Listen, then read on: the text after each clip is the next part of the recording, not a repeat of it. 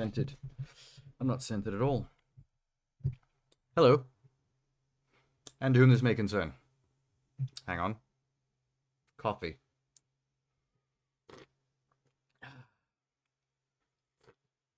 That's better. And it will get better with every sip. I need it right now. I'm really tired. Yeah. I mentioned this before, but this is my final night of Summer Game Fest. For a lot of people, this ended a while back. Maybe like a week. But they've been dropping like random showcases every couple of weeks. Like ID at Xbox just happened, and LimitedRun was like a week ago. So they've been drip feeding a few extras, and I did miss GuerrillaCollective back in the beginning, so this is what's happening. GuerrillaCollective, AnnapurnaInteractive, which is the one I'm really looking forward to. ID at Xbox, which is Microsoft's indie thing. And then LimitedRun, which is that group that specializes in making those fancy, expensive collector editions of really retro stuff. I keep telling people about them, but no one ever seems to know about them. They seem to be really niche. I don't know what the deal with that is. Anyway, even though there's 4, this isn't going to be a particularly long one. Guerrilla is a little bit. That's close to 3 hours. But the other 3 are like 30 minutes each. So once Guerrilla's out of the way, the others get knocked off real quick. So, you know, 30 minutes is a bit... 30 to 45 minutes, I think, is ideal. In and out, see all the good stuff. Be done and dusted with it. A little bit frazzled. Okay. Let's not stand on ceremony then. Where's my special layout? That's not it. Not it either. There it is. With my flip screen. Okay. Let's just dive right in, Guerrilla. If I remember Guerrilla's last showcase last year, there's a bit of waffling on by the hosts in between stuff. That might contribute to the length of this. We'll see. This is technically the first... this dropped before Summer Game Fest even started, like right before. But just after the Sony one, which wasn't officially part of it for some reason. They like to be special. Although Nintendo Direct I don't think is technically part of it either, but they kind of just happened in the middle of it, so it sort of is. Whatever. Sound coming through? Yes. Guerrilla Interactive's logo reminds me of a GameCube. It's nice being able to sit centered.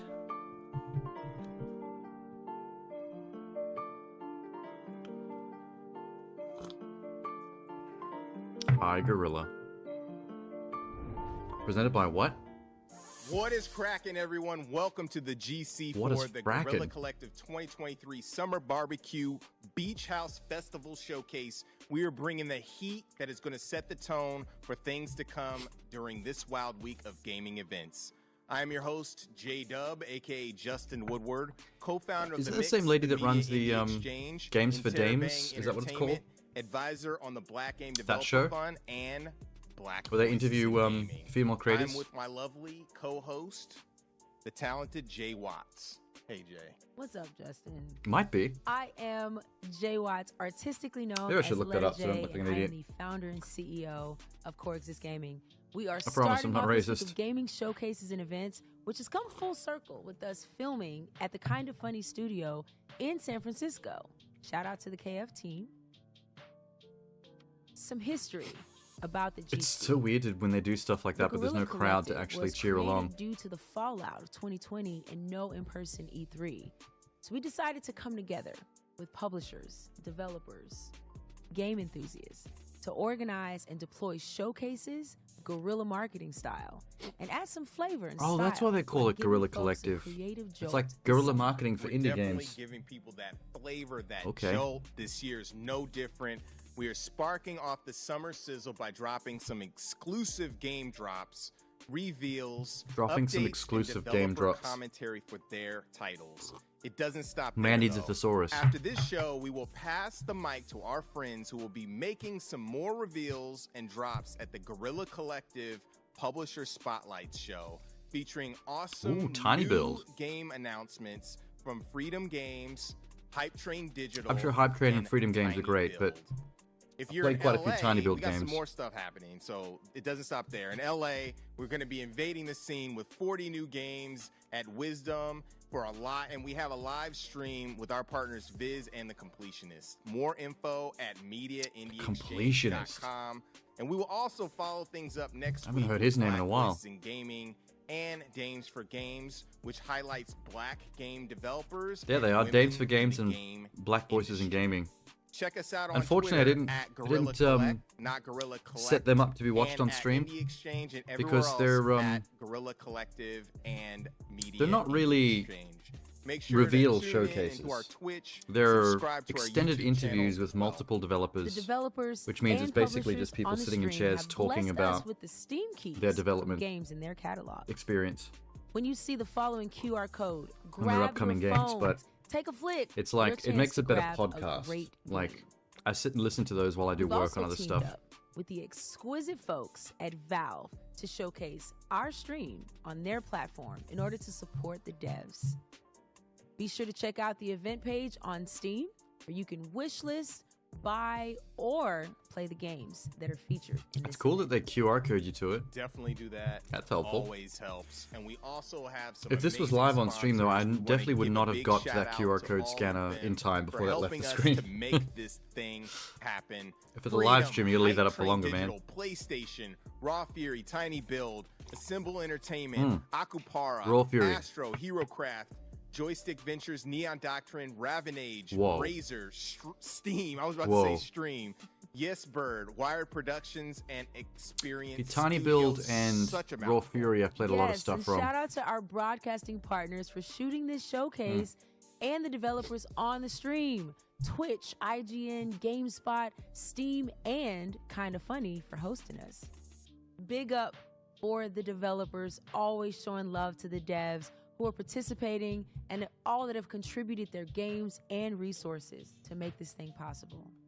Yes. They are Yes. so awesome. But enough of all that. Let's get started with our first set of games this summer with some undeniable bangers, beginning with a world premiere trailer. Let's go. Let's Sick. go. They didn't seem that high energy. They seem like they're going through the motions of being high energy, but they seem tired. I think they're exhausted from putting the show together, and then actually hosting the show is kind of a nightmare for them right now.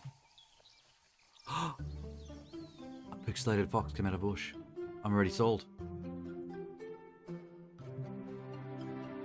Did that text box just tilt? That's a creative way to get across emotion. What?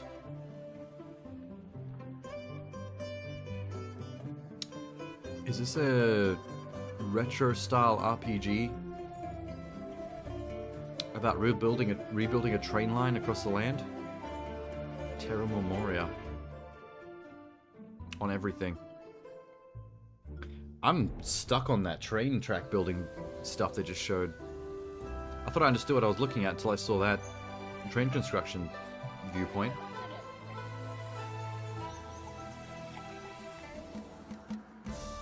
Sengoku Dynasty. If dust piles Feudal up, Japan survival will simulator? become a Oh my mountain. god. How has nobody done this yet? Continuing on is where true strength lies.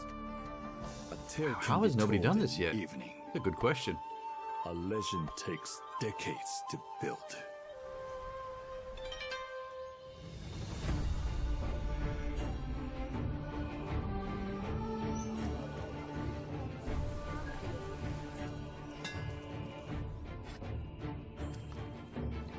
Interesting. Is this massively multiplayer? Are these all humans? There's a medieval dynasty game on Steam. I wonder if there's the same developer just doing like a variation of it. Just Eastern.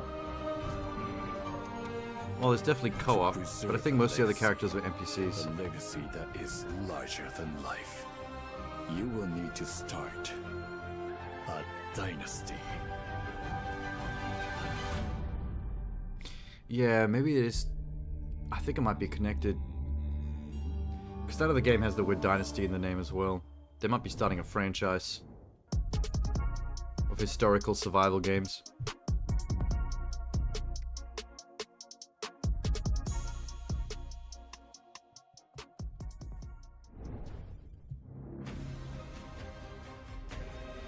What? That wooden boy has a face on his chest. Forgotlings.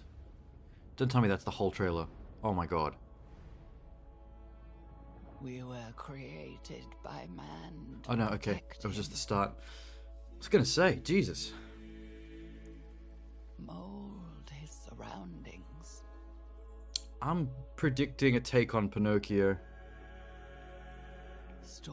Like a Ghibli take on Pinocchio with this. Conquer Hi, Brax. distances. And the symbols of his divinity. We are. Yeah, it is the same game. I don't get the face on the chest thing. It's freaking me out, man. Why? Actually, that shot just then looked so much like Spiritfarer.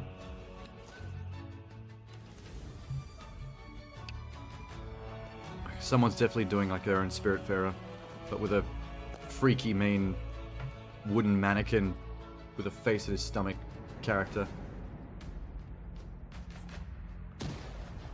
It's a bit quiet. Hang on. Get better.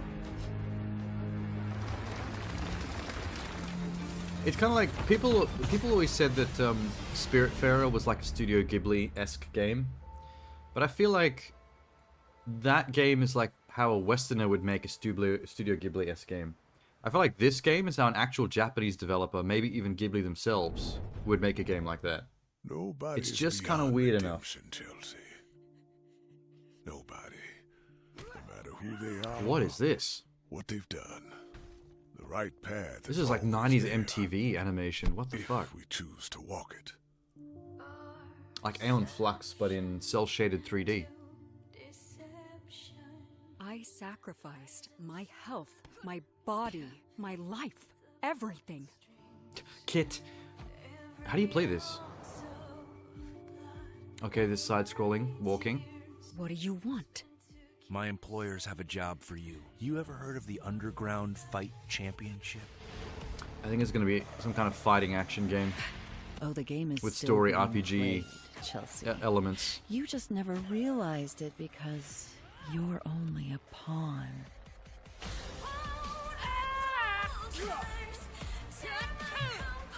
You want me to keep a secret?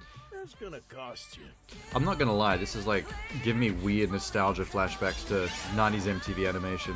Like, if that's what they were going for, they nailed it. Yep, there's health bars. There's 2D fighting. Also, there's like behind the back punch out fighting as well. I'm not a pawn anymore. Now I'm RPG one of exploration. the There were some 2D stealth segments before. I don't know who you people You think it's are, mocap to real but people? I'm coming for you.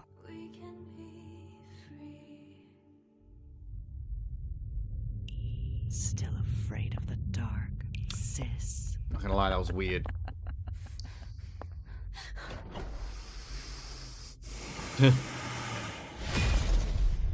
Wish.com Bane. What I called Evolutus?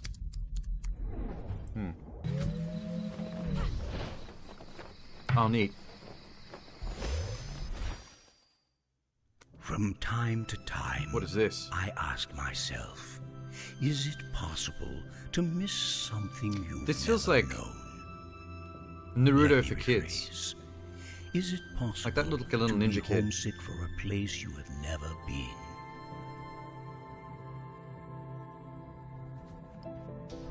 Neat.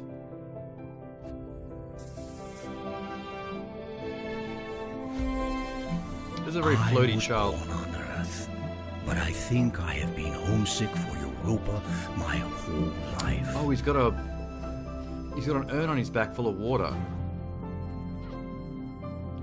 Maybe he's a waterbender, and the floating is just him extracting the water from the urn and using it to push him up, like a jetpack. By the time you read this, I'll be gone, and the world will look very different from how it does now.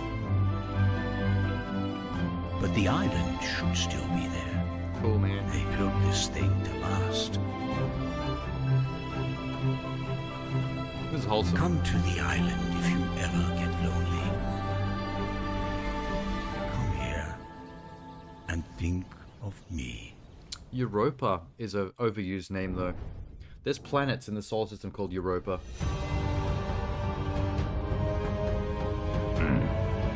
Like, I would think it's a sci-fi game if I saw the name Europa. Interesting.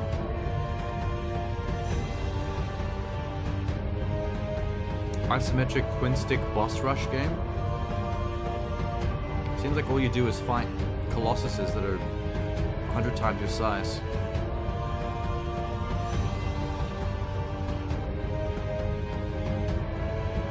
Colossuses? Colossi? Gaggle of Colossus. Light Odyssey. I feel like that was just a boss fight game. They mostly just showed you fighting giant things.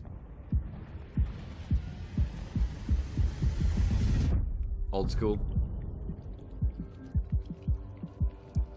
Retro shooter. With customizable guns.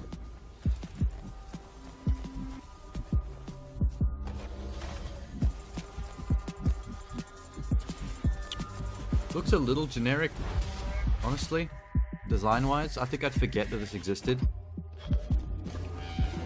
Like 5 minutes after watching the trailer. Shadow of the Colossus, but simplified. Yeah, it's kind of like what, there's a game on PlayStation like that.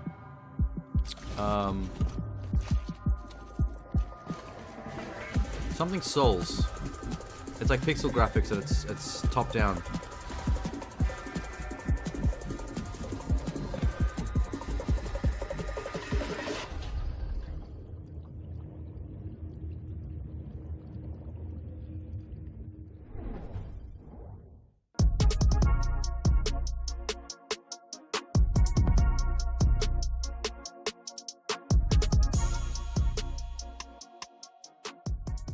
Exclusive.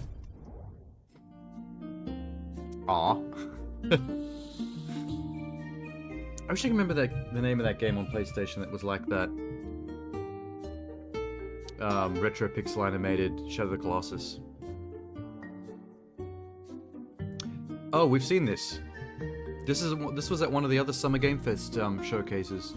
It's the one where you collect stickers by basically taking environmental stuff off the page, and then you use them as stickers to like put them in other places to solve puzzles. It was a quick trailer though. I don't think they showed this much actual gameplay when they first revealed this.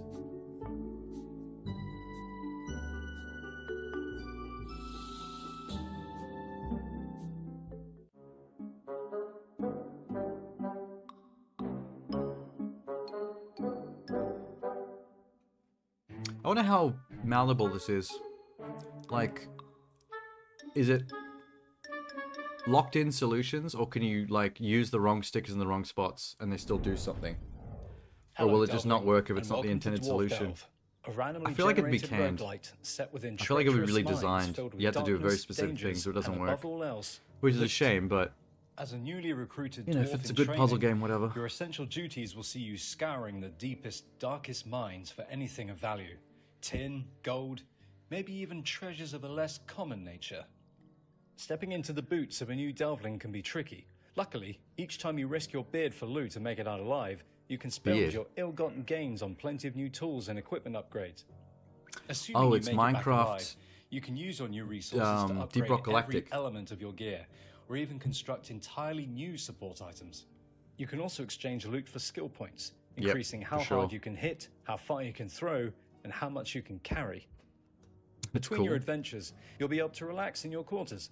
Upgrade your living quarters with a huge array of wallpapers, rugs, carpets. So they're trying to find that paintings, sweet spot even between new Deep Rock cushions. Galactic and Minecraft. Here, you can refine ores into crafting That's not too materials, much of a copy of purchase either new of the furnishings two, but for it's your like home, something unique in the and middle. even do a spot of cooking.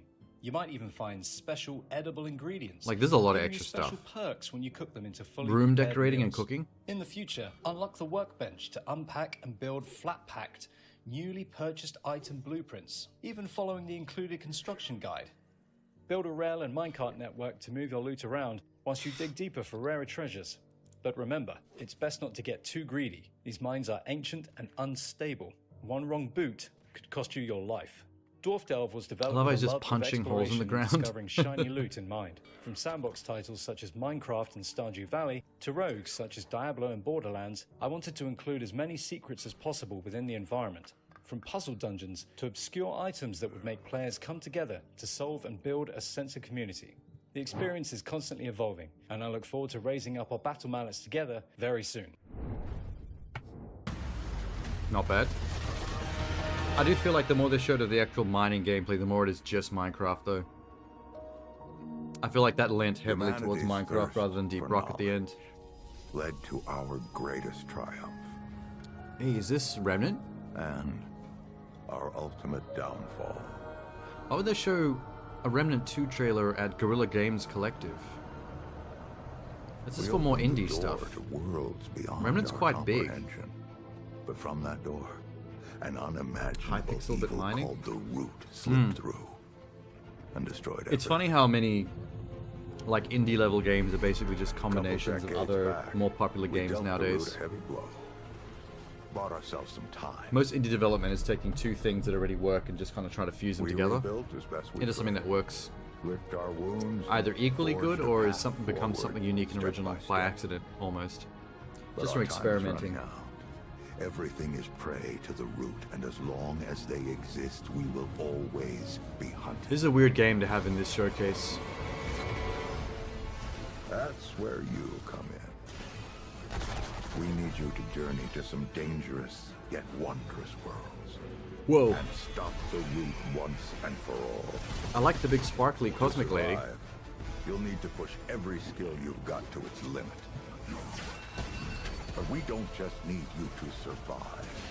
We need you to prevail. Use whatever gear you can find. Modify your weapons with what you can scrounge up in your travels. Hey, that weapon's unique. The Bring spinning the chain backup thing. you need. There's nothing like that in the first game. We're counting on your travel. Stop this infestation before it extinguishes the last flickering flame of humanity. I'm still a little bit If you fail, disappointed by well, how much more procedural the game is going to be in the isn't sequel. an option. Because that was the part of the first game that I was not the biggest fan Our of. future is in your hands. And now they're doubling down on it, so I don't know. Without you, It's still going to be good, I bet, but everything we know it just bugs me. and love will fall to ash.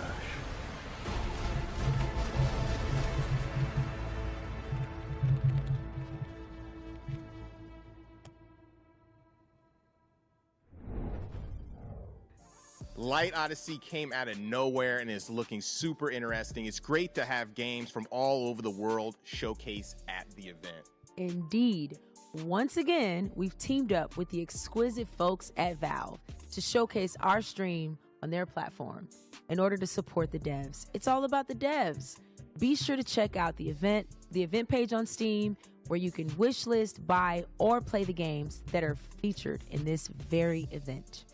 Up next, if you like takes on 2D classics or fast-paced That's action, cool that our they had the next page segment pre-built dives into some fun have all and the games compelling together already. takes on games So you can go in the straight to them. neo-retro genre. The other showcases should Let's do that. roll.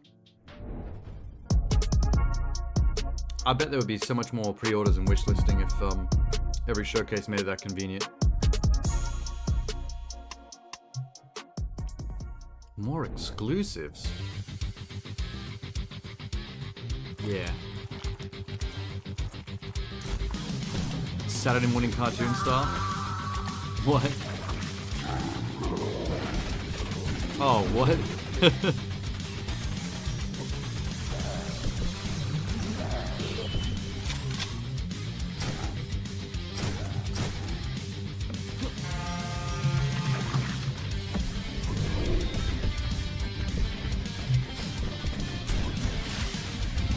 the hell is happening.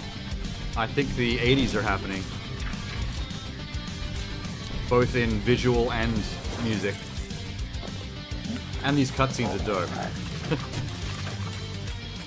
They actually like look like Saturday morning cartoon animation.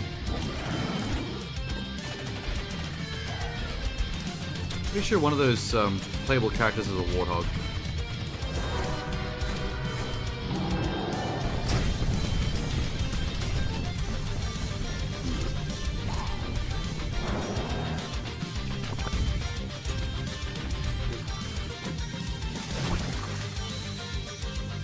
Iron Meat? Yeah, that's an awesome name. I'm not going to forget the name of that game. I mean, obviously the gameplay is typical of that era and that style of gameplay, that genre. But the aesthetic and the name Iron Meat, that's the marketing for your ass. And here's Hammer from 2018. I won't dive into everything different because it would be a video too long, but I will pick out a few major features. This? As you might know, the first game is a simple fixed hack and slasher. Good Ragnarok and days. Hammerwatch is a roguelite with randomly generated levels. And now with the sequel, we are going for a more open-ended action-adventure experience. The first big thing is of course player classes, the characters that you play as throughout your journey. They are very simple in the first game and you only have few active and a few passive skills. In Heroes of Hammerwatch it was Rogue, Paladin, with Warlock. more variation. Different damage types were added and various tweaks to all of this of course. With Hammerwatch 2 we cranked that up with tons of active and passive skills. I can't make out what he's saying when he says the name of the game. His accent keeps throwing me. Now have a range alternative if they had none in the previous games.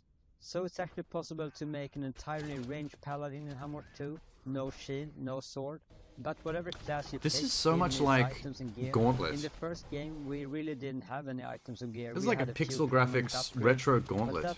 that's kind of it. In Heroes we added collectible items with great Like if variety. Gauntlet had come It out changed on game the experience quite a bit. the For NES Hammerwatch 2 we have made or a the system SNES. more similar to bigger action RPGs, where you collect items in your inventory. Oh shit, there's more to that it. you can Wow. equip, sell, or just throw away. You Barkeep get the Donny items from McJerry's? fallen enemies with the McBerry's? secret What was his solving name? quests, or buying them from some store, or you can even craft them. Gear and equipment have different randomized stats. See, remember what I said about features. indie games being a Some combination other of items are made two for already crafting successful purposes, some items are made game to be types. used This is once, some are now made for Gauntlet and quests, some are just useless.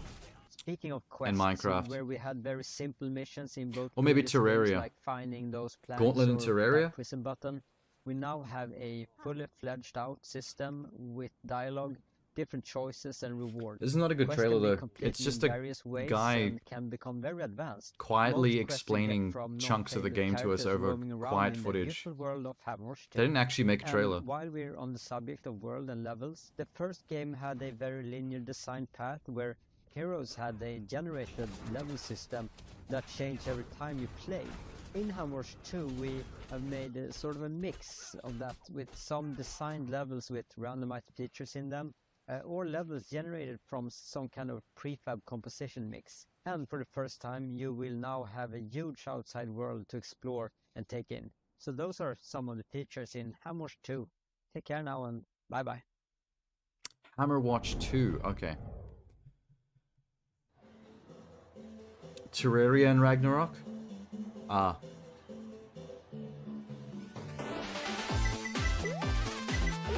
What was the name on the arcade cabinet of this? Anal Lin? That can't have been the name. I must have read that wrong.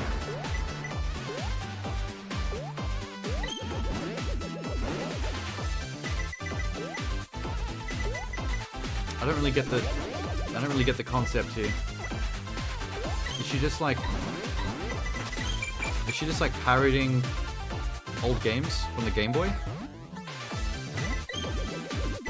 Players Dynamite Anton from Anton Blast. What?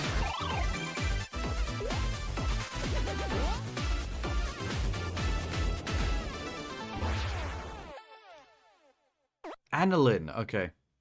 There's two N's. When that first came up at the start, I thought it said Annalyn. My bad.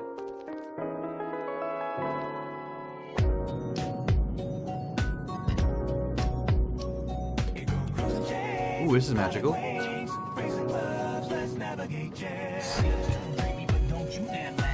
Oh shit.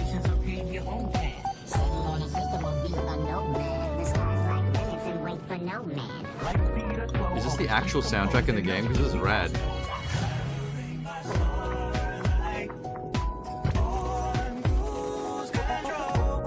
I think this is like a music-based bullet hell shooter.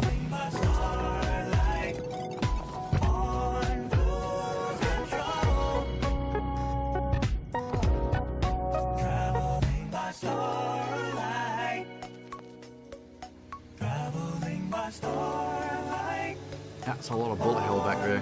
What the hell? Super Space Club. Okay. Gameplay's just shooting with the music. Yeah, it's Space Invaders, but with rhythm game music. Oh shit!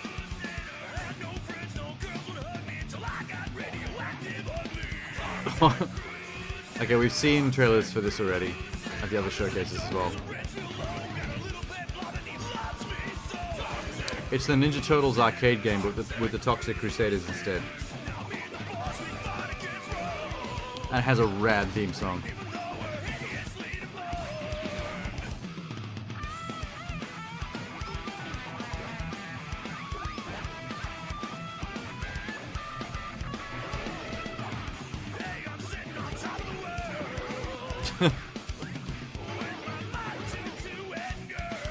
One of the playable characters is just a girl.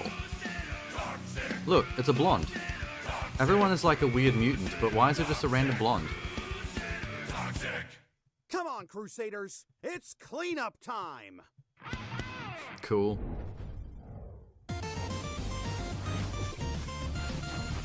Mega Man. Someone made their own Mega Man? Oh my god, all the way. This is like Mega Man X or Mega Man 0.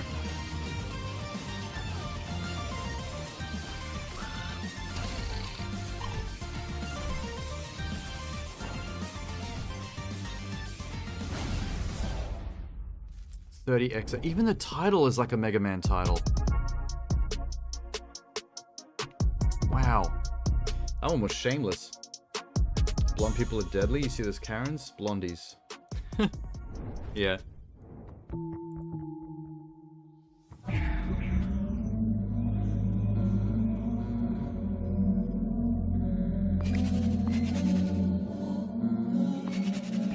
Is this a spelling RPG? Fromage? Fromage is cheese. What is it? It is a typing RPG.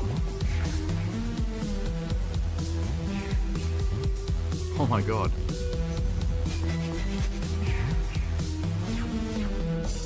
He just used the word P on the dragon. And the dragon was like gross. That green vegetable? Ew.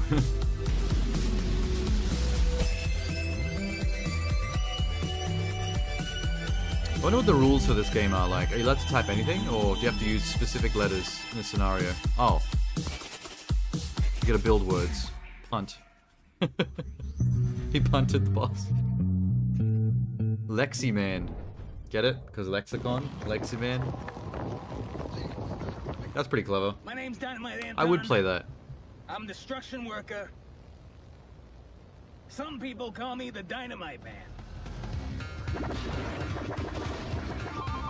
Is this the Dynamite Man they mentioned that Annalise game? It's pretty hard being no, Anal Lin. You're raising a little pink hedgehog girl. You know, I used to be an exterminator.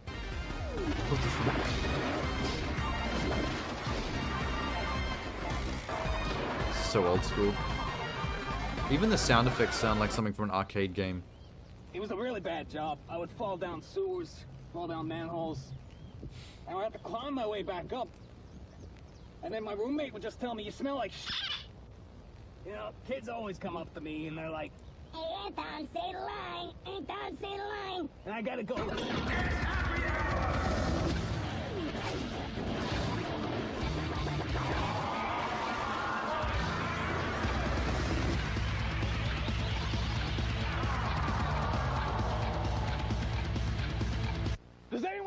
wanna buy Anton Blast?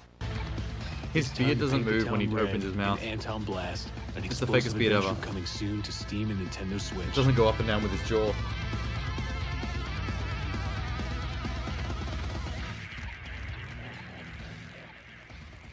That was a weird trailer, man.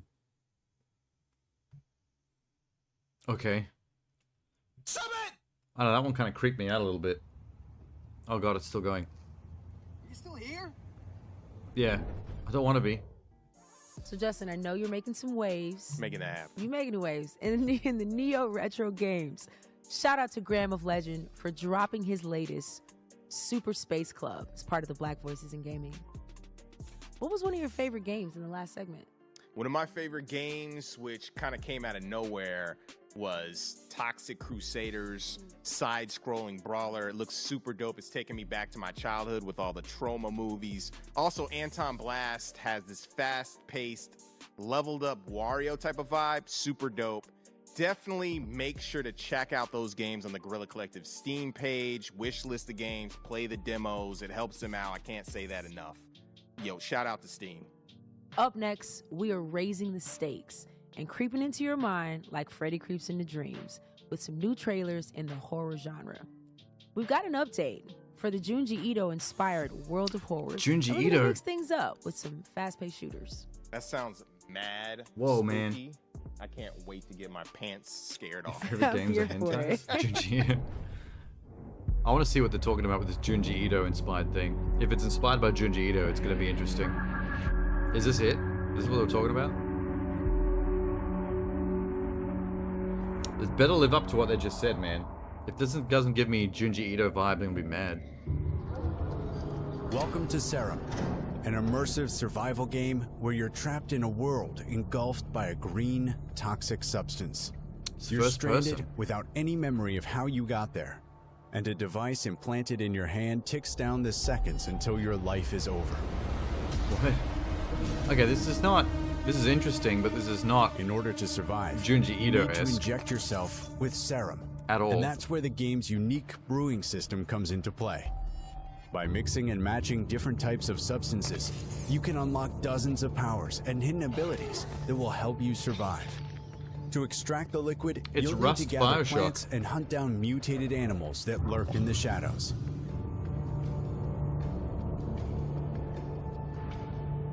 You also find mysterious notes and blueprints left behind by someone that has been there before. Nice spear. Use those to craft devices, weapons, and deadly traps. Maybe it's one of the Uncover other the games truth that's about the dark mysteries of this world in and this next prepare load for of the final trailer encounter. drops. This might not be the one that she or was in a talking co-op about. mode. They'll show a bunch in a row.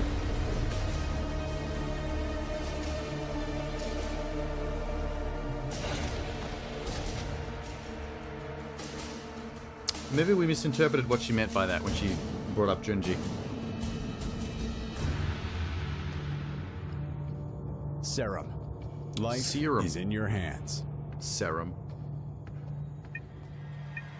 Mispronounce your own game? Gross. I doubt there's a different Junji. I'm sure one of these in this lot that are dropping right now is going to be what she was talking about.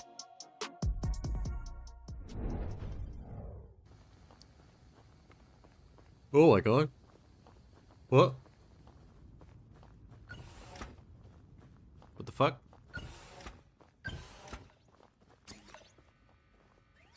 Children? This is some kind of Five Nights at Freddy's thing. Like rip-off. There's something after these kids, and you have to collect all the things and get to the exit before the thing gets the kids. Right?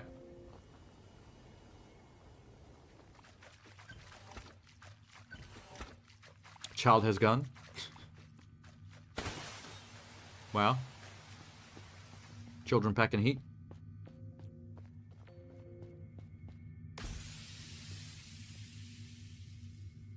What the hell was that? You just vacuumed some goo.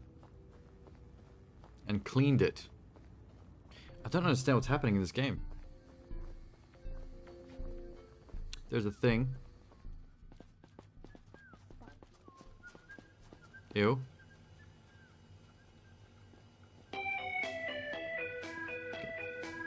It's kind of creepy, man.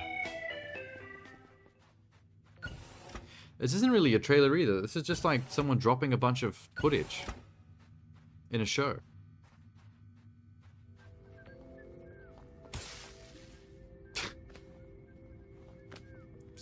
Betrayed his own friend. Caught selfie monster. Meet our roadmap.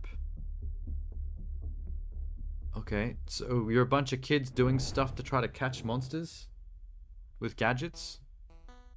That didn't sell that game at all. I still have no idea really what I was looking at then.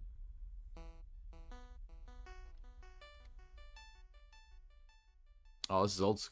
This is the Junji one. This is what she was talking about. 100%. Yep. Yep, that's the one. I could smell a Junji a mile away.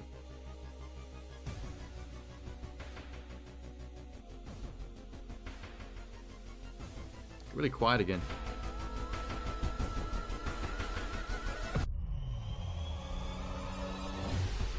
Unraveling mysteries before reality crumbles.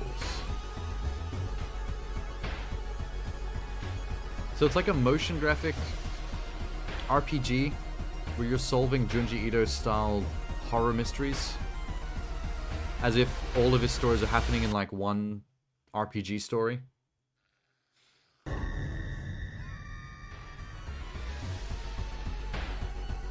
World of Horror.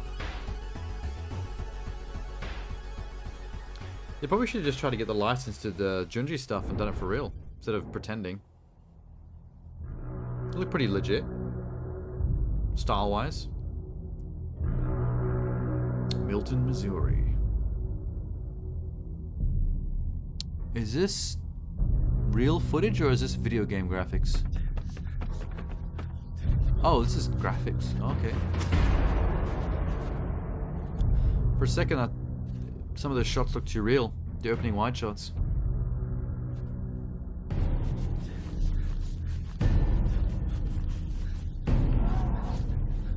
Is this horror? It's definitely horror. Something creepy is happening.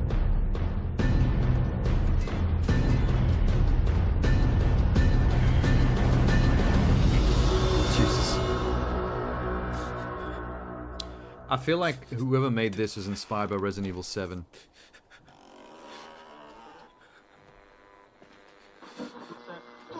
Are yet to be found. The deputy and many of the locals believe this is the doing of the devil. Shit.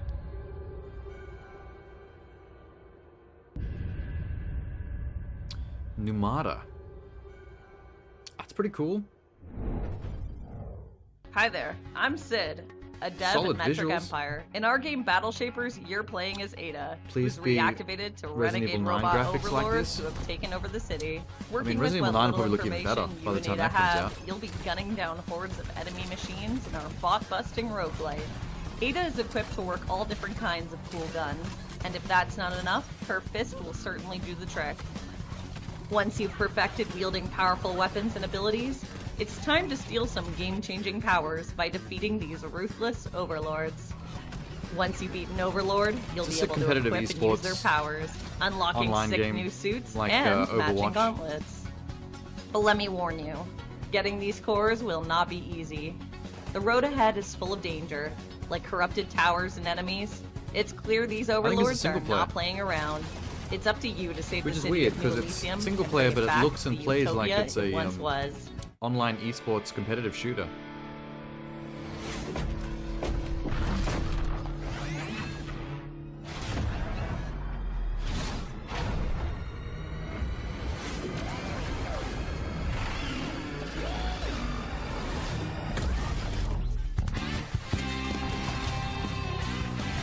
Yeah, it's like a gladiatorial arena, but it's a chicken armor versus, I guess, robots.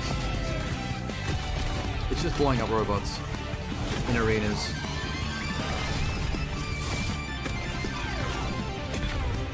The art style's fun, but like, I don't think I care about the gameplay too much.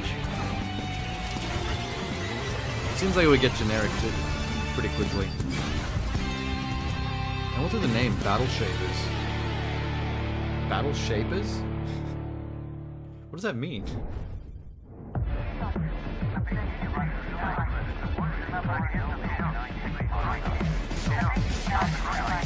Give me a break.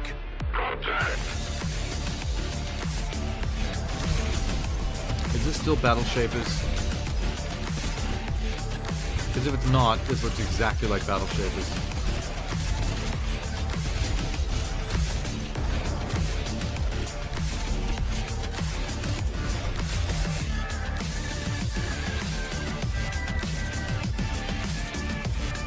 Ooh, customizing.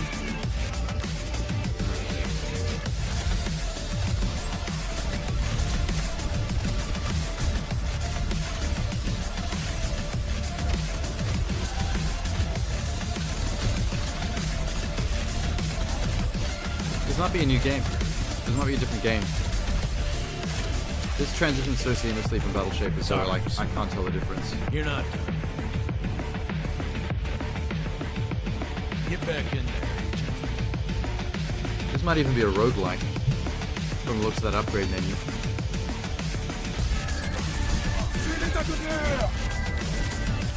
This is Borderlands the roguelike.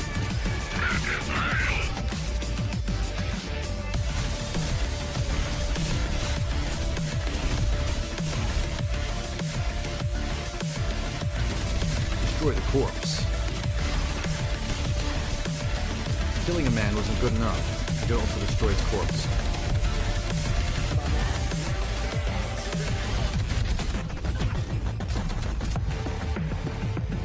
Dead Link. Okay, yep. Good luck telling Dead Link and Battle Chasers apart. This land is cursed.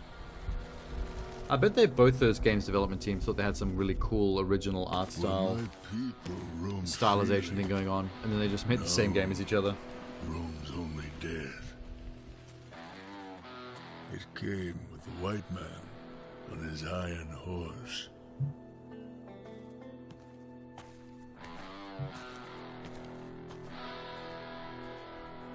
White man brought with him corruption, greed, vanity, Titties. ignorance. That too. Also titties. I seen them.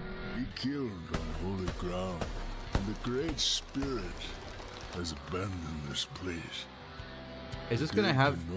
Is this gonna be a game or? Restless and enraged, they wander the earth. Oh my god. Craving. That was awesome. Flesh.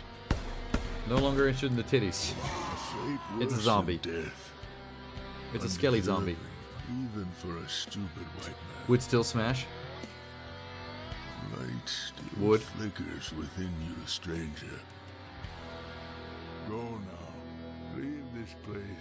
So an Indian guy resurrected your character from the dead. That you're an undead cowboy. Your soul find peace in the spirit world. Cool.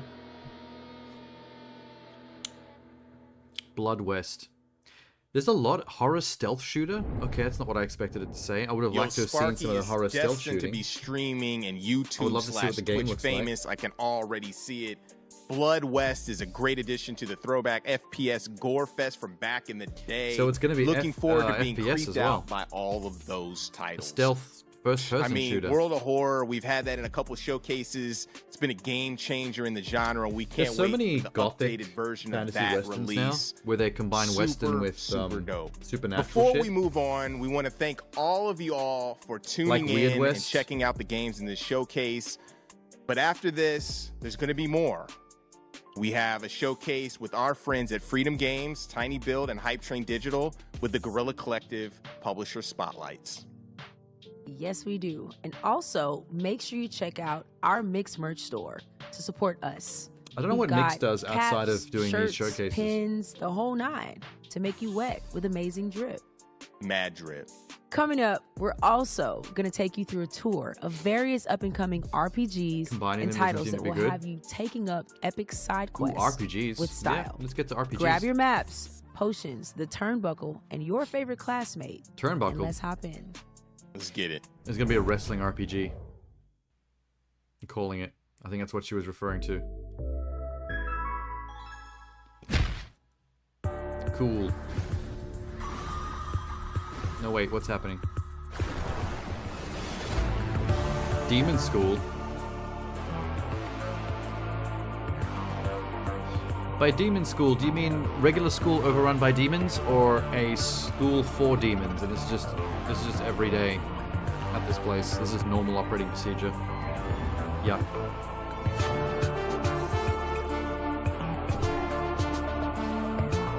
This is kind of strange.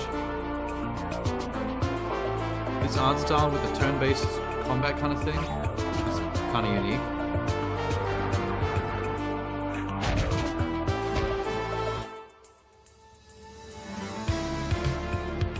Jesus.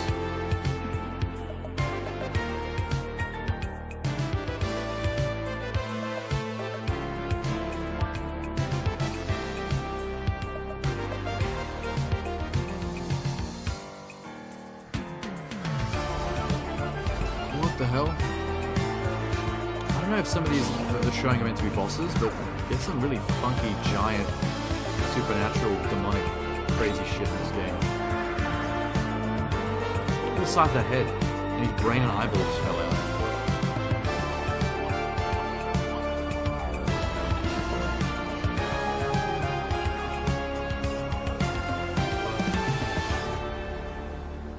Demon School. Interesting.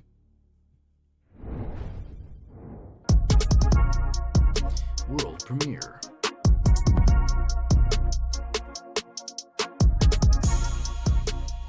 Get to the wrestling RPG. Let's see what that looks like. This ain't it. This is Zelda. Even the noises he makes are kind of Zelda. What? You can reprogram the Zelda game? Ooh. Apogee are making a comeback. Create your own dungeons. On the fly? What? So do you edit them like mid-dungeon to like make stuff more possible?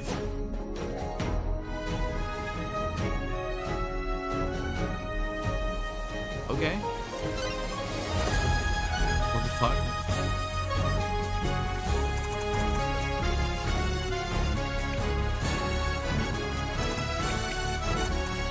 This is kind of cool. I mean, the old school Zelda format is a pretty loved and traditional format of gameplay. Like, making a game where you can create your own, like, Zelda game, complete with puzzles, like dungeon puzzles and stuff, is pretty clever.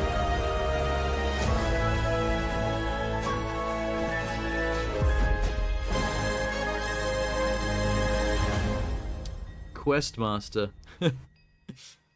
The name's a bit generic. It's gonna be easier to forget that. Okay, Questmaster. what is that? Demons. Demons.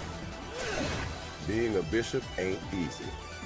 It takes a toll in ways you can't imagine. One day you'll find out the same thing. Now get back to work. Feel Shale's power. That guy was like Wish.com Samuel Jackson. The voice acting. I've no time for this. Vagrant stories, excellent combat and RPG systems. I could have timed that better. Cool new school retro look we love to see. I've got to be faster.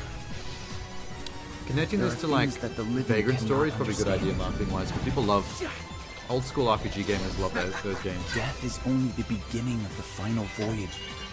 It's just not that time yet.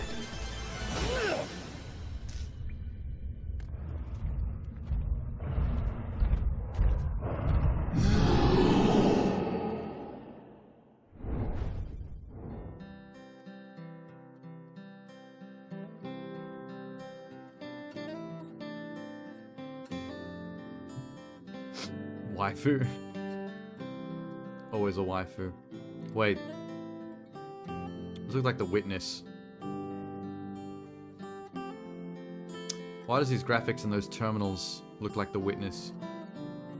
Boom! Master of Rails has arrived.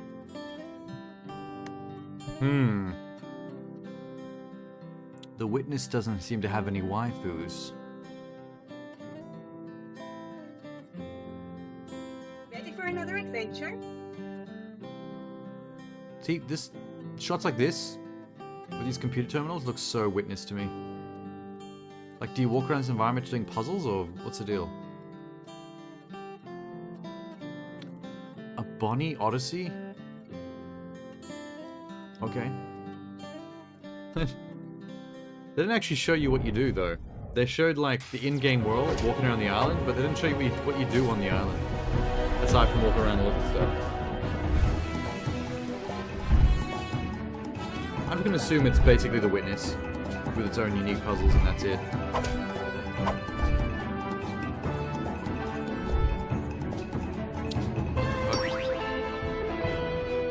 Oh, this is very Fire Emblem. Explore the world as older gameplay.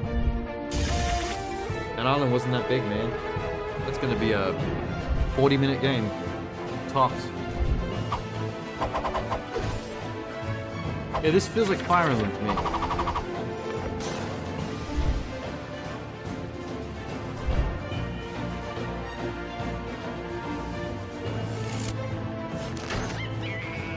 The grid tactics followed by the one-on-one, these turn-based battle screens. Dark Deity 2. A lot of Wish.coms in this show. To WrestleQuest. That was pretty much My name is Wish.com. Zach. I'm the chief powerbomb enthusiast at Fire Emblem. Cat Studios, and I'm here to show you some never-before-seen content. So WrestleQuest. without further ado, let's Now get we're talking. down to it. So the area we're showing Oh you my God, today Randy is the Savage. Jungleology Wilds. It is Slash a Power Ranger. jungle-themed board game, and as you can see, we've got some pretty cool effects here. We've got the sunlight coming in, these leaves blowing in the wind, and this gorgeous river. Why do we add a river? Well, if you want to make them quiver, you gotta have a river, right? What? This is the dungeon that's That was the weirdest thing anyone's ever said in a trailer. Game after the first initial act, as you open up and get to start exploring, the rest of the world map. So we're going to show you some of the features this dungeon has to offer. We've got another enemy type here in the middle there, the Luchador Piggy Bank, the Money Pig. They've already killed one of them. Take care of him for us. This is not the start of the fight.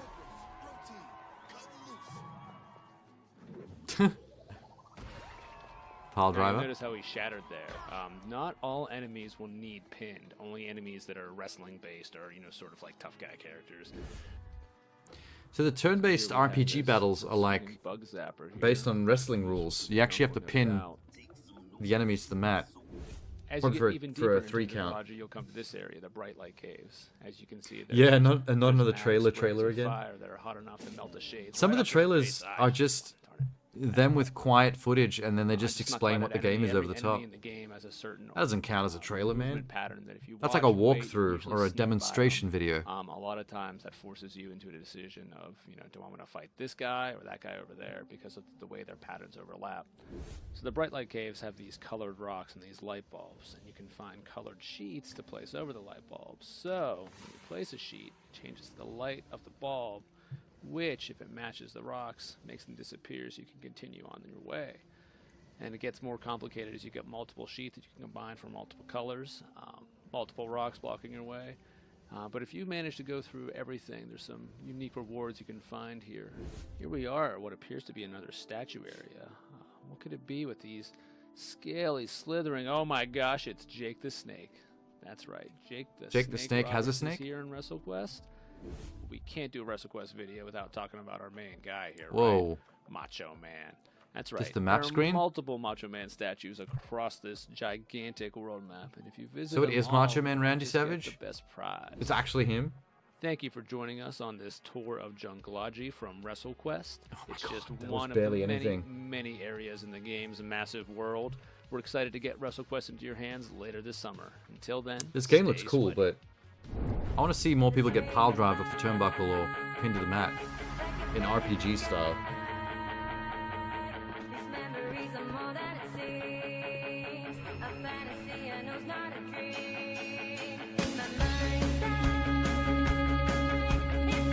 I don't know what this is.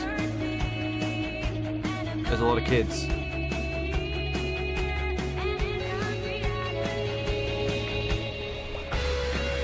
Oh my god. RPG. Turn-based. One of the kids has a guitar.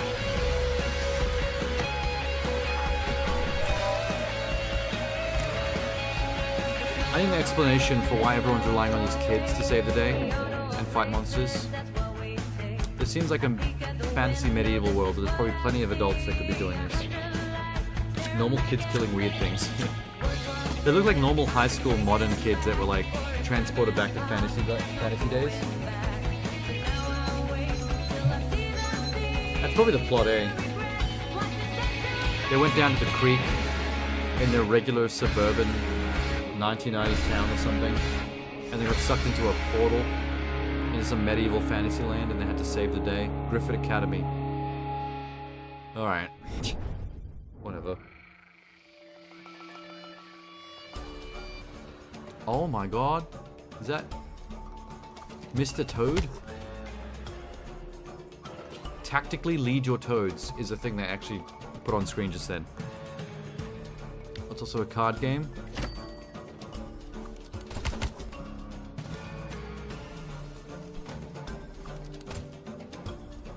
Are they allowed to just use the Toad license like that, or are they doing their own thing that just looks like it?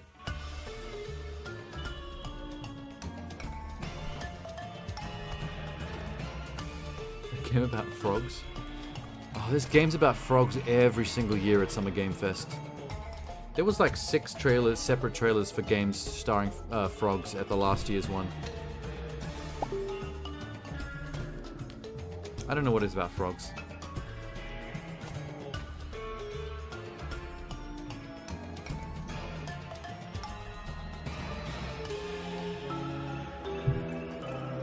This poster's cool. Toads of the Bayou. Just make a game about Biscoff. What kind of game would that be? An MMO? Massively multiplayer online game like World of Warcraft, but Biscoff.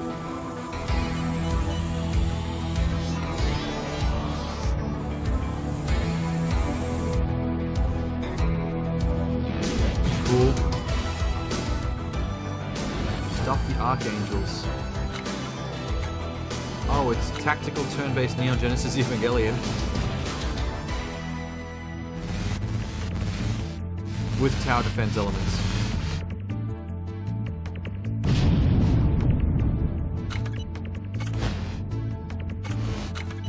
What the hell's going on? Did they just push all those buildings like dominoes across the It kind of reminds me of Advance Wars as well. With not the card stuff. But the tile-based, turn-based combat looks like Advance Wars. Just Evangelion. Oh my god. Oh, hey, Kaylin. RPG, but Biscoff as the main antagonist and Nutella as the main character? Wait, if it's an RPG about Biscoff, why is the Biscoff the bad guy? Nutella should be the bad guy.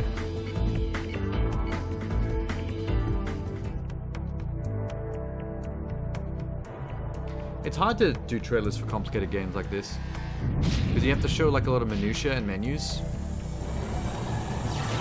which is hard to make exciting in trailer form. Oh my god. She gunned him out. Arc Seed. Interesting. I feel like this whole part of the show has been all turn-based strategy. We'll be right back. Follow us. Okay. You can't understand half of these trailers? Yeah, it's a lot of minutia. To jump off the turnbuckle in WrestleQuest. I can't either. I've been waiting for that one since it was announced. I love that they look like articulated WWE toys. They're so cute. They look super dope. I love those toys back in the day. Yes. I've also been waiting to share Demon School goodness as a big fan of the original Persona, how do you say it? Is looking super sick. Oh, he's Shout comparing out that to Microsoft for sharing that one game with the school kids. But you know what? In the Fantasyland to Persona. You know what time it is? What time is it? It is key giveaway. That must be what they're going for with that Get game. the key drop, kids. Grab Persona your phone, style. scan the QR code on your camera, go to the website for your chance to get a key from the developers and publishers in the showcase. They could be previous titles. It's a grab bag. Awesome games that we're giving away.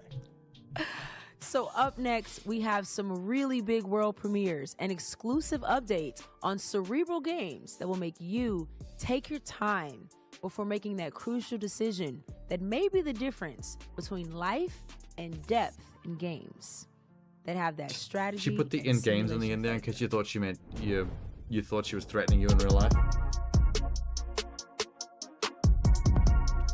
Could mean a crucial decision between life and death. In games. I'm not trying to kill you. Don't worry about it.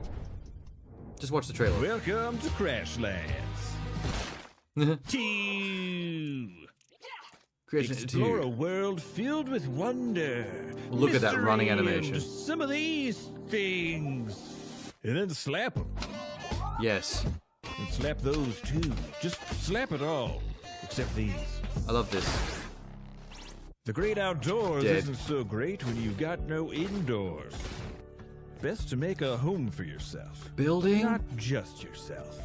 Because loneliness sucks. So build a friendship. Because that kind of ship won't crash. After all, if you're gonna make it Okay. on this planet, I was not expecting this to be a survival you crafting need all game the help you can get. with all the silliness they're doing.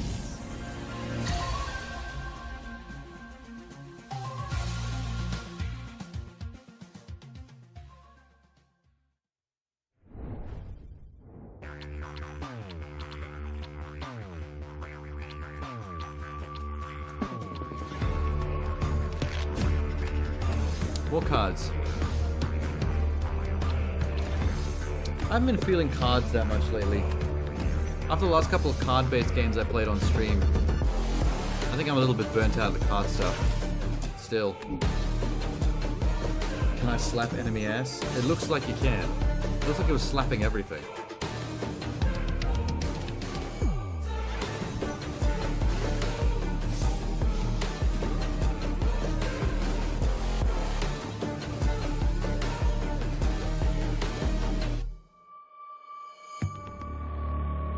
Deck of Souls. Okay, that one leans really hard into the card stuff, I guess.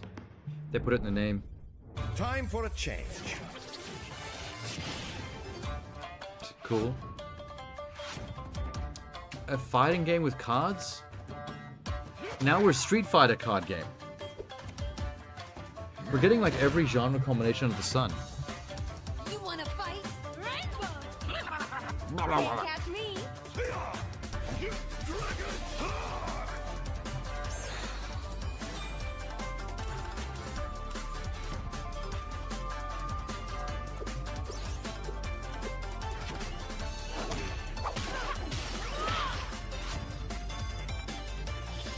Single player campaign. With a city map.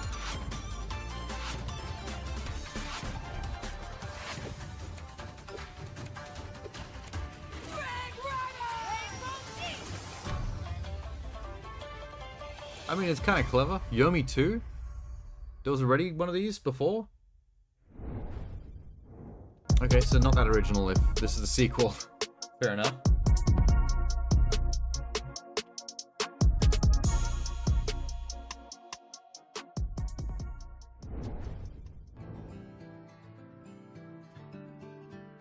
Hexagons. Hexagons mean more turn-based.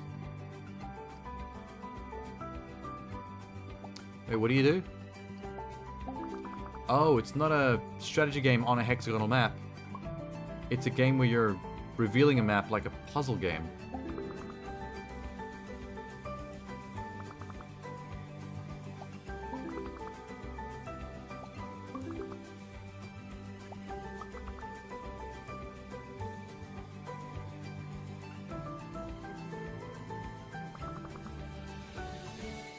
But these maps are procedurally generated as well.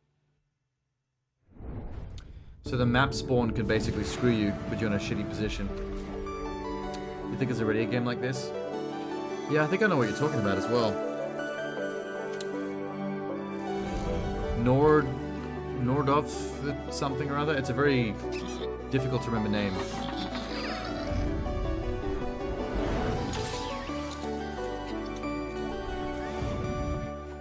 But it's like a puzzle game about revealing landscape tiles and getting combos of combined things. What is this?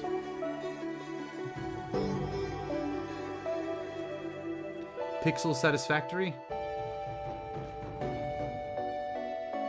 I think it's called Dorfromantic. Novalands. Okay.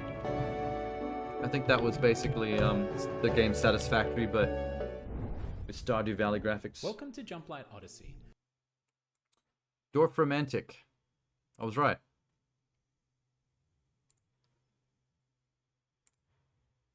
Yeah, this puzzle game is all about, like, revealing tiles one bit at a time to create combos of different landscapes for points until you have, like, a whole map built up.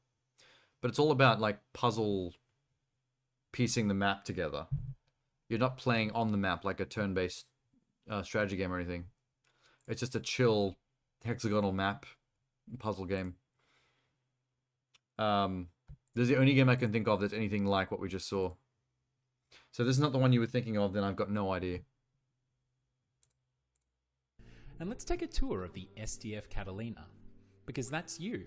Your Princess Oh, this is cool. I've seen a teaser trailer for this. Of this fine starship. From the bridge, we'll be able to upgrade numerous It's basically Theme Hospital or Roller Coaster Tycoon, but you're running an anime-style starship. With our division officers at their command centers. But let's go down a deck, just like that. Because in Jumplight Odyssey, you'll be able to navigate all of the decks of your starship using our unique, never-before-seen, incredible cross-sections inspired form of navigation. And this deck is the Promenade. Just below the bridge, this is Man, every game of this style has that. I don't know what he's talking about. And rest and recuperation. Coming together for activities, strengthening relationships, and even doing a little spot of gardening or rummaging the vending machines. Now, let's go to the Sims in a spaceship. The quarter deck is where the action happens, so to speak, whether that be manufacturing. I'd more compare it to supplies, 2 Point Campus or 2 Point Hospital, showering your crew, or Theme Hospital or Roller This Coaster is the Tycoon or domain Dungeon of Keeper. You know those kind of engineering games? divisions, and it's what keeps the ship running day to day. Where you're building rooms, giving people jobs. Now, also a starship Like strategy needs game style. a flight deck.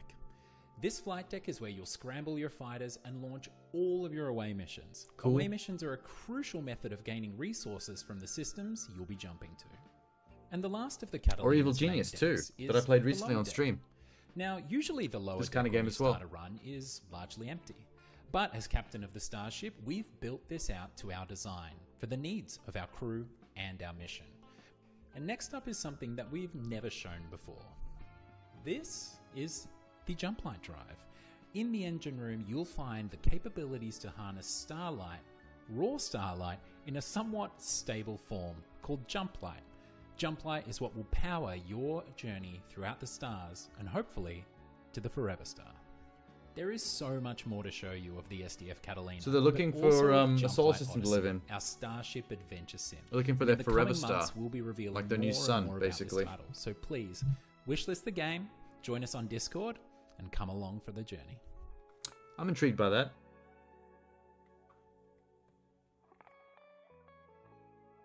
Reminds me of that anime, the spacefaring one. Like Captain... What's his name? Captain Harlock and the something something? Buongiorno, my mobsters and culinary enthusiasts. Welcome to this grand fest known as Dawn Duality. I, your gracious host Dawn, am about to reveal all the What the culinary hell, dude? secrets of this madcap tycoon game. Now, picture this. You are the boss of the vibrant restaurant Oh my God. empire, calling the shots in the That is thrilling not what I underworld expected. adventure. Your mission? Run the show with the style and cook up daring schemes that'll have even Oh, the it's a toughest front. meatball quacking on its sauce. But hold on to your fedoras, ragazzi. It's a Mafia That's some front parts in the game that simulation will make you question your game choices where you're running an faster Italian than a restaurant, chef, but underneath it, pondering whenever you're running a pineapple mafia. belongs on pizza. When those Out the questionable back. cards pop up, it's like adding an extra kick of spice to Yeah, your there's like a lasagna. mafia Things are gambling about to den get underneath a the whole lot Italian crazier, restaurant. my friends. That's Listen cute. up, my ambitious pasta slingers. The more criminal activities are done, the harder your suit gets. The police will be sniffing around like a seagull eye for a seafood. Stay one step ahead of the boys in blue, my friends. You be the maestro of culinary and gangster empire, orchestrating a team, upgrading the trattoria, and ensuring the pasta Holy shit, keeps look what that chick flowing. just ordered. Just remember, She had like a not everyone triple-decker can taco handle or the something. chairs. So, my friends, are you prepared to die Actually, that's probably just a lasagna. for your cause? I was acting. Or was I? Advertise your joint, reel in the hungry Ew. crowd, and launder money you get from your gangsters. Just be I prepared feel like we should have for the most hired an actor to do unexpected this. surprises. I don't think that guy's an actor. I think he might be the developer himself. Doing a bit. Greetings, valued employee. Welcome to the Ringo What? Corporation. It will be your job to sort samples. Great. There is no need to question the samples. I have no doubts that you will give 110%. Ringo Okay. appreciates that a rested mind empowers the grind. It will be your job to sort samples. It is your duty to put your money back into the economy. It will be your job to sort samples. The samples are important, and as such, you are important. Put your money back into the economy. Economy.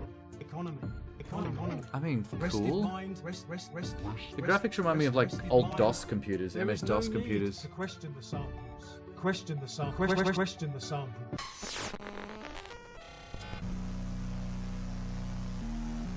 Interesting.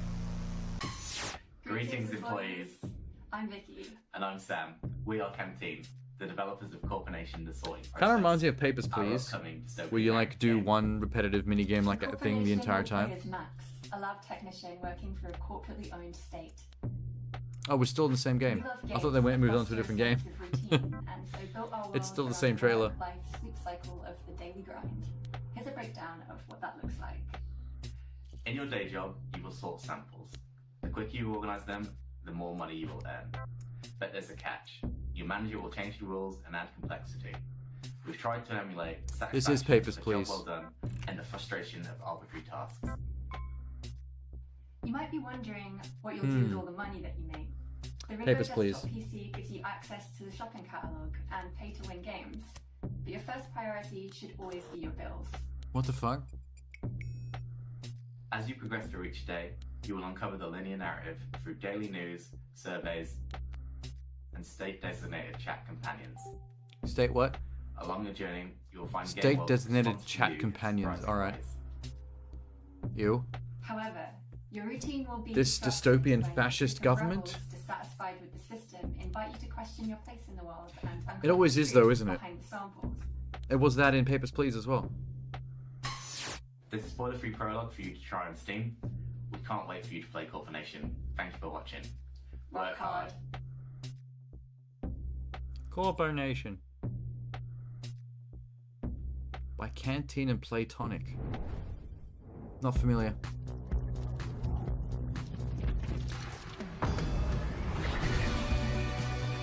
Cool. Stranger Things.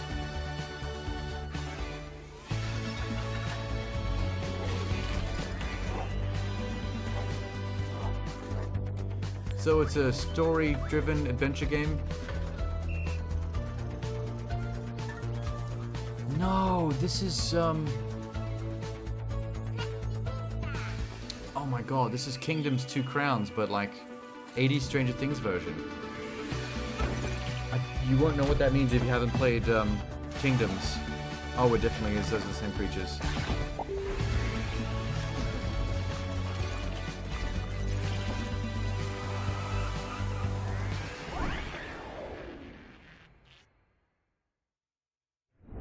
Yeah, you move left and right on the screen. Yo, did you see Crashlands 2? So excited, building up like such great horror, and it looks like they really elevated the look and feel of their game from. But they made it into like a kids thing, so building up a playground. The animations instead of kingdoms, better, it was a the king building humor up an comes actual across fortress. Super cool.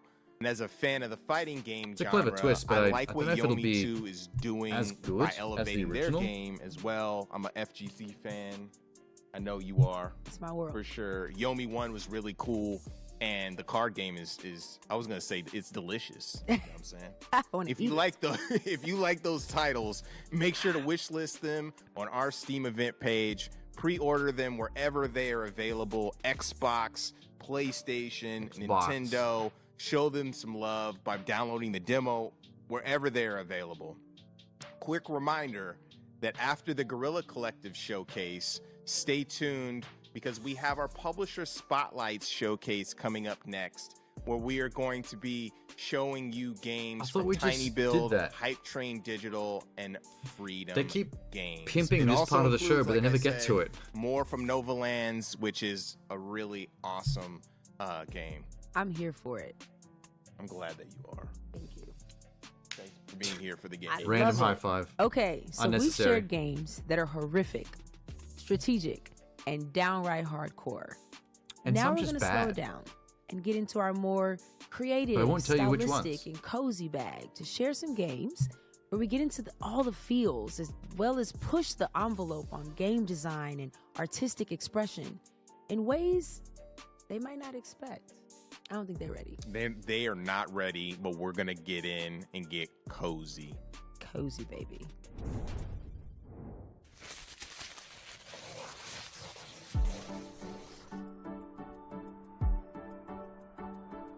What? Oh, this is okay. I saw the teaser for this. The good one for you was the word-based one. This teaser was in a previous showcase as well, in a different person's show.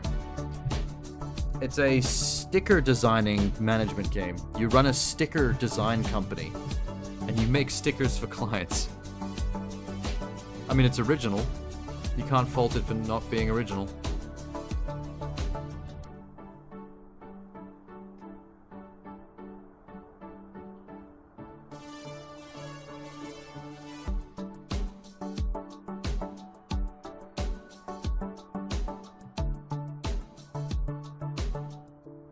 Sticky business. Ew.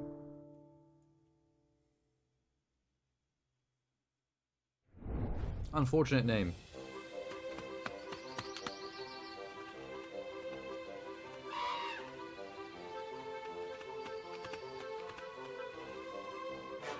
Why is this so creepy? Are those giant feet? Oh my god. Everything's weird. What?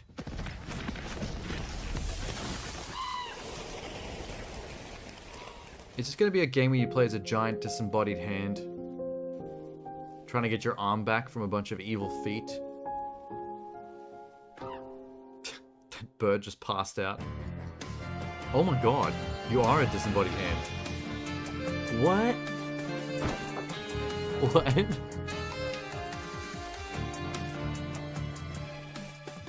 It's kind of grody, like a spider.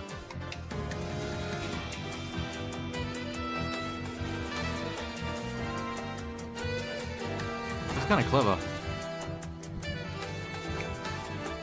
I could use an extra hand. Well, there's plenty where that came from. Wishlist it now.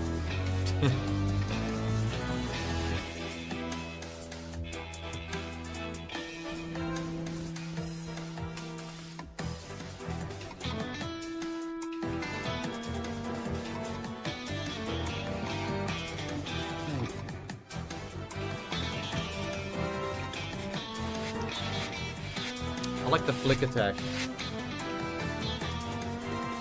Fingerboarding. Super Adventure Hand? Maybe I should wishlist that. That's adorable. Oh my god, speaking of adorable. What? You play as this adorable corgi on an unforgettable vacation.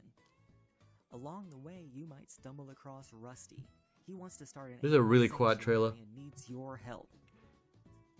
Let's mark our territory so that dogs that we rescue can know how to find this place. Now let's set off.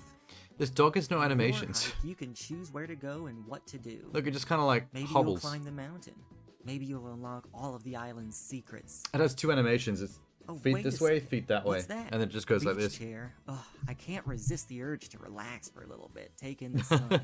There's a lot of little cozy spots like this hidden throughout the island. You can Okay. find them all and relax, but we need to go now. You can find ancient corgi artifacts like this beautiful cape or my corgi claws to let you glide or climb your way up mountains. Once you're at the top, look around to find hidden secrets. Here's some ancient corgi butt power. The more you find, the higher you can climb. So let's look around and see what else we can see here. What's that over there?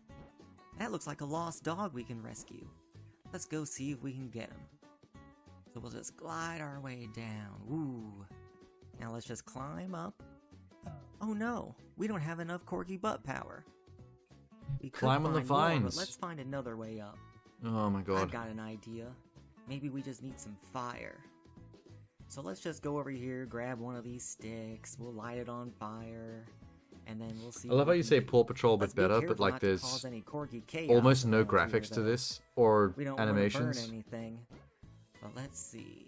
Okay, we'll just burn this. And look what falls down, a nice little mushroom. We can bounce up there, and now there he is. Oh, poor him, he's lost. He just needs a little boop, and then he'll be Aw. fine and ready to go. You rescued Treble. Can you sniff his Now, if bum? we go back to our animal sanctuary, I we'll mean, find a you're not a Treble real Maze dog if right you can't here. sniff the He's other dog's enjoying bums. living here. Let's give him a different bed. You can unlock decorations by recruiting volunteers for your sanctuary. Oh man, he really loves that one. This has been your early look at a Corgi's Cozy Hike. Aw. We've only been working on it for a few months, and we need your help to bring it to reality. Check Oh, out that's our why it looks so Kickstarter and basic. wishlist us It's on only Steam. they've only been Thank working you on so it for a much few for months watching. on We will Kickstarter. see you later. There's probably going to get way more graphics and animations like after like a year of development time. Wow, they're showing that early though. They're really showing that early. Like that means their trailer's going to look nothing like the finished product because it's just that early in development. Ballsy. Providence Oaks. You've probably already noticed it, but our beautiful little lake town is covered in snow.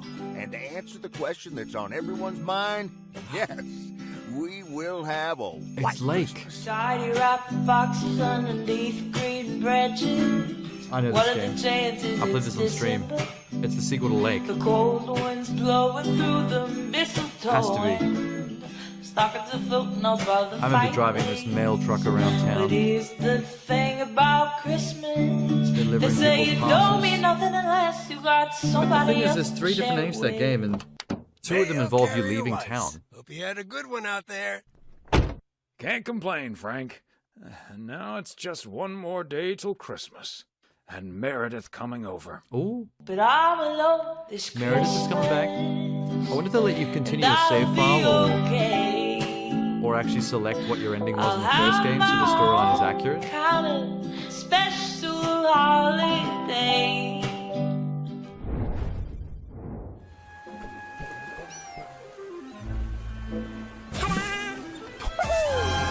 Yes. All you can eat co-op.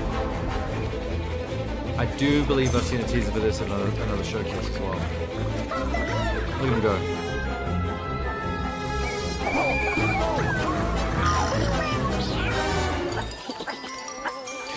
Terrible disguises.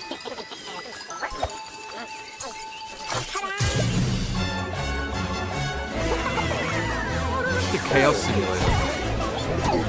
Like wreck the town, eat everyone's food, run away screaming.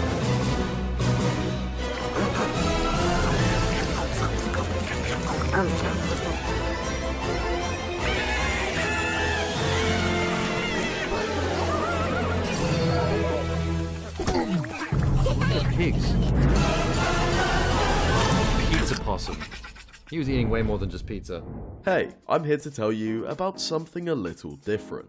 Welcome to Nountown Language Learning, the new way to master languages without even realizing it. You start on this big grayscale island that looks really dull, dead, and lifeless. But then as you start to learn more words, color begins to sprout out from various places. Villagers move back into the island to give you more quests or just have conversations. You essentially go around picking up items, playing minigames, and learning words in order to bring color back to the world.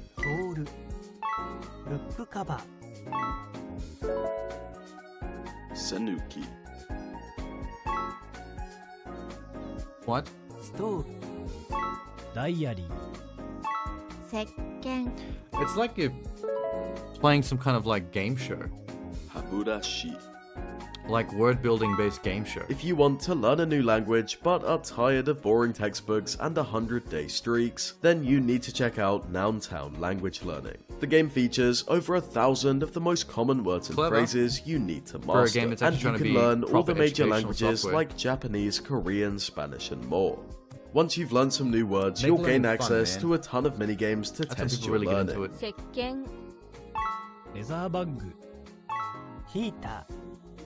And when you're feeling a little more confident, there are 16 characters, each with their own personality that you can practice your speaking with, free of the fear of messing up or getting embarrassed. Diary. Sanuki.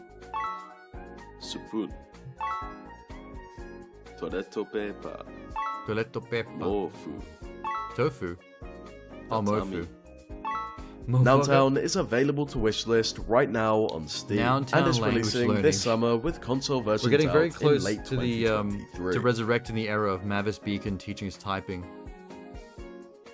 When I was a kid. Yes. Skateboarding Froggy Boy. What did I tell you about frogs? Last year there were a bunch of games with frogs as the main character. It's happening again. Good stat.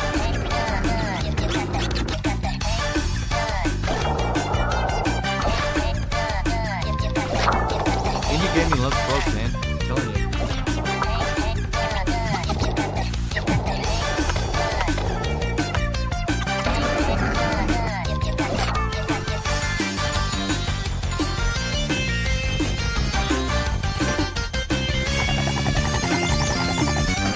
Oh, Mix is there. Hey, Mix. I know the Jojo line of things because of Pornhub. Subscription thing goes on.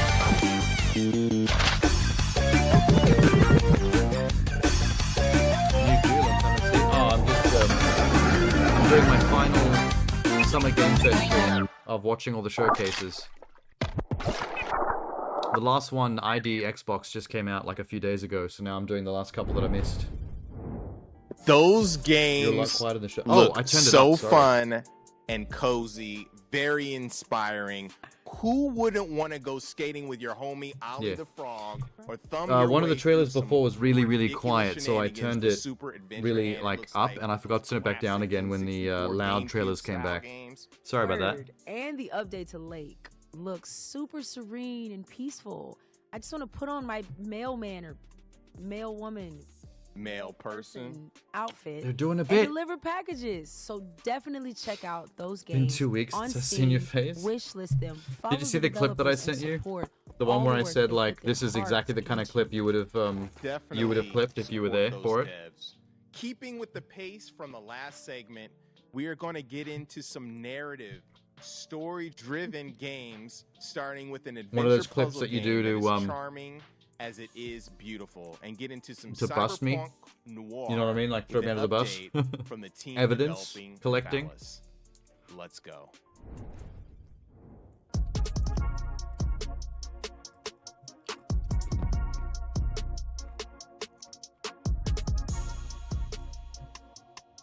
Did he say evidence collecting? Are we getting to the mystery detector stuff now? I'm bringing a basket of baked goods to my family. Oh, Brax is heading off. See you later, Brax.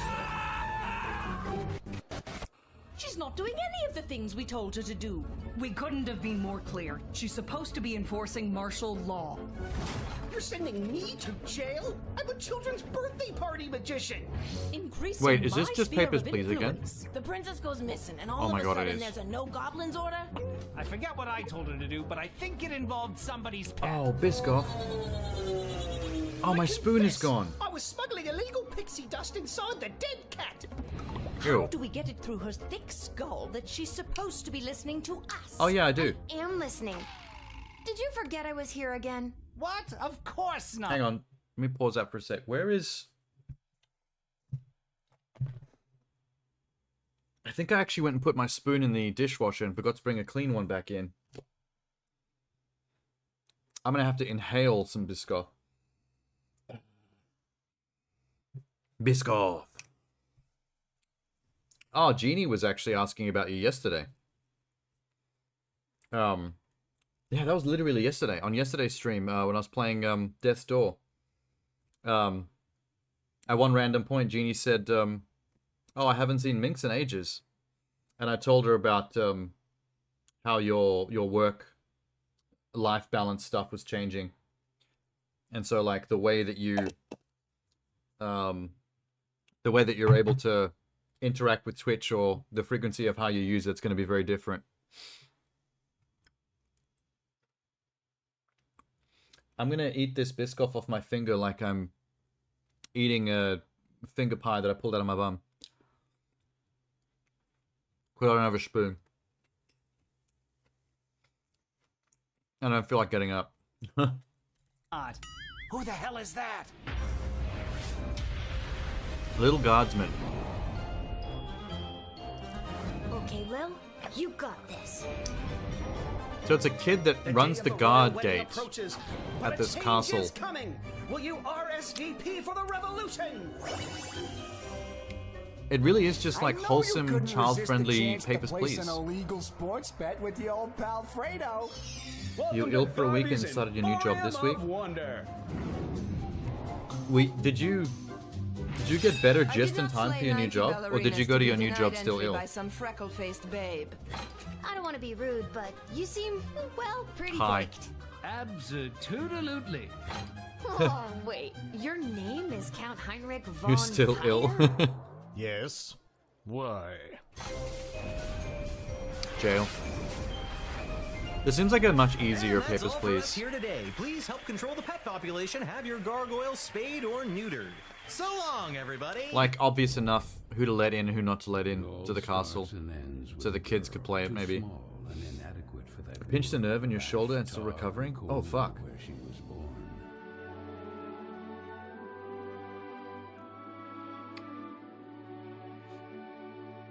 Wait, what is this?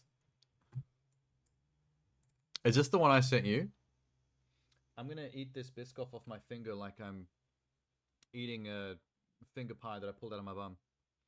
I'm gonna eat this. Oh, you did the sequel to the one I sent you. Or I actually did it. Clever Minx. Luckily, even if that place turned out to be very hostile for her. The way it was named, I thought it was almost the other one that I sent you. And then I saw the background, the Summer Game Fest background. Oh, it's that game that looks like an old Disney movie. They had this trailer in a different showcase that I watched. They're doubling up on some of the trailers between some of these showcases, which is a bit annoying. Reminds you of Snow White? Yeah, I mean, this is almost the exact same trailer, I think, that they showed at the other one. And I remember thinking, like, this is like one of those really retro, like, just before the golden age of Disney, when they were still a bit jank. Either that or it's just Wish.com Disney. It's someone trying their best to emulate Disney, but it's just a little rough around the edges. The soundtrack is on point, though. That music? Mwah.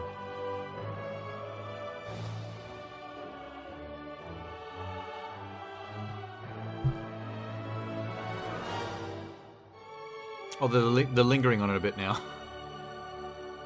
Gotta let the music play out, so they left the title up for 5 minutes.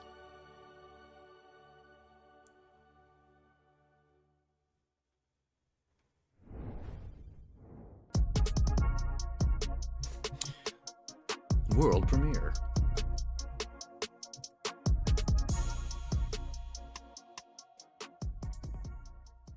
Is it Saturday where you are, Minx, right now? Or are you in Sunday as well? Oh, Sunday.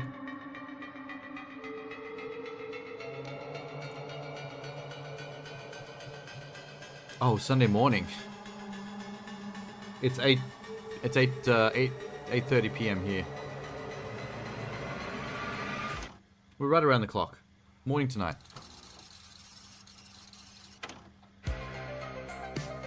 Avoid hope. Wait. Oh, that's the name. Avoid hope. That's a weird name. It sounds like I'm saying avoid hope, like avoid it? Like don't hope? I don't think I like that title. Like my brain doesn't wrap around that very Hi everyone, easily. We're the developers of Death Trick Double Blind.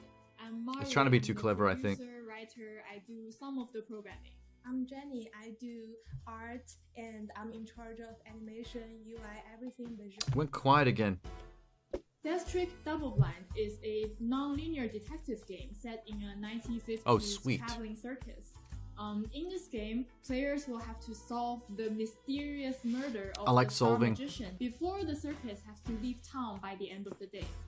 All the evidence and witness will be gone. As we say in the game, it's like a Cinderella story, but instead of chasing a princess, we are chasing a murderer. That's a really weird way to explain it. The idea of it's like a Cinderella story, except instead of chasing a princess, you're chasing a killer. Which is like, that's an elaborate way to just say, you're a detective trying to solve a crime. Like, you didn't need to go that deep with it. You like the game you were playing a few weeks ago, Vaudeville? Oh, like an AI-based mystery thing where it's like procedurally generated? In this game, you will play as two different characters. There was another game just like that that's been popular on Twitch the last like couple months. A new magician who has come to replace the amazing Hattie. The player will have to I can't remember what it's called though, but I've seen lots of Let's Players on YouTube put it up. Piece things together and come to a conclusion. In this game, we have a system what we call Inquire, contradict. So with every information or item you collect, so it's very Phoenix Wrighty. Either to inquire it's hard to make a mystery game like this, solving crimes without having like Phoenix Wright mechanics. The story doesn't soft lock you until you find the right problem, so you are free to spot your own contradictions. And you can pick you said to it that you were Batman and it said you weren't and you should stop making Batman jokes. You got roasted? You got roasted by the AI? The story moves forward based on what we call action points. So for example, investigating, inquiring, or contradicting might all cost action points. So once your AP runs out, this turn will end and you will switch characters and the game will move forward to the next round. So you might want to think strategically about which questions you want to ask and whether the contradiction you found. It sounds like it's a very self-serious detective AI game that was not. We hope detective game lovers will enjoy it was not ready to sanction your buffoonery. Solving the case in your own ways. We also hope you might, as Tommy Lee Jones would say, meeting these characters that we've come to care for so much. You were trying to be silly, and it's like, no, this is serious. We're solving crimes. Minx, you'll be banned if you don't do your job correctly. Game will uninstall itself. Well, that was cute. The two of them just making that detective game themselves. Who am I? It seemed pretty, like, finished from what I could tell from the trailer.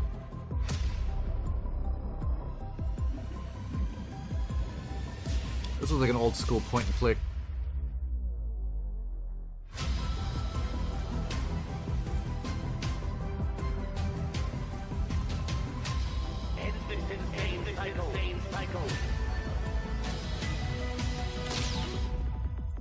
Oh, he's dead. Game over. We saw the ending. Moving on. 3 minutes to 8. I'm never gonna remember that name. It's too complicated. It said, how's Batman going to help? And I said, I've got the Batmobile. And it said, what are you going to do? Run them over? Lol. Today I'm It's taking got a good you sense of behind humor. the scenes of Nivalis. Nivalis. Cyberpunk slice of life sim we are developing. I'm actually really keen for this. They had a teaser trailer for this last year at Summer Game Fest. It's basically like you're living in a cyberpunk Blade Runner-like city in a life simulator style way, except you're also running a cyberpunk bar that has a full like bar management simulation built into it. Can detect it up to Where you got to run your business and also live your life and characters play a vital go to your role in the apartment and game. sleep and Your buy staff, food and stuff. The guests Look at it. that come to your noodle bar, corporate security, gangs, and all the other people that you meet in the city. Look at it. They Oh my all God. have their life, and we want their animations to be as true to life as possible. Besides capturing the body movement, we also capture I don't really props care about the like mocap umbrellas, behind the scenes trays, stuff. I just want to see more of this game. fishing rods, kitchen appliances, as well as how the characters interact with chairs, tables, bars, and other objects in the game world. The funny thing is sometimes when you see them acting out these mundane motions, like sitting in a chair, Nivalis is the a way they city that act it out stretches in the from mocap ocean to suit, the clouds. it's almost like The they're a entire robot. city is flooded. Like, what's the point of from doing the pressure mocap of thousands animations of of human buildings movement if the stacked human onto each actors other are over doing it like hundreds they're a of robot? years? Nivali residents call it their home. Our motion capture allows us to form more complex interactions with characters. Ooh. As you make friends, enemies, compete Dance. with rivals, forge business Snoo snoo. partnerships, or maybe even find love. Yes, snoo snoo, I said that. Nivalis is a city full of life, intrigue, and mystery. Thank you for joining me on this little tour behind the scenes. Aww. You can wishlist Nivalis I now want on another proper Steam trailer. and the I want to see Epic more of the Games game. That was mainly just them showing off the fact that they did mocap. So, Justin, It's a very specific kind of trailer. I bet you didn't know what was about to pop off next. I definitely do not. What is that? I do not. What's popping off? I don't know if you're ready for it. You got me in anticipation mode. It's Final Fantasy It's time 19. for the final free key grab. Oh my God! Final key grab. No. Everybody grab your picture-taking apparatus or apparatus. No. Don't let your No.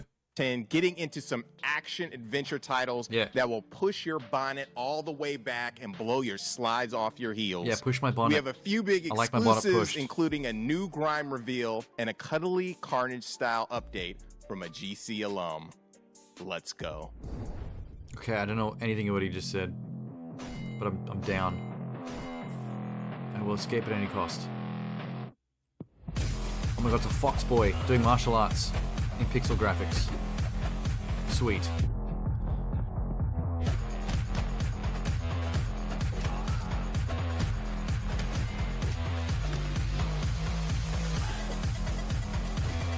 Wait, what was that?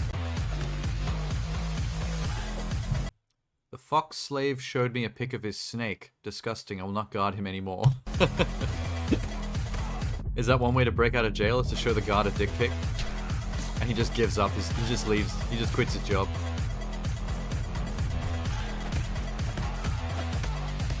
This looks fun.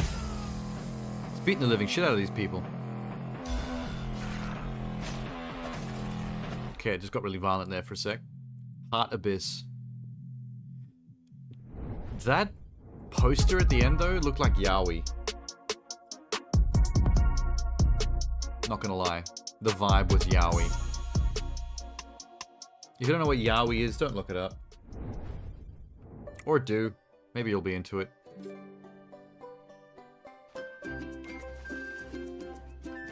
Oh, this is cool. Look at that art. Adorbs.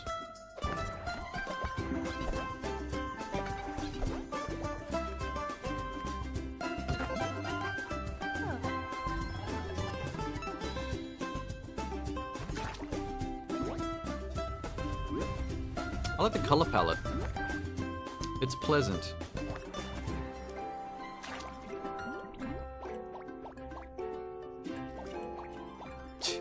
That jellyfish is whacking him off. There's a puzzle piece missing from his tree. Is that the goal of the game? Complete your tree by finding the puzzle piece shaped piece that it's missing from the trunk? There's a lot of gameplay styles in this. We're having fun with it.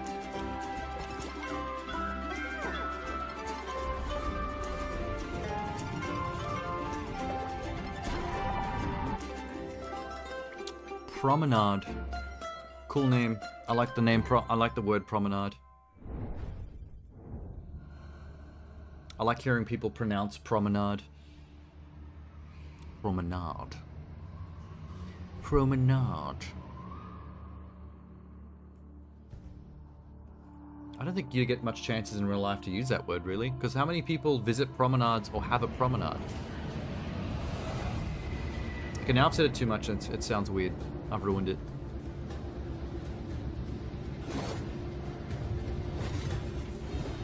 Mm-hmm.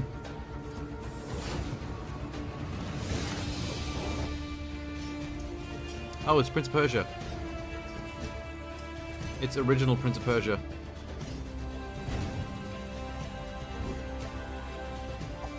Vibes-wise, I mean.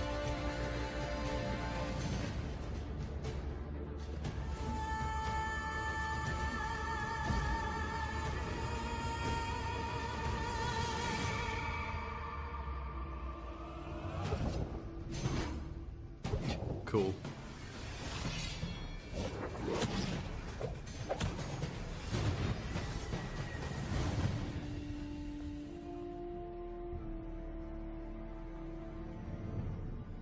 Nocturnal. I feel like sometimes trailers like this, even though they don't look bad, they're not the most fun trailers to watch because they look too much like the game that's inspired them. Like within the first couple of seconds, I was like, "Oh, this looks exactly like a new version of one of the old Amiga Prince of Persia games." Amiga, no, Atari or Commodore, like the original. And once you think that, the rest of the trailer is just kind of the same. This is generic as hell. Wow. Don't think I like this. This looks like someone asset flipped their own Street Fighter Killer Instinct style game using pre-bought CG models from the Unreal Engine store. It's the kind of thing you see out of Unity all the time.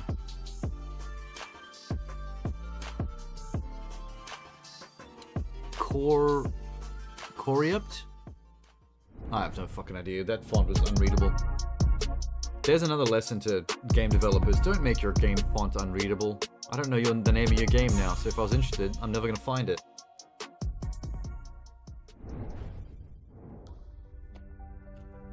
Yes. Yes. Yes. Yes. That's a cat in a shawl. Yes. Yes. He has a broom. Yes. This cat is hitting a pot with a broom. Yes. This game is yes. You can have money. Take my money. This is yes. Sweep up the afterlife. Ah. Look at him go. And it's a Metroidvania. It's a Metroidvania about a cat cleaning the afterlife, literally, with a broom. Have I said yes yet? Because it's yes. Game is yes. Oh, look at him. He'd probably be more efficient at his job if he didn't stop staring at the camera.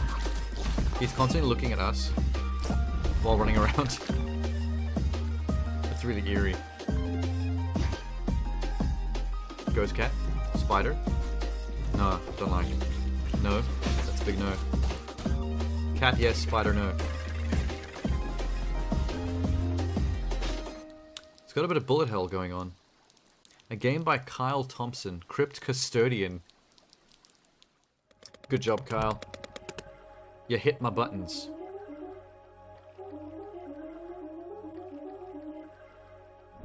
Okay. Can we get more cats? Do acrobatics, kill, and oh my god, I just said can we get more cats and a cat happened. Is a foul-mouthed third-person hack and slash action holy adventure. Shit. You play as Gory, a cute but deadly I might be cat clairvoyant. Frank, a sentient, Or some kind of genius. hoverboard waging war against an army of mutated toys. Now you're a cyberpunk cat on a hoverboard. Speed, violence, that was a bit of a flip. You'll have a host of combat options to decimate enemies and the blood. I think this show did it on purpose. They went, let's put the two cat games next to each other. Let's make it like a theme. Everything with Frank's built-in razor blades that he loves to use. Next is the slam wheel that will crunch and bash everything that comes in its way. Charge it in the air to unleash some hell on bigger enemies, or just slam everything in your path. I feel like we saw a teaser or an announcement for this game Is my personal favorite. like 3 years ago.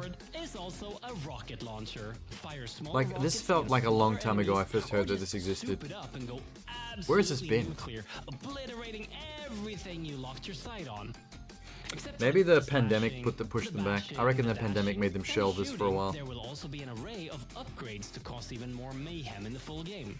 Look at him, he's so happy. The art design of that cat reminds me of a higher res Blink the Time Sweeper from the original Xbox era. Of course, topped off with an old school boss battle with all the Okay, worst, gross. What did I say about spiders? mutated and disgusting toys imaginable. Jesus Christ. These sections of the game will test your abilities against waves of enemies that will be I don't like that destroyed every in single cat hellfire game feels the need to put a flurry of spider blades. creature boss in it.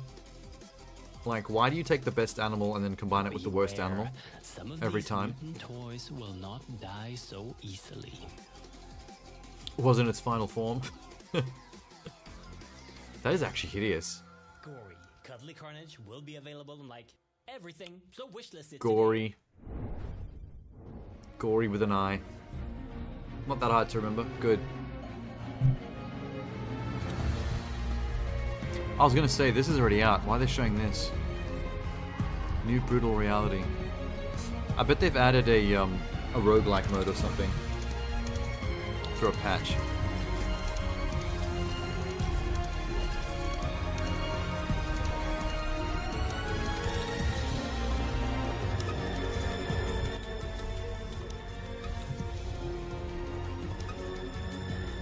I would like to play this though.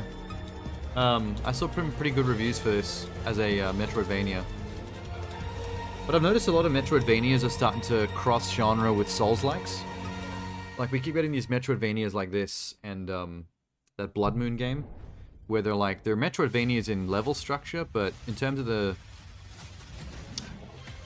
game's pace and combat difficulty, it's like a Souls-like, where you die easily and have to go back and get your experience points from like the last bonfire that you rested at. Oh my god. Authentic kaiju game. Plus pixel mode. Extra authenticity.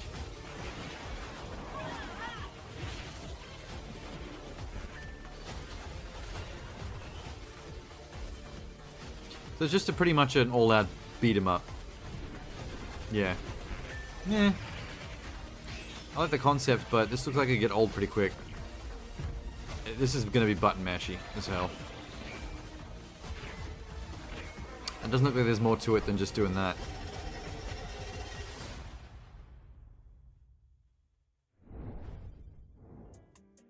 Yo. Corrupt is looking right. The whole fighting game. So it's just Corrupt, is it? Be right.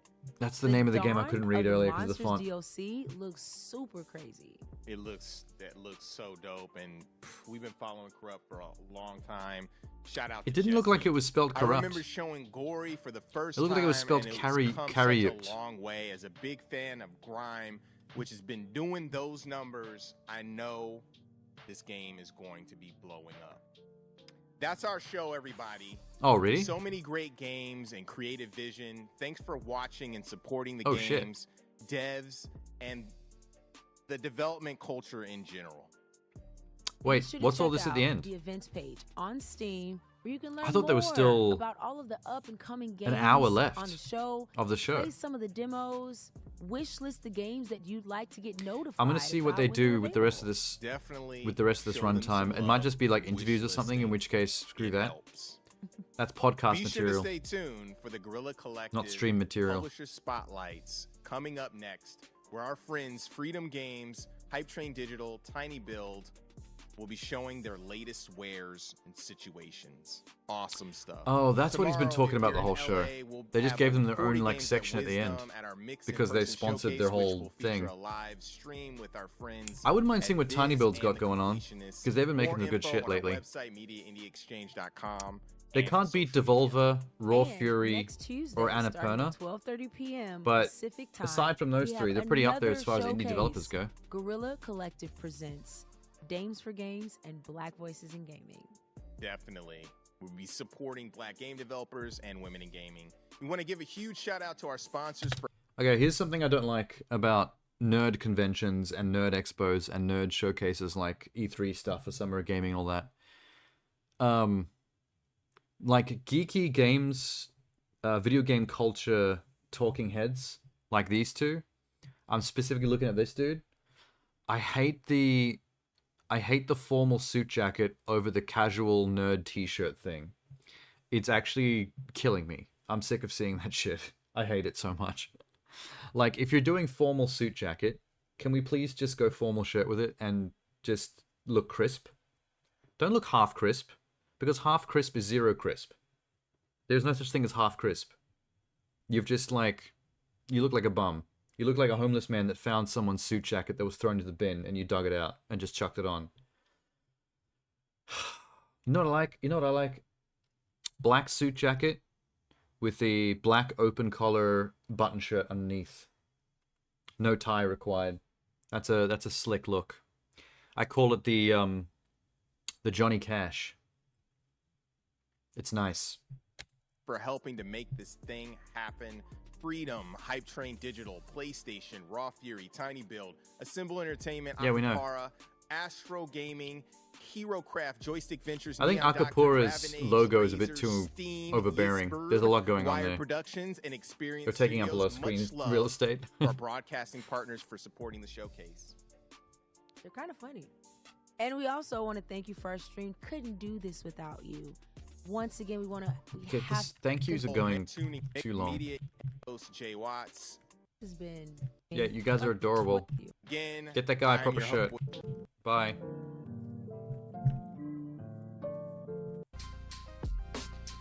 Okay. Publisher spotlights. I'll give it a chance. Because Tiny Build might have some good shit.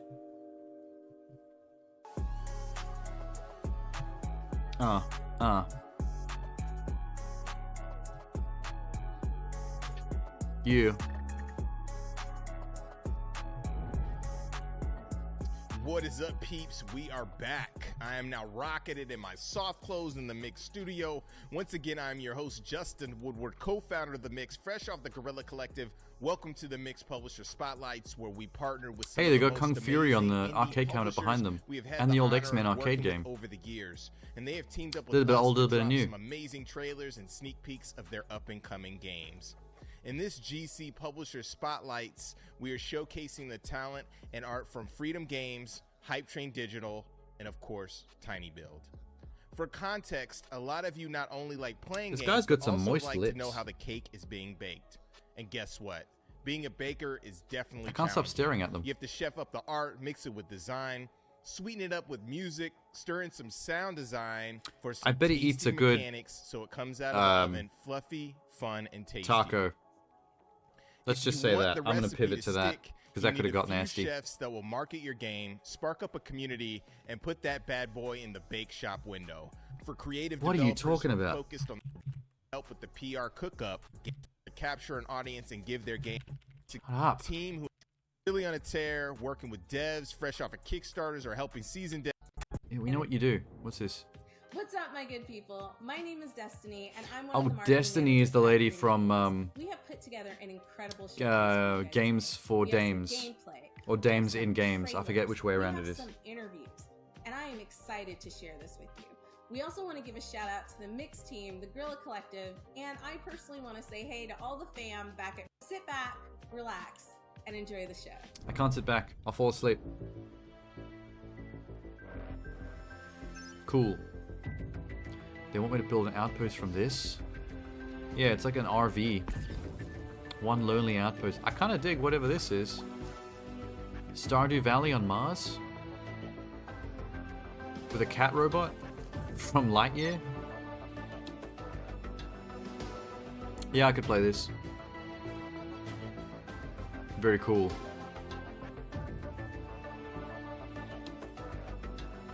My name is Aaron. Pleased to meet you. Would you like to romance? Yes, I would. There is no other men on Mars. I need your willy. Immediately. That man is huge. It looks like you can terraform the ground around your little base to eventually turn all the sand into grass. There was a bit of greenery before. My name's Linny. Why are there so many attractive women on a barren planet with no humans? What the hell?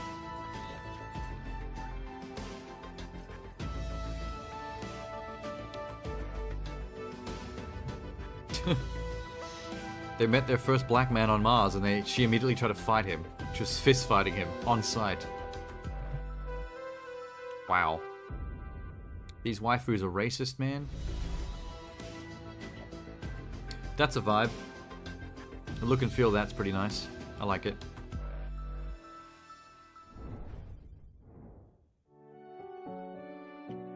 Echoes of the Plum Grove. Oh my god. It's adorable. But it's the same game we just watched, with different graphics. Change the land. Build a farm. Create thriving agriculture. Marry the old hag standing by the herb cart. Try to have kids. Fail because she's an old hag. That factory dried up years ago. Good job.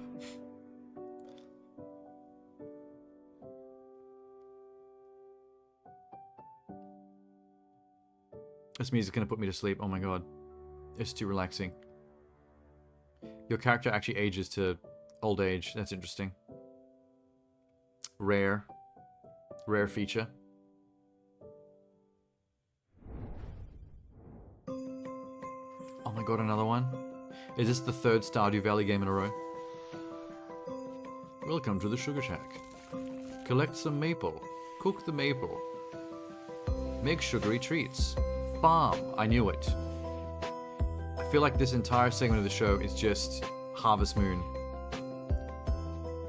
Just with different graphics every time. And a different metagame for what you do with your ingredients. This one seems to be running a store and a restaurant.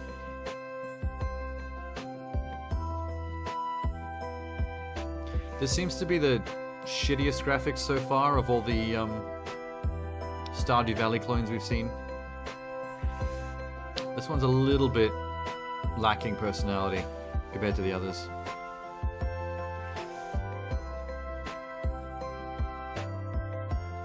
It looks like a GameCube game, but not like a Nintendo first-party one, like one of those third-party knockoff games that shows up like for cheap on a GameCube or a Switch. Hello, Delvling, and welcome to Dwarf Delve. A randomly Usually only generated downloadable, roguelite set no within disc treacherous version mines available. Filled with darkness, dangers, and above all else, loot. As a newly recruited dwarf in training, your essential duties. They just showed this trailer at the start of this same showcase, right down here. I don't know why they're showing this again. Maybe even treasures of a less common nature. Between your This is the same trailer. I can't believe they're showing it again. Wait, something new? I like the sound effect. So yeah, I can do it.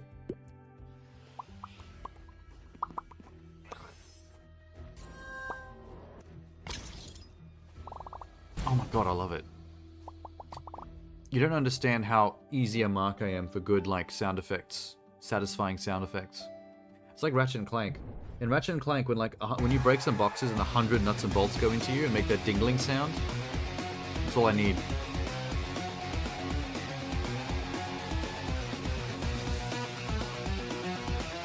This is sweet.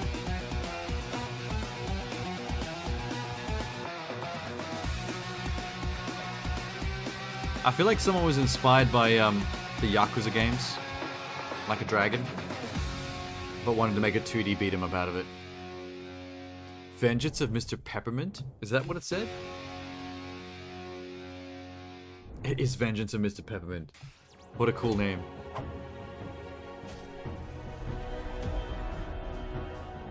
This again.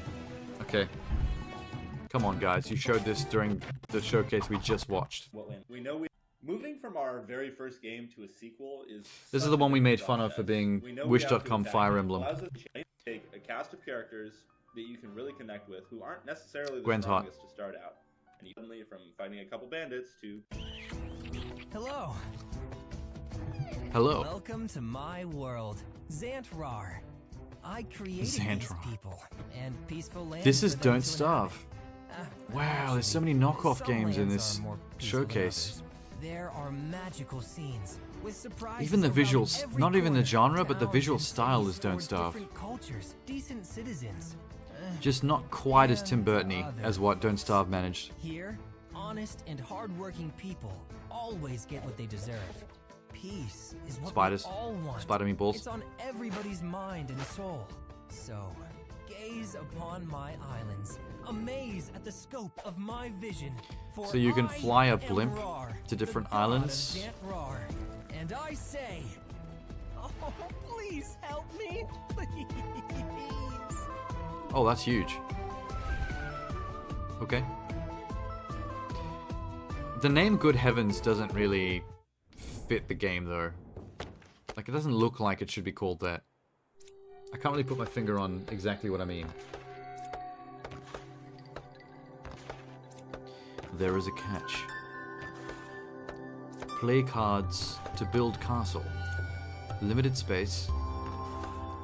Limited cards. Think different, be smart. I'm gonna build castle parapets in the sky so they fall on people. I'm smart. A lot of people ask me where the concept for Critter Crops came from. Oh, this is cute. And like many games, I tell them that Critter Crops started as a college project. Then from there, after I chose to share it with the world, it became something more, and I decided that I would try my best to incorporate my favorite pieces of video games into a cozy experience. That's actually the best thing about indie gaming to me, is that it's indie gaming has a lot of passionate people that are just trying to make a game that they would like, which is usually where they win. Because when you make something that you think you would like, then there's going to be an audience that agrees with you. And it's one of those things that I feel really separates Critter Crops. It's the same as it's the same with filmmaking. Don't try to make a movie you think people will like. Make a movie that you want to see, that you would like. And then your audience that has the same taste as you will find it. Because I was trying to make the game that I want to play. The story of Critter Crops is a pretty emotional one. I wanted people to understand not only the main character, but the other characters that exist. I'm guessing this is kind of another Stardew farming kind of thing. Really find someone they can but with relate more of a to story and emphasis. Choose their favorite people, build their world the way they would want their magical world to be. So my hope is that by the end of the game, You know what's cute about this? will have this The developer of this harmonious, that's talking, amazing place that they that's have narrating built on this, their own, from hard work, dedication, she speaks like how I and expect that main loyalty, character running around to sound honestly. like. So I hope everyone that plays Critter Crops has a wonderful time. Aw. Lead the Shroomville? What? Is this Mushroom Lemmings? / Mushroom Pikmin? March of the Shrooms. Wow, that was the quickest trailer I've ever seen. They're like, look, mushrooms, the end. Buy our game. 8 new chapters of Advance Wars, medieval style. There's been a lot of that lately. She's hot.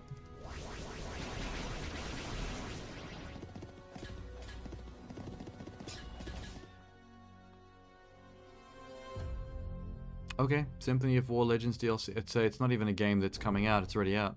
Just DLC. I don't like DLC trailers. Airship Kingdom. I wish that was the end of the trailer. I wish that actually just beat that previous trailer that I said was short, the mushroom one. If that trailer ended then on that title screen, that would have been a 2.5-second trailer, and I would have been so impressed. The sky was no longer a limit. Oh, there's some terrible character portraits. Did you AI generate those? What the fuck?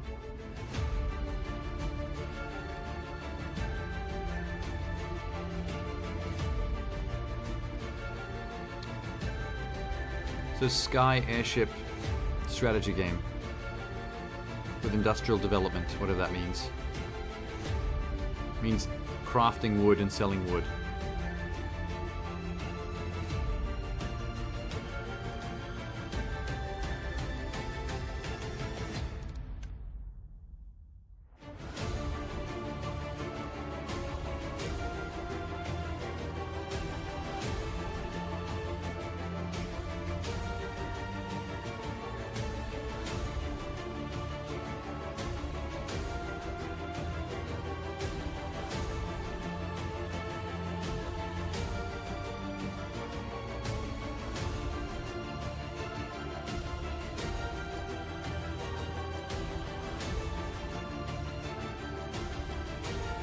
Okay, this is maybe a little bit long for a trailer for a game where it's just ships broadsiding each other.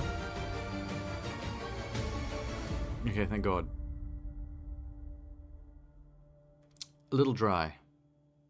Which is weird to say about a high fantasy genre where ships are flying in the air. Thank you so much for sitting with us and watching some dope trailers, interviews, and getting to know a little bit about our developers and what it takes to make an indie game. Again, I want to give a shout out to the Guerrilla Collective, the Mix. Stop thanking each other. Go fill up your You take up so much screen time just saying thank you to each other. This fucking circle jerk, man. We get it. You're proud of yourselves for putting on a show. Digital are a team who has supported the Mix and developers for years. They were founded in 2015, repping 10 toes deep in the industry with games such as Breath Edge, Such Art, Stone Shard, There's No Light, Black Book, and many, many more. I haven't played any of those except for Breath Edge, but Breath Edge was good. Shake your caboose I like that a lot. Honk your engine for, and without further ado, ladies and gentlemen, check out the latest from Hype Train Digital. Oh, so Hype Train is the developer of Breath Edge. Okay. I thought I saw the name Hype Train somewhere before. It looked familiar, but I couldn't put my finger on it. There's a kind of a sequel coming for Breath Edge that I hope that they show a bit of here. That's all I really care about. Adventurers, welcome aboard the Hype Train. Oh, is Void Train their game as well? As an indie game publisher, I know Void Train. I haven't played it, but I know it very well. Remarkable journey through the rich tapestry of our released and upcoming titles. No tickets needed. Just sit back and enjoy yourself, for the ride of a lifetime is about to begin. They might have also made that Void Train. That road trip game. Takes us deep that's like into Stranger the Things, except you're Void Train. A game that has just embarked on its own you're upgrading and like repairing this car and exploring the sci-fi horror environment in your makeshift car. Improving the general game experience, but expect new content such as improved character generator. I would love to play Void Train. Void creatures very soon. You can Out of all these games like Raft and stuff like this, that this belongs to that genre, I think Void Train is one of the ones that I'm most interested in.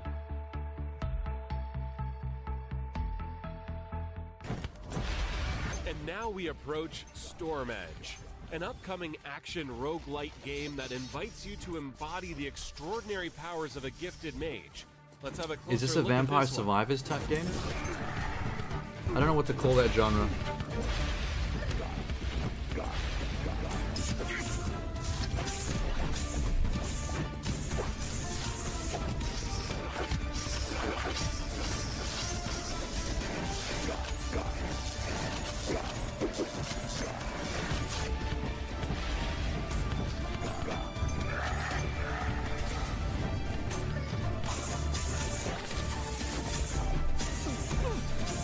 Okay. I don't think this is Vampire Survivors like. I think this is a straight up action RPG, maybe twin sticky. There's some serious waifus in that poster. Hello everyone, I'm Liuba, a producer from the Hype Train Digital Development Team. Akatori? We're currently working on an exciting project called Akatori. Akatori is a Metroidvania slasher platformer that Cool. will transport you to a world of captivating pixel art You don't need and those an other engaging those other storyline. genre titles. Just say Prepare to Metroidvania and I'm embark good. on a thrilling I'm adventure happy. alongside Mako, a young girl who sets out to save the world from imminent destruction. Our journey with Akatori began in 2020, and ever since we launched the Steam page, we've been sharing mesmerizing game gifts on various social networks, such as Reddit and Twitter.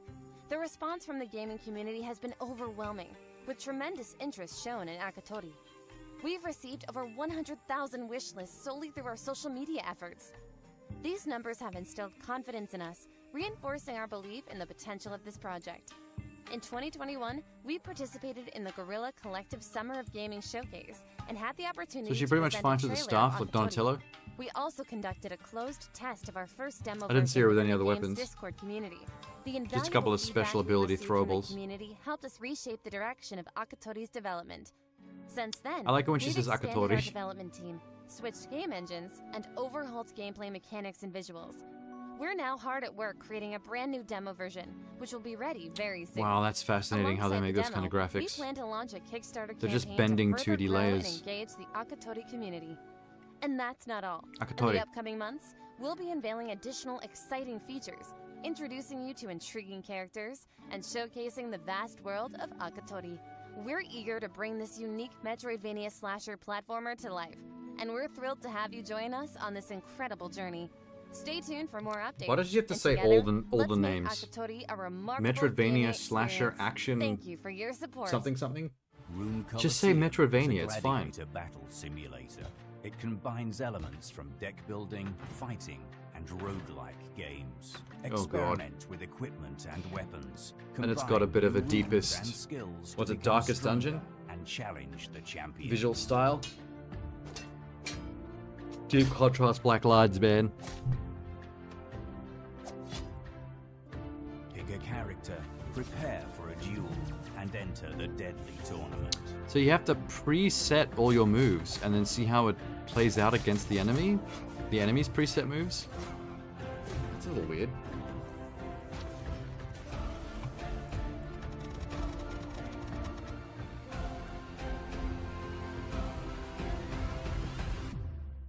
Wishlist Room Coliseum today. We hope your spirits remain high, for we have now arrived at Outbreak Island.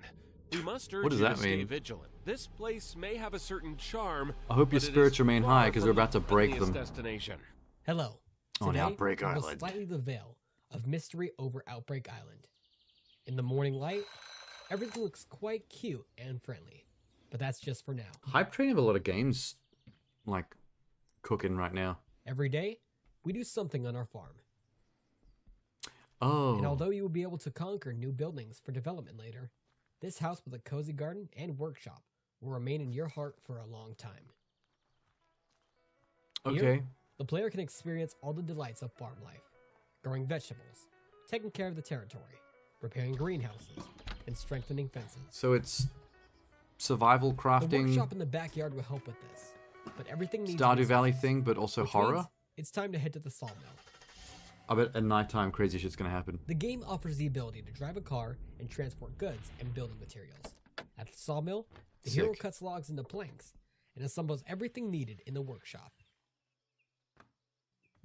But electricity on the island is only available at night, so our hero seeks alternative ways to solve the problem.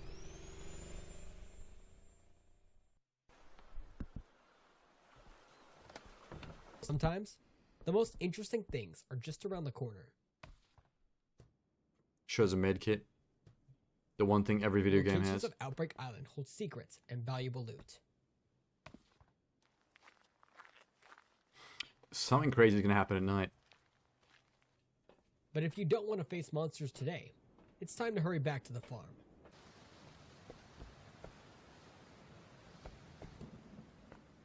Outbreak Island is a unique game that allows players to shit. immerse themselves in the atmosphere of survival. There's that and Silent Hill self-development. siren. Here, God you damn. will find interesting tasks, diverse locations, and a unique atmosphere. Does a character have to sleep? Join us and try to pass all the challenges on your way to survival on Outbreak Island. Yeah, close the fence, that's gonna help. Good job. No monsters or supernatural creatures from beyond the grave are going to be able to figure out a wooden fence. Hello, Gatekeepers. I'm George from Gravity Lagoon Studio, and I'm here to unveil our game, Gatekeeper. In Gatekeeper, you'll venture into an unknown galaxy to reclaim the stolen heart of the universe. Your mission is to restore balance to the cosmos, but it won't be easy.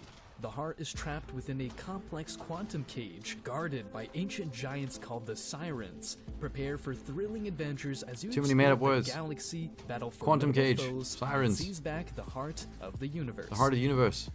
Earlier this year, we released What does it all Gatekeeper mean? Eclipse, a demo that received massive support from over 100,000 players. Your feedback was invaluable, allowing us to refine the gameplay and mechanics of Gatekeeper. In Eclipse, you had two game modes, Nowhere and Aurora. In Nowhere, you had to fight off waves I don't know of about enemies this. aiming to destroy I'm getting the planetary generic gates feeling from and this steal one. the heart of time. And in Aurora, your goal was to protect obelisks and open portals leading to challenging boss battles. You could choose between two unique characters, Hybrid and Nidum. Hybrid specializes in ranged attacks, utilizing 4 active abilities like External Bios, which bounces off enemies up to 20 times. Nidum, a melee hero, wields fiery vortexes with skills like Circular, dealing devastating damage to anyone it touches. Now, we're thrilled to announce Gatekeeper Infinity, our upcoming second demo. By popular demand, we've added online co-op. I thought they were talking about letting you releasing the team up game. with They're friends just as releasing fellow demos. gatekeepers. Face tougher They release enemies, demos like experience that other enhanced companies release abilities, sequels to their and enjoy games. a rebalanced gameplay. Unlock character progression, discover new locations, and brace yourself for an even grander adventure. We're also introducing 2 additional characters in Infinity. Pandora, who can be described as a nuke mage, and Bastion, a melee tank. They join the ranks, offering fresh gameplay styles and expanding your strategic options. I thought the first 2 characters you can play as were a Lagoon tank and a Studio are mage. committed to surpassing your Here, have a second expectations. tank and a mage. Thank you for your unwavering support as we embark on this extraordinary journey together. Stay tuned for Gatekeeper Infinity, where the fate of the universe lies in your hands. Fate of the Universe stakes are a little bit boring. Every game is Fate of the Universe stakes. It's a bit tiring. Quasimorph. Hello, Ooh. we're Magnum Scriptum. Recently, we showcased a new free prologue to our game, Quasimorph. Interesting.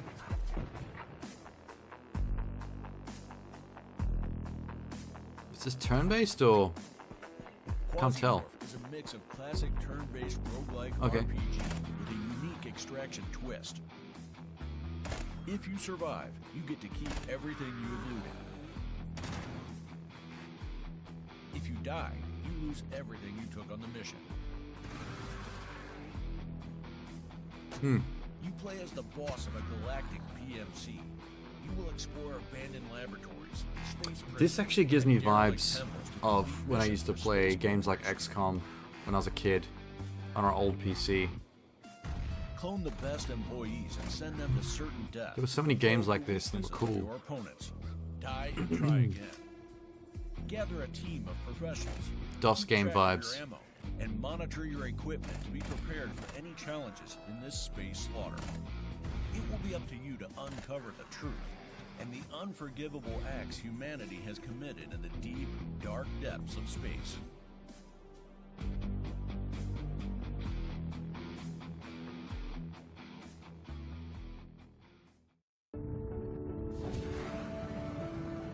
Okay. Novalands, finally. Back to a jump in interesting visuals again. Sometimes when they stick to retro pixel art game graphics too much, after a couple of trailers like that, you're kind of like, can we mix it up a little bit? I love this stuff, but whoa, that's not at all like what that little opening animation looked like. Damn. That was quite a shift.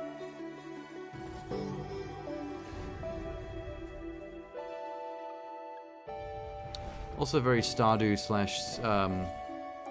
Satisfactory.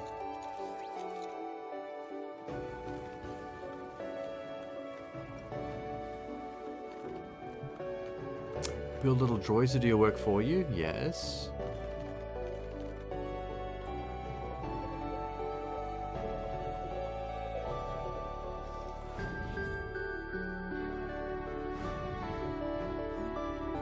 Worm.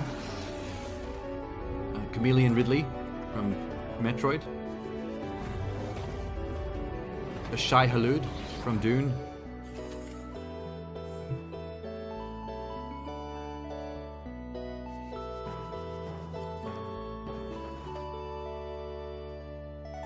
Seems like there's a lot to do in this.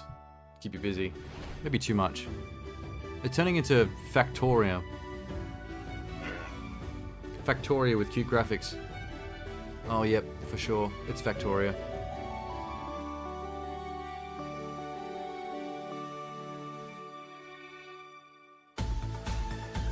Our journey concludes here, but don't you worry. It will continue as our games come out. We sincerely hope that you have enjoyed every moment as much as we have. Don't forget to add the titles we have showcased. Compelling games coming out. And a ton of other titles. They're now working with developers on starting new independent franchises that still waiting for Tiny Build, man. Creative place. Once again, pull out that signature orange out of the closet and check out the Tiny Build showcase. I knew it. Ready for it. Don't disappoint, Tiny Build. You're the most interesting developer in this entire lead up. We had to wait this long for you to show up.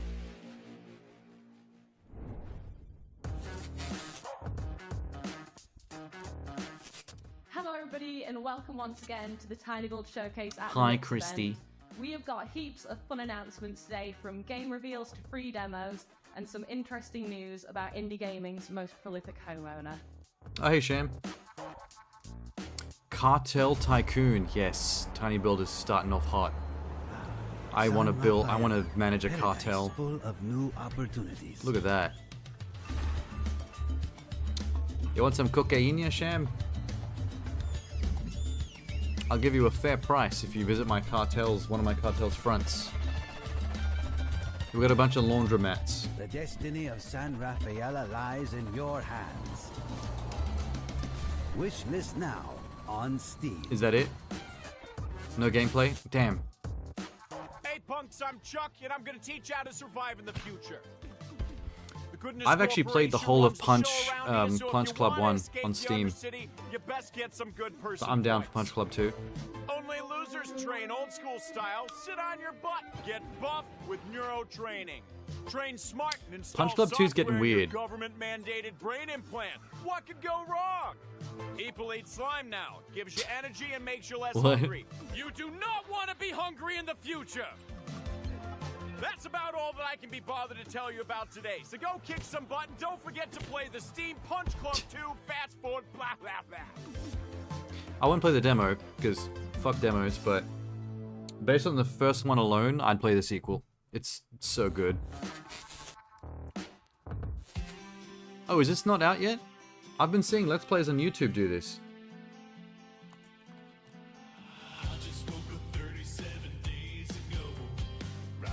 Oh my god, he has a karaoke theme song.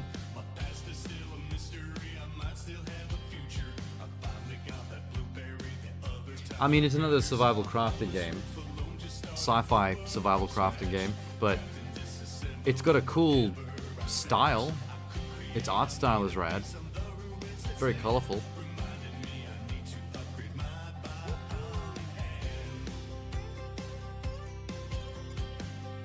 Did they make this entire song just for the trailer? I feel like this is not in the game. But they put some effort in. They wrote the lyrics and everything.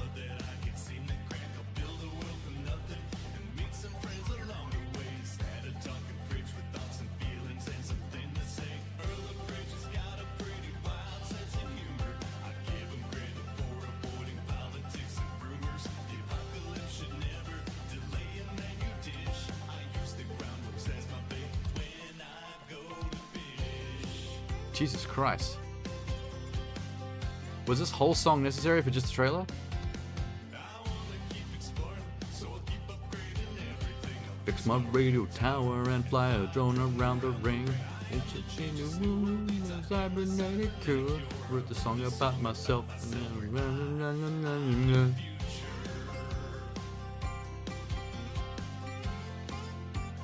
We're being a little bit too Try cute. the free demo and wishlist on Steam now.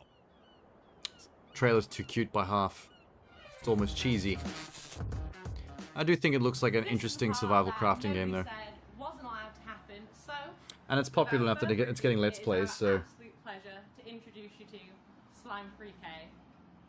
Slime what? They, whoever was above the wall missed the cue to pour that on her. She had to, like, wait an awkward pause before it dropped. At that point, just retake. Refill the slime. What the fuck? Twin stick shooter, but you're a big ball of slime. Oh no, this is a vampire... Okay. This is a Vampire Survivor ripoff for sure.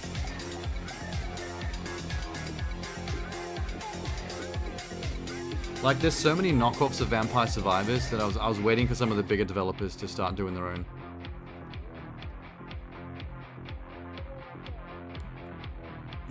The guitar's raw.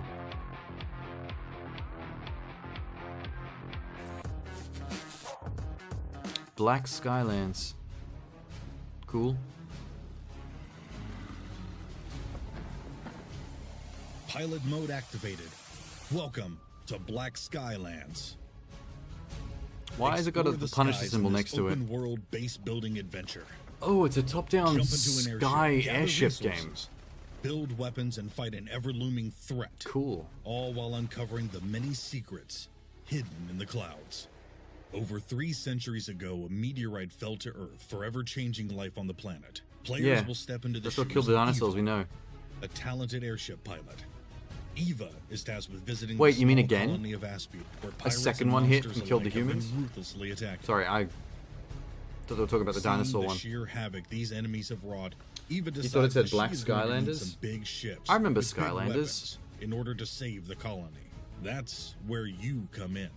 Black Explore an Skylanders must have been the expansive world, DLC complete where you with play as many members from unique floating NWA. islands. Travel through forests, farms, snowlands, and ruins. with NWA your trusty versus moth Luna Spyro? to help you with moving things to your ship. Pick up side quests, uncover secrets. Fuck the purple dragon gather coming straight treasure, from the underground. Solve puzzles and meet interesting characters. I won't sing anymore because there are Keep N-words. your wits about you. I don't think I'll get away with Because that. you never know what dangers lurk in the dark skies. Be prepared to fight on both land and in the skies. Spyro rolls up on Grove Combine Street, aerial riding a and beam. ground Yeah. fighting tactics. Use your grappling hook to Gets close in betrayed by quickly on Pop enemies Smoke. and take them by surprise. Use powerful weapons that you can change on the fly to adapt to the battle at hand. Okay, cool, Aboard man. the fathership, Eva is able to upgrade herself and her equipment. We don't need to know the entire life story of the With a game. variety of weapons at her disposal, from crossbows to rocket launchers, and nearly 30 modification options each.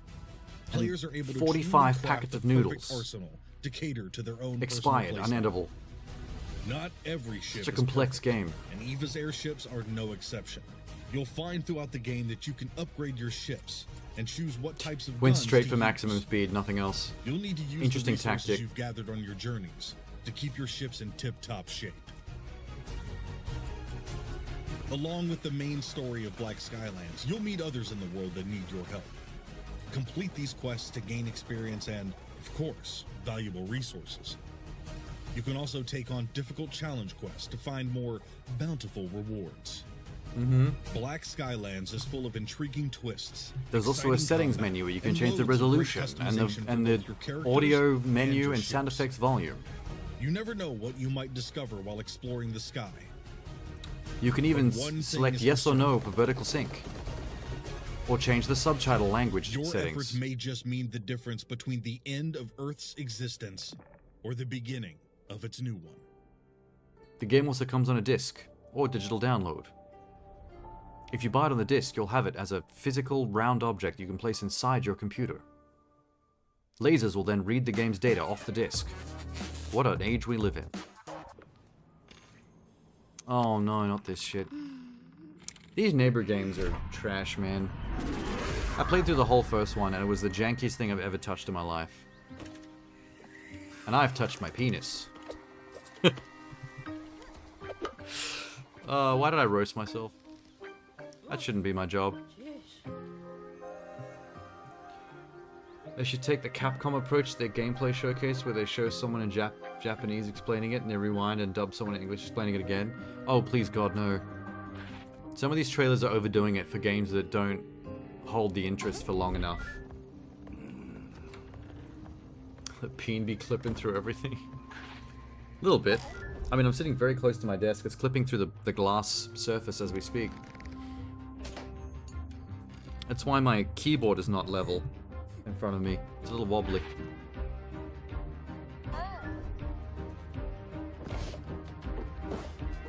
I don't trust any game from these developers now. I mean, I like Tiny Build, but whoever the actual developers are underneath Tiny Build that are making all these Secret Neighbor or... What's the fucking name of this bullshit? It's just like... Their version of a finished game is any other company's 35% finished game. The jank is real. Hello Neighbor. Search and Rescue. Yeah, I played the first Hello Neighbor and I was like, wow. And then I saw Hello Neighbor 2 come out and they got roasted pretty much for the same reasons.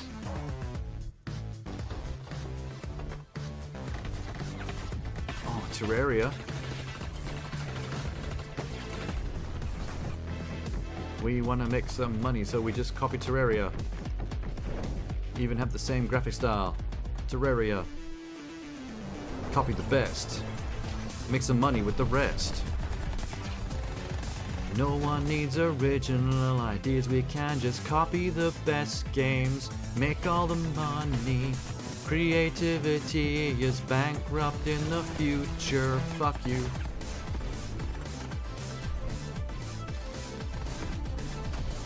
At least it has sexy pixel art. Yeah, Terraria already had guns, exactly. I mean, at least the pixel art is still cool, because pixel art never misses. Hello everyone. It's We're the really spider excited to game. tell you all about our plans for the future of Spiderheck today, where we're going to be looking back at the updates we've Did you ever see released this over game? the past year and sharing our exciting plans for the upcoming It's a summer 1v1 update and beyond. cyberpunk So, spider before we combat spring into game the where future, you and your friends are let's take a look spiders and back you at fight where each other we've with been. spider lightsabers. Since the release of Spiderheck, Oh, you we've do been know it. hard at work building out new game modes, features, and Parkour. content, like parkour mode, where you run, jump, and dodge your way through obstacles against the clock. Heard it's like stick fight, And yeah. who can forget the rush of wielding new weapons? We've added gravity grenades, the gravity saw, and Gravity the auto grenades? shotgun for more carnage. Oh, and let's not overlook the portals that help you escape and murder you in equal amounts. I do And think of it's course, cute that they can all the infinite spider... pain levels They can all that tested Spider-Man your swing limits around and sanity. It's been while quite a trying to journey lightsaber so each far, other. hasn't it? That's just a concept But unto we're itself. far from That done just on sells itself as a game idea. So let's dive into what lies ahead for our upcoming summer update. Brace yourselves, because there's a lot. And at the end, we have something extra special to announce. So don't go anywhere. I don't really want to know about First up, DLC we're introducing for the games that Versus already map exist. editor. That's right, folks. This is... We're putting the power of creation. Yeah, in it's a your level... hands. Come up with It's a level creator. reflexes and wits gets to you. And this is planned for release later this summer. These limited time tiers will offer you a chance to unlock cosmetics.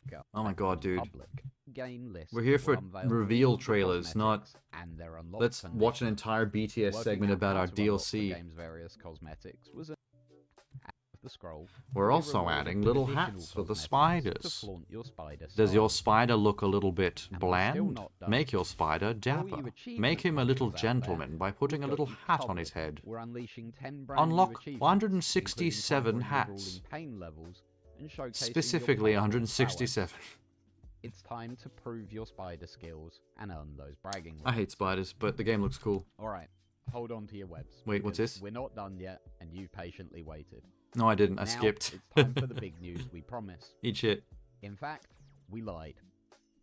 It's 2 big pieces of news. Is First, Shrek a downloadable dedicated playable character? servers are coming to Spiderheck. Oh god, that was Picture boring. this. Online gameplay which is reliable, stable, and where the host has no advantage. Say goodbye to those pesky connection issues, and hello to smoother gameplay. Dedicated servers is not the most exciting thing I heard all night. You can focus But he on acted like it perfecting was. your swing and outmaneuvering your opponent. What's the other without reveal? worrying about pesky hiccups. You've resurrected Carrie Fisher's corpse to voice act the spiders. We're also introducing crossplay. You'll be able to team. Okay, you... Oh my god, I've broken it.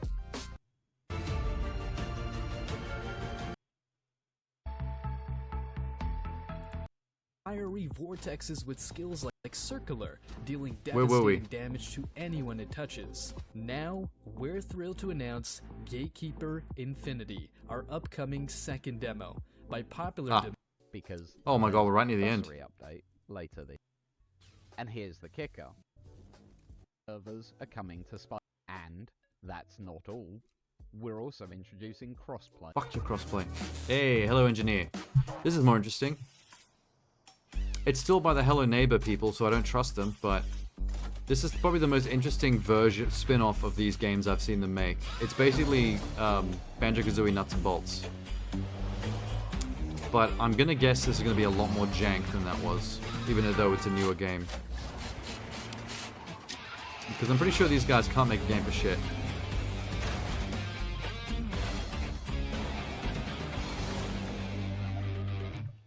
That has potential to finally be the first good Hello Neighbor game. Hey, this just came out on Game Pass recently. Like a week and a bit ago. This looks intriguing. Just make Hello Neighbor into any genre. Well, they do that with the SteamWorld games. The SteamWorld games, they have turn-based tactics. They've got side-scrolling shooters. They've got the digging one that it started with. They now have a town-building strategy game. That's like SimCity. I'd play a Hello Neighbor rhythm game. Even though the game's so cheap, we won't have any music in it. So you'll just be pressing colored buttons to silence. This game is so intriguing. Like, it's first person when you're in the real world, exploring like your apartment building. But as you're finding like clues and stuff, you're unlocking access to like new books, and then you dive into the books and you become part of the adventure in the book, at which point it turns into a isometric like action adventure game. So it's like two genres of game in one. And that's actually out now on Game Pass as of like a week ago. Isn't Bookwalker a company? Well, it's also a game now, I guess. That's a show. Thank you Was so that a much whole for trailer that just went past in seconds? Ferocious, watch the full trailer online June 11th. Okay, well, it was a teaser for a trailer. Well, there you Their go, trailer got a everybody. There trailer. you have it. That's a show. Thank you so much for joining us. We sincerely hope that you've enjoyed it. Please don't forget to follow us on social She's got really media cool at lips. Tidal Orange to stay up to date with all the latest Her lips have news got and like a serious announcements. wingspan to them, like And Cameron until Diaz. next time, take care. Bye-bye.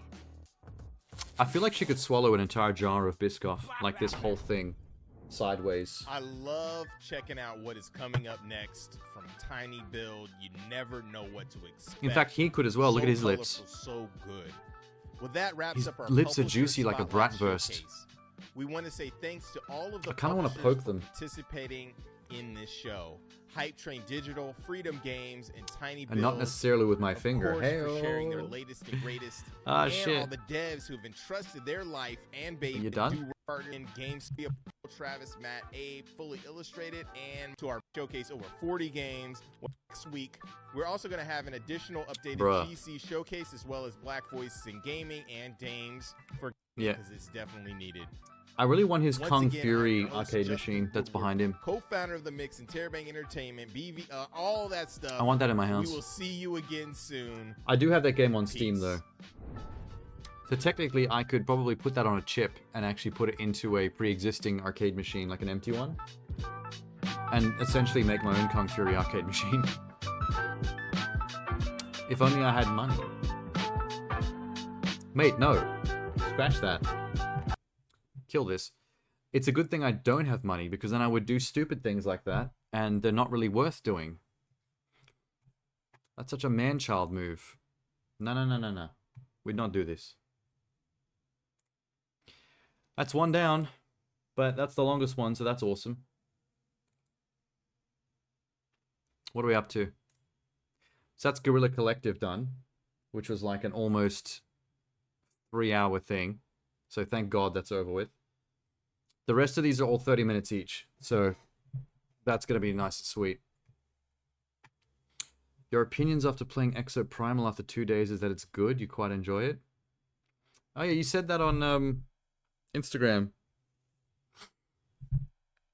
I mean, I always liked the concept, I just didn't like the genre that it turned into. Once we got the full trailers of what kind of game it was, I was like, oh, it's one of these types of games. I mean, that's still probably going to be fun, but one of those it's a genre that just gets very repetitive because it's just so video gamey in its structure, and the plot is really just there as like sticky tape to hold together and like an excuse for a game to happen. What type of game do you mean? I don't know what to call that genre. I really don't know what the genre is supposed to be called. I should look that up. In fact, there's a couple of gaming genres that people only ever describe as examples with other games, but don't actually have a name for what type of game that is. Oh, we talked... I mentioned one earlier tonight at the start of this. Oh, what was it? Oh, shit. Oh, wait. While I was trying to think of the one I mentioned earlier, I just thought of another one. Vampire Survivors. There's like 1,000 games now that are copying Vampire Survivor, like its gameplay style.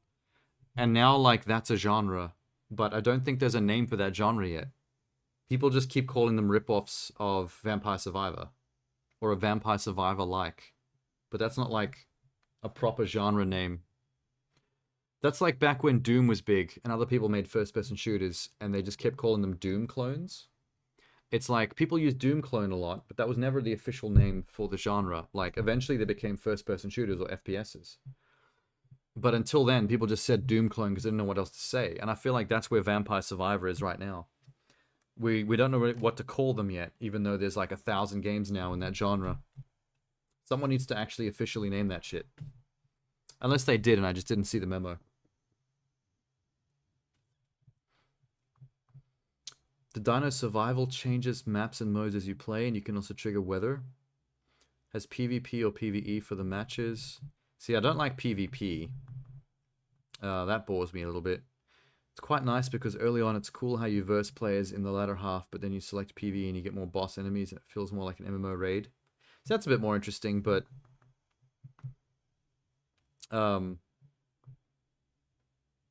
that's the thing. Like, that's where it starts to lose me a bit. Is the fact that it's one of those... It's such a multiplayer... action...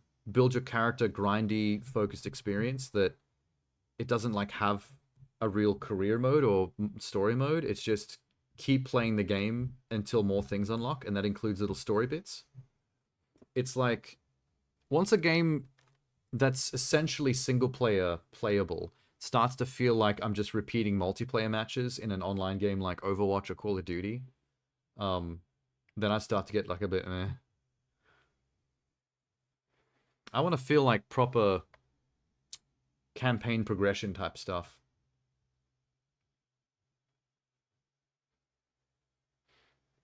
Don't make the mistake I did and leave subtitles on because all the characters have these incredibly strong accents. Wait, what do you mean make the mistake and leave them on? Don't you mean leave them, turn them off? Because wouldn't turning them off be a mistake if they have incredibly strong accents that you can't understand? Yeah, so Jamaican, Russian, British. Wouldn't you want the subtitles on then? So you know what they're saying? If they're that strong?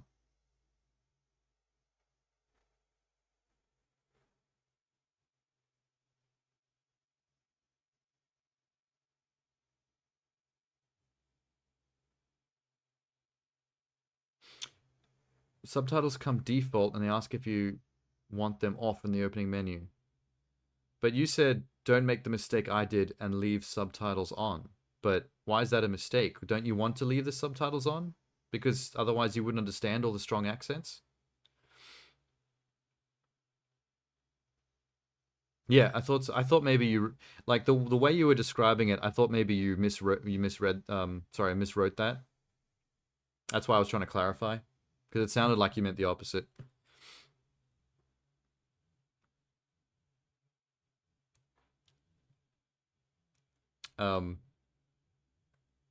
I feel like it's still, it's what's it called again? Exoprimal.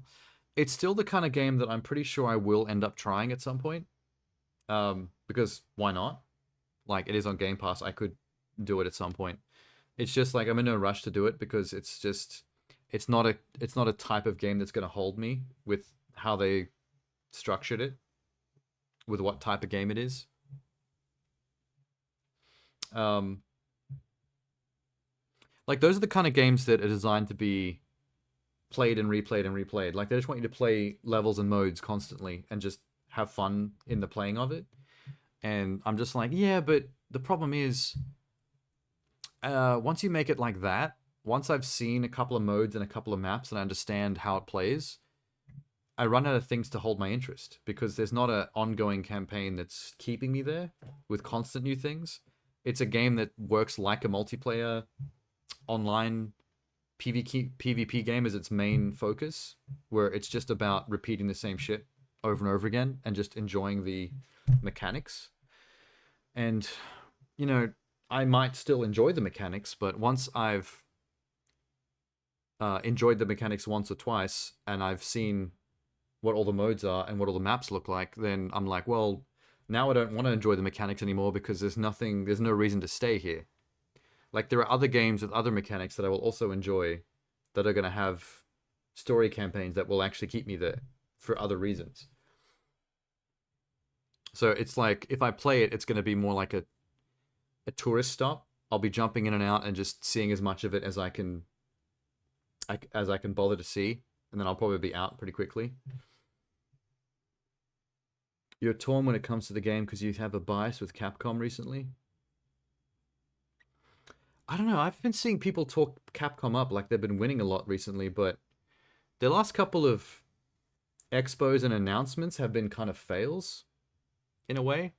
Like, remember the Summer Game Fest Expo where they basically did fuck all? And it's like, dude, the games that you're actually working on have been hitting, but somewhere in your marketing department, things are falling apart. No, I'm not just saying expos, I'm talking about marketing in general. Like, you know, the idea that you would make a Dragon's Dogma 2 should be a win, but then the way you market it or pitch it to us ends up being an L, and that just is confusing, because it's like, hey, I want to be positive about Dragon's Dogma 2, but now you've just given me the shits. And I kind of want to just say, fuck you, Dragon's Dogma 2, just to spite Capcom for being lazy.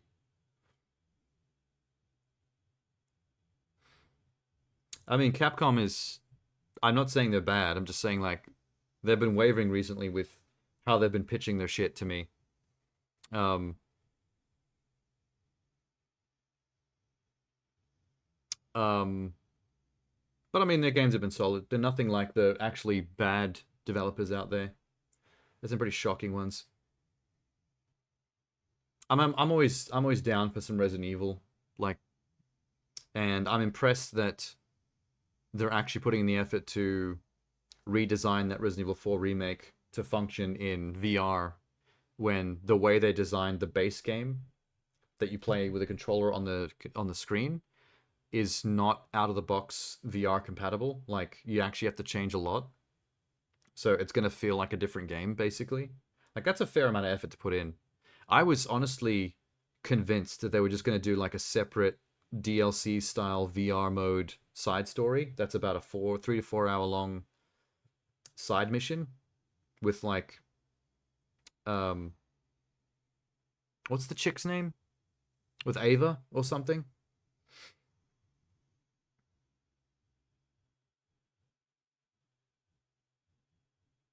You're annoyed at all the people trashing Dragon's Dogma because they won't have co-op?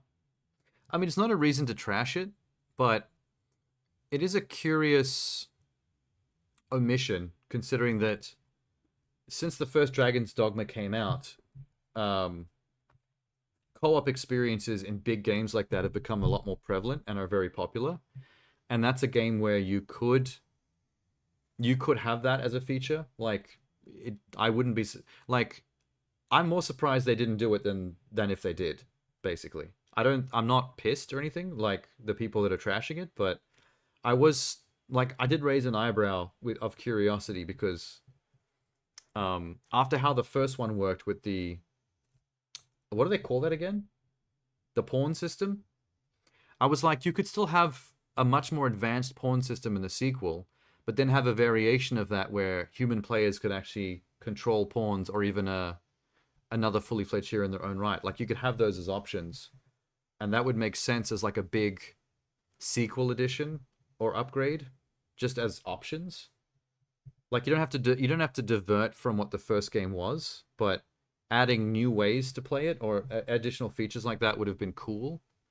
And it's like, if I could think of any feature that you could add to Dragon's Dogma 2, that would be the coolest thing that I can think of. It would probably be direct co-op.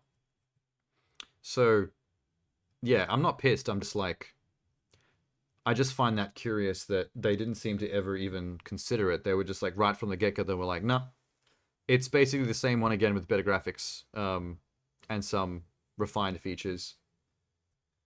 I've yet to see them show off anything. I mean, they haven't shown that much in terms of trailers yet, but they haven't really shown off anything like groundbreaking that changes the kind of Dragon's Dogma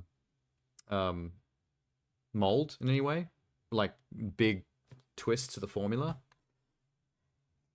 which is a shame because it's nice when sequels are like, oh, I recognize this is totally the vibe of the first one, but look at this huge twist they did to the game. Like, this is going to change everything. You know what I mean? Like, when you get to have a bit of both. Oh, wait. I missed a few of you. I was ranting so much I missed so many of your your posts. We begged for a sequel for so long and I think it's good enough. Oh yeah, that's a good way to put it. Like, it's definitely good enough. Like, if you simply make Dragon's Dogma again but better, that's always a good enough state for a sequel. I think it's just some people are such huge fans of a franchise, and Dragon's Dogma has like kind of reached that notoriety that, like, I guess people expect more because they crave more, because it is like a big deal to them, because the first game was so good, that the good enough thing can seem like a more of a negative than it would otherwise, if that makes sense. Why does Zelda and Starfield get a pass on being single player but Dragon's Dogma doesn't? But Zelda has done multiplayer many times, and I've played them. Not all of them, but like, Zelda's had so many games that they've diverted and done all kinds of different variations on the formula, including having multiplayer. Myself and 3 friends did like 4-player Zelda once with link cables. It was great. What's the point of having pawns if you could just have really good players and be better in every way? Well, that is the benefit. That's what I mean. Like, the pawn system is a great single player option, which is what was great about the first game. It's like, this game is no multiplayer at all, but here's a great option because you're stuck only in single player. You can basically have this facsimile of co-op with these AI-driven trainable pawns. But that's the thing. It was a clever facsimile replacement for what co-op would have been in a game like that, or has been in other games like that. So the thing is, it's like, it's already kind of a clever way to do co-op without co-op, that it's like, you could also just have co-op. Like, the superior way to play it would be with human players, because, like you said, they would be superior in every way because human brains are controlling them. But failing that, you could do the next best thing and do the pawn system. So the game would be better overall because you have all those options balanced with each other. It's the same with how Dark Souls works. Dark Souls are designed as a single-player experience, with a facsimile of co-op in the way that you see human players' ghosts, you see the messages of help they leave, and at certain designated points you could summon them in without any way to communicate with you. No dialogue, no text, no voice. To basically be like a pawn and help you fight a boss. So, like, Dark Souls is already doing it. They've got, like... Oh, and when there's no human players, you can summon one of those fake AI ghosts that's grey instead of red to help you fight the boss. That's essentially what Dragon's Dogma could be doing with the pawn system, but also having co-op as an option as well to control the pawns. I didn't even think of that till just now. Like, I feel like once you add co-op, people would want 4-player and then 16. Well, that's feature creep. Like, you don't have to go overboard. Like, co-op is a cool idea, but, like, if they added it and then people went like, oh, well, why not 16? At that point, it's like, you can just tell them to fuck off because you can't have everything.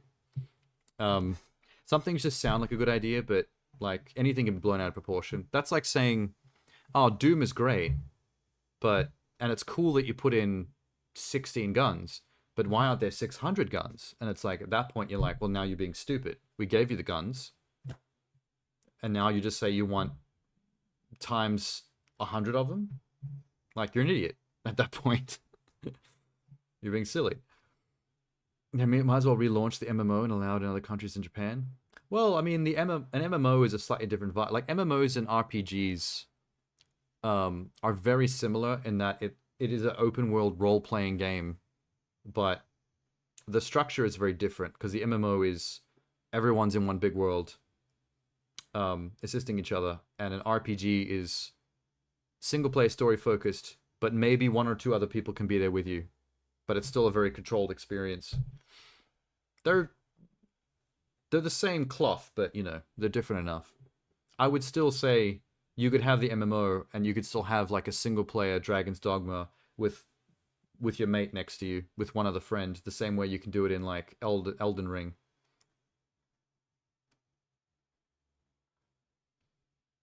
Like, you could, like, I'd argue that there are ways you could add co-op to a game like Breath of the Wild. I guess it depends on how they do it. I mean, who would it be? Zelda? Zelda's not captured in that, right? The other player could play Zelda, maybe, and tag along. That actually sounds cool. Especially in the sequel, where you can both build vehicles together. That would be rad. They spent 5 years on Tears, and that was single player. These things aren't all the same, though. Like Zelda doesn't surprise, like Breath of the Wild or Tears of the Kingdom, when it comes out and it doesn't have co-op or multiplayer, that doesn't surprise me or raise an eyebrow. Dragon's Dogma did slightly, because it was a game that already had a really cool fake co-op system, which makes you think like, how cool would this be if I could actually do this real co-op with my mate, just the two of us, and like me and my friend and maybe two other pawns would be rad. You can control one pawn, I can have the other pawn follow me. Like, I can see that, like, really elevating the experience. Whereas, I never had that thought about the Zelda games. Like, now that you brought it up, I can think of ways that would be cool, but it doesn't occur to me automatically as a thing that it feels like would be, like, an instant win. But Dragon's Dogma, I think, would. But like I said, like, I'm not arguing for they should have done it, or that it's shit that they didn't. Like, I'm not on the side of those people that are trashing it. I think it's fine. Like, they're just doing Dragon's Dogma. That's all good. Like, they can do what they want. They love their pawn system, and I guess they don't want to distract or they don't want to outshine it with any other new systems, like having actual co-op. But I think I would vastly prefer the experience of playing a Dragon's Dogma with a human player traveling next to me. I think that would be very cool. And I can think of other games where I've had that same thought in, but you know, it is what it is. Like, we can all make better games in our heads, like, all the time. And we do. There's a lot of games that I would call 9 out of 10 great games, but there's still this better game in my head where I've thought of, like, 2 changes and maybe 2 extra features that would have made it, like, OP. Would have made it a 10. Another issue with multiplayer co-op is, like, in Zelda, Dragon's Dogma has very prominent pause options for items and food. That's true. You're right. if you had another person there, you would have to have a no pause system where you'd have to. But the thing is, I like that. I really like because I'm a big fan of realism in games, even if it's things that fuck you over. So the idea that you'd have to make sure that you're safe before you start rummaging through your backpack, your inventory, otherwise you might get kicked in the face by a boar. I kind of dig that. Like it adds a certain kind of tension to a Dark Souls game where you can't just be standing in a graveyard and be like, I'm just going to go through my inventory. It's like you have to actually make sure you're good to like take your, eyes off the prize. So I wouldn't see that as a bad thing. But to your point, it would mean, and this is exactly what you said, it would mean changing a way a lot of things work, which is a lot of extra work. So they would have had to have known that we're going to have a co-op possibility from the very start before they even started developing. Otherwise, if people whinge about wanting co-op and they have to change it after the fact, then the game has to take an extra year to make because they have to change everything, which is not realistic.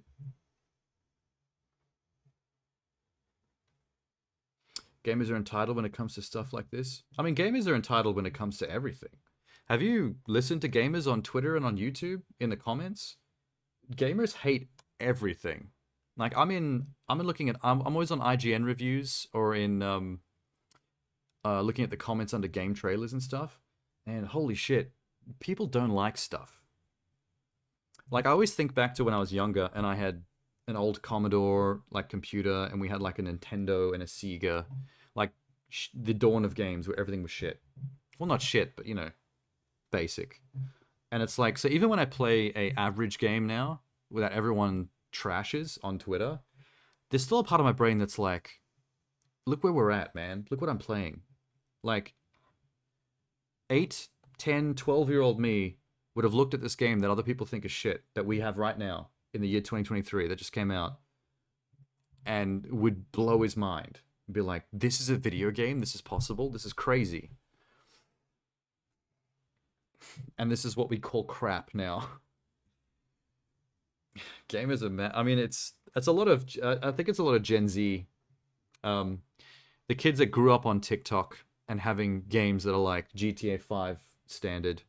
It's like everyone has these expectations that are just unrealistic. It's like they expect to be on holodecks already. Anything less is a piece of shit baby game.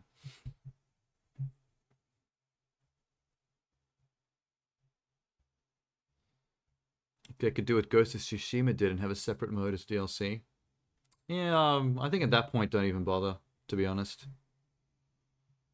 Just keep on keeping on. Just do Dragon's Dogma as is. If it's not going to be the whole experience, then it's like, oh well. Let it be what it's going to be.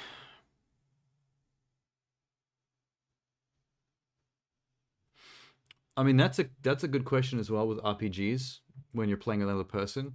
Like, are they just dropping in and controlling a pawn-like character that's doesn't have stakes in the game's story as the main character does? Like they're just a nobody that's just following along and doing, what you tell them? Or do they have their own character with their own progression and inventory? Like, that'd be a pretty big question to answer. I think I'd be fine with either. Just if I got a chance to play a game like that in co-op, I would take it any way they could give it to me. Because those are my favorite kind of games. Like, I don't like PvP multiplayer very much, so my favorite stuff is story-driven adventure, action-adventure, or RPG co-op stuff. So if you can throw me like a Skyrim, or a Dragon's Dogma, or a Kingdoms of Amalur Reckoning, even like whatever, if you can give me a game like that in co-op, like that's awesome. That's amazing. But like a lot of the time, the only chance we get of playing games like that in co-op is literally what you said, MMOs. Because at that point, everyone has their own progressions going on in a big open world. Which in a big RPG, like, the best chance you got is they're controlling a nobody NPC that just follows you. The second person's always, not having the same experience. Kingdoms of Amalur would be dope as co-op.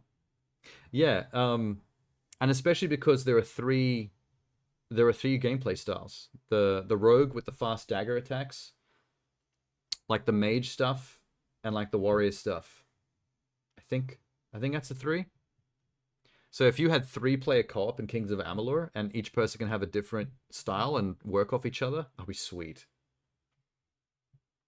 But that's the kind of thing that like I fantasize about when I see footage from a game like Dragon's Dogma, because you have all those classes like the archer, the warrior, and they're all teaming up to take down a griffin in different ways. Like one person's hanging off the griffin's feathers and riding it in the sky, and other people are shooting up at it.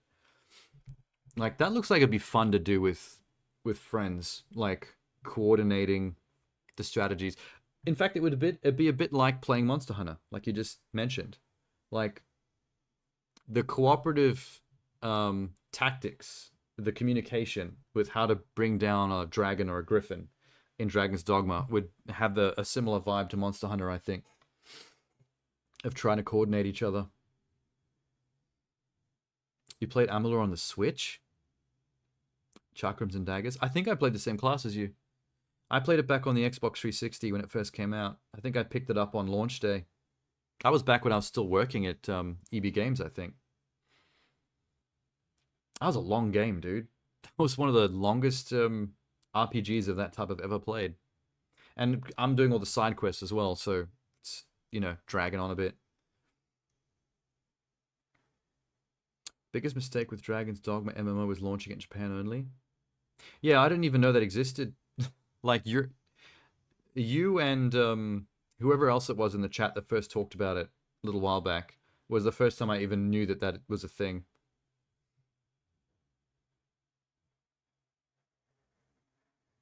And then launched as free to play. Yeah, they weren't putting many horses behind that one for some reason. But they probably weren't expecting the base Dragon's Dogma to become such a cult classic either. I bet that kind of took them by surprise.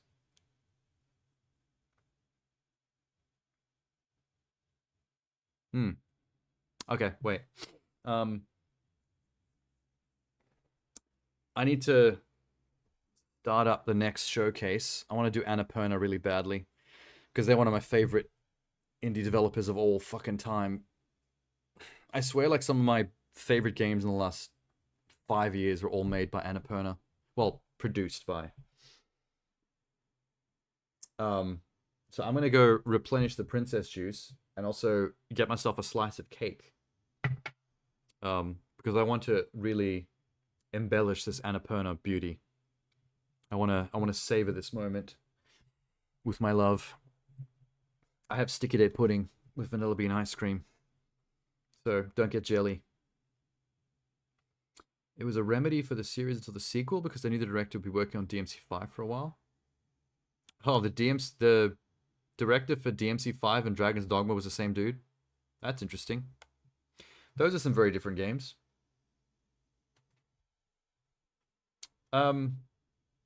Didn't Final Fantasy 16 didn't they bring him on board on that to like consult on the live action combat gameplay?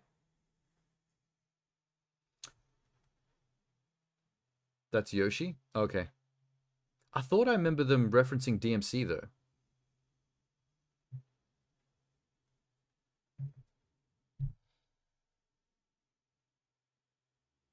I remember something I was reading made reference to DMC in relation to the design of the action gameplay in Final Fantasy. I might be right. Or I might not be.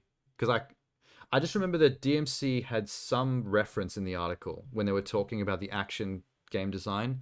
And my memory was thinking that what they were saying was they brought that guy on board to like consult in the action gameplay, but I might be misremembering that. We'll look it up later. Maybe it was DMT. There was also another... Oh, it was in a similar way to what I thought was going on with Final Fantasy 16. They apparently brought in ID on Starfield. You know, the creators of Doom, the developer of Doom. They brought them on to Starfield to consult in the first-person shooter gameplay. Like the movement, the feel of the guns and all that stuff. So it would feel legit and not like a janky Elder Scrolls engine fake shooter. Which is kind of like what Fallout used to feel like a little bit. Like, it wasn't terrible, but Fallout never felt like a real first-person shooter. It felt like an RPG pretending to be a first-person shooter that was making up for a bit of jank by having a VAT system. No, not Yoshi P for Starfield. ID. ID Software. As in Doom 2016 and Eternal. But also that would be badass. In fact, just combine all these developers and make one game. One super game. How about that? It'll be DMC, Final Fantasy, Starfield, Doom, Viva Pinata. My ultimate game. Wait, if it's my ultimate game, it also has to have the Outer Wilds in there. Because that's like my favorite game in the last fucking 10 years. Okay, I'm gonna go get my slice of cake and make another princess coffee. I'll be back in 5 minutes.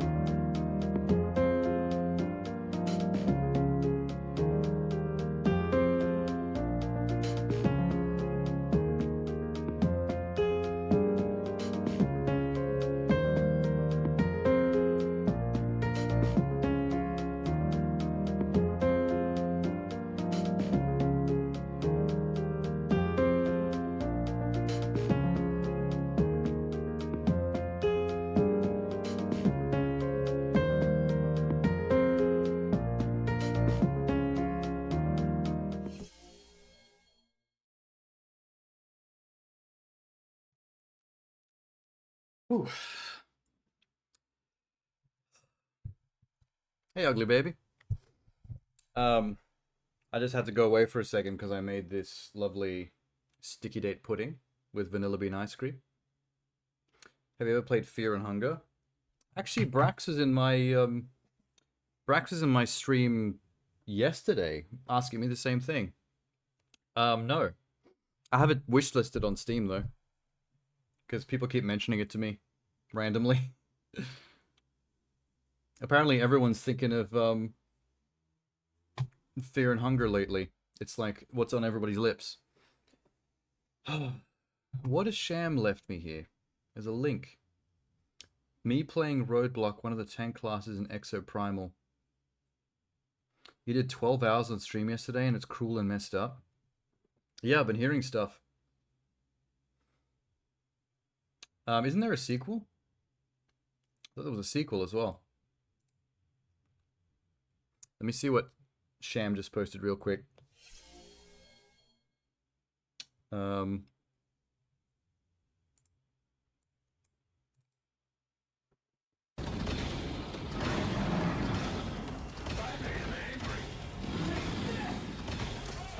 Oh, that's what Roadblock is.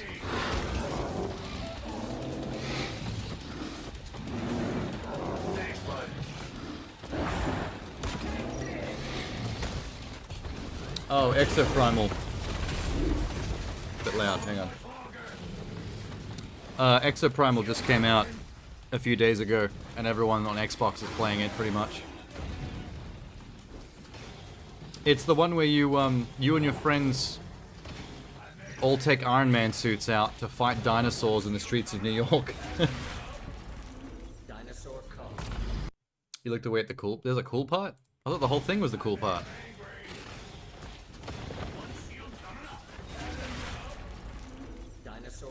Are you talking when you sucker punch the Triceratops right in the jaw? Oh, and it rams you.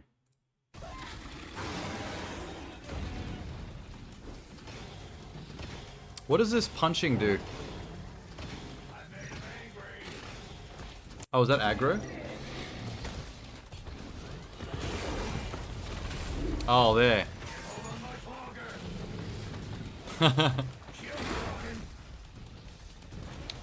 was like the dinosaur version of a beam struggle. So you're taunting it to pull aggro to you from your friends? Interesting. Did you see my sticky date pudding, Sham? Wait. I just cooked it in the microwave, so it's nice and warm, but it's now melting the ice cream, so I should probably eat it.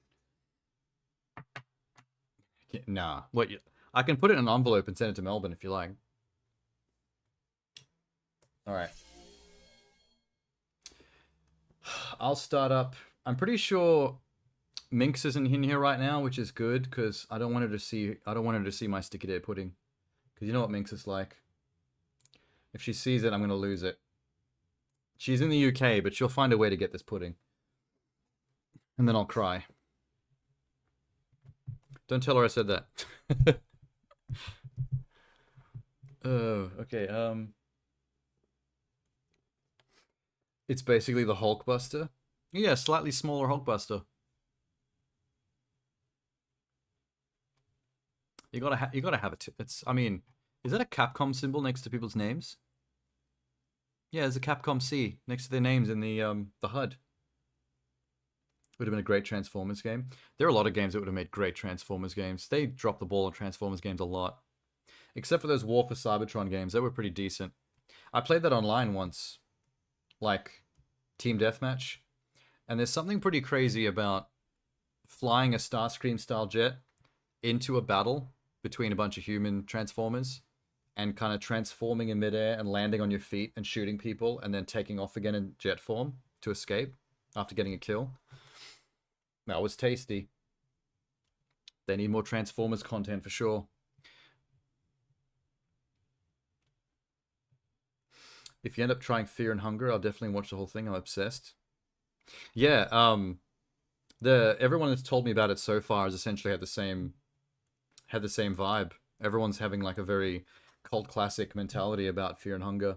Everyone's like so like into it right now. I do want to play it. That's why I wishlisted it, so I can keep an eye on it. Because I'm not sure when I'll be able to get it, but it's definitely on my my short list of things to look at when I can get around to it. All right. Let's get Annapurna going, because I'm really keen to see what they got. I love this developer, this publisher so much. I keep using the wrong words. Community is wonderful too. Have you noticed that the community for the most fucked up games are always the most wholesome? And the communities for the most normal mainstream games are the most fucked up? Isn't that funny? The people that you'd think would have to be psychopaths to like a certain game are all like really cool people.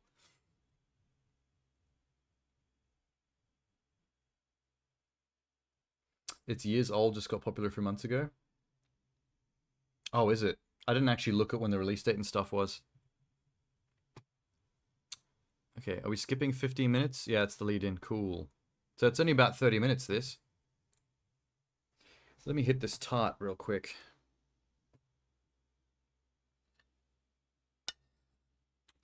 Oh, the art style of that game is interesting too. I looked at the pictures on Steam.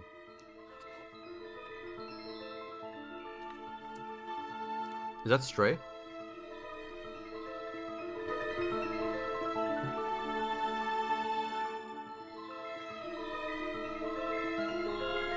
Oh my god, 12 minutes.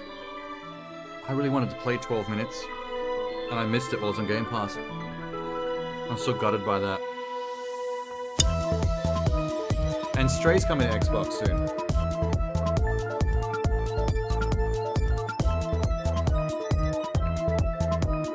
Like how there's YouTubers that talk and disturb film and TV shows, the most wholesome people. Yeah. Influenced by Berserk, Dark Souls, and Silent Hill. Holy shit. Now that's a selection.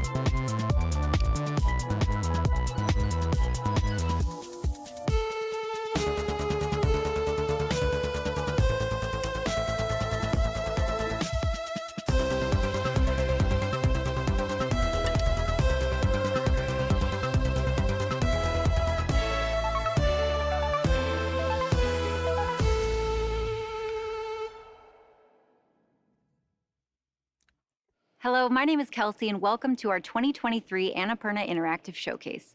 We are so excited to be here and even more thrilled to show you what we have in store for this year.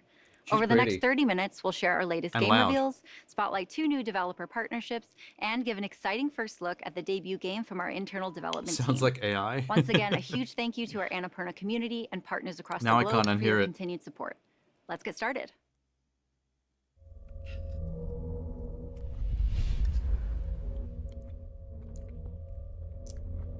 Laura Lee and the Laser Eyes.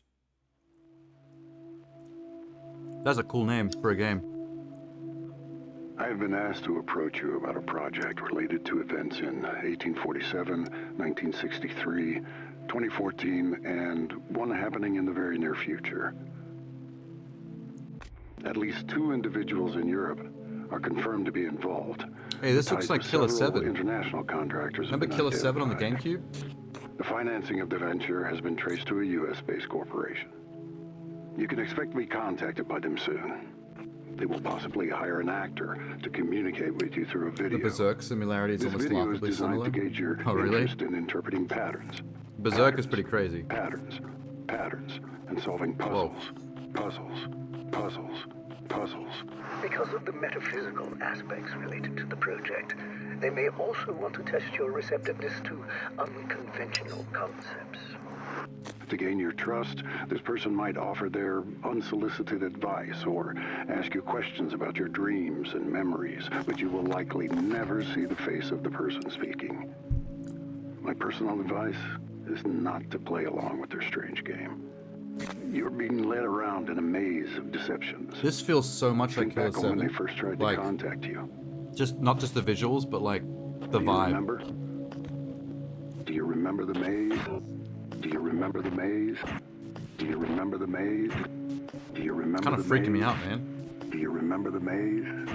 Do you This is starting to remember feel the like maze? Silent Hill Do you and remember the maze? Do you remember the maze? Do you remember the maze? Killer 7. What does Lorelei and the Laser Eyes mean? That's such a cool title. I have no idea what they mean by that. Proper? Well, that was cool. I don't know what we just watched, but that was cool. It said game update, but what exactly will be updated on just then? There was no update in that trailer at all.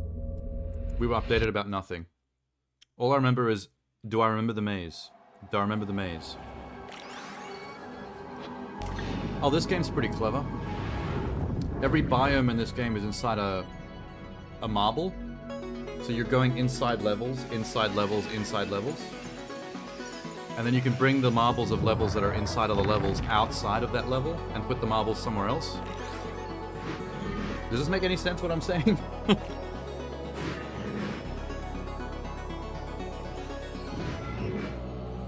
I think this is gonna be a mindfuck.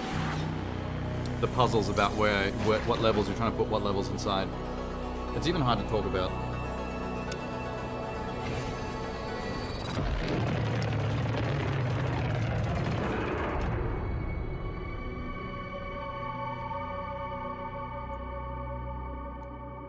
I think this game does have co-op.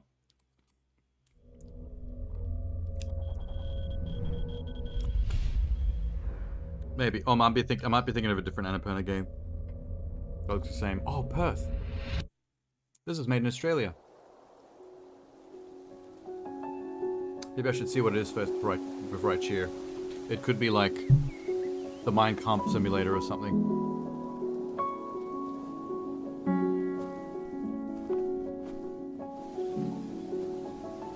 Is this a photorealistic graphics photography art game? Because the environments look amazing, and all I've seen him do is pick up a camera.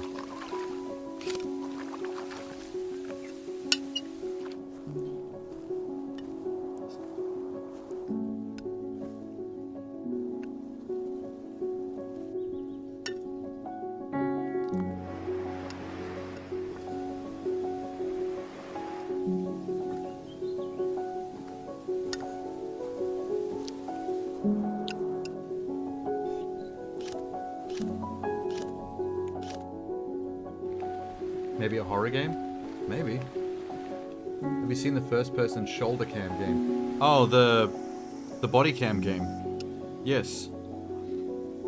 We actually watched that on stream at one point. The trailer for that.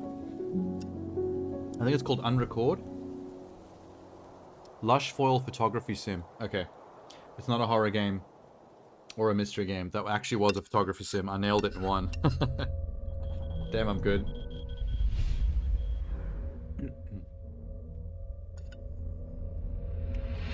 Yeah, they nailed the graphics in that body cam game. Like, that looks almost too real.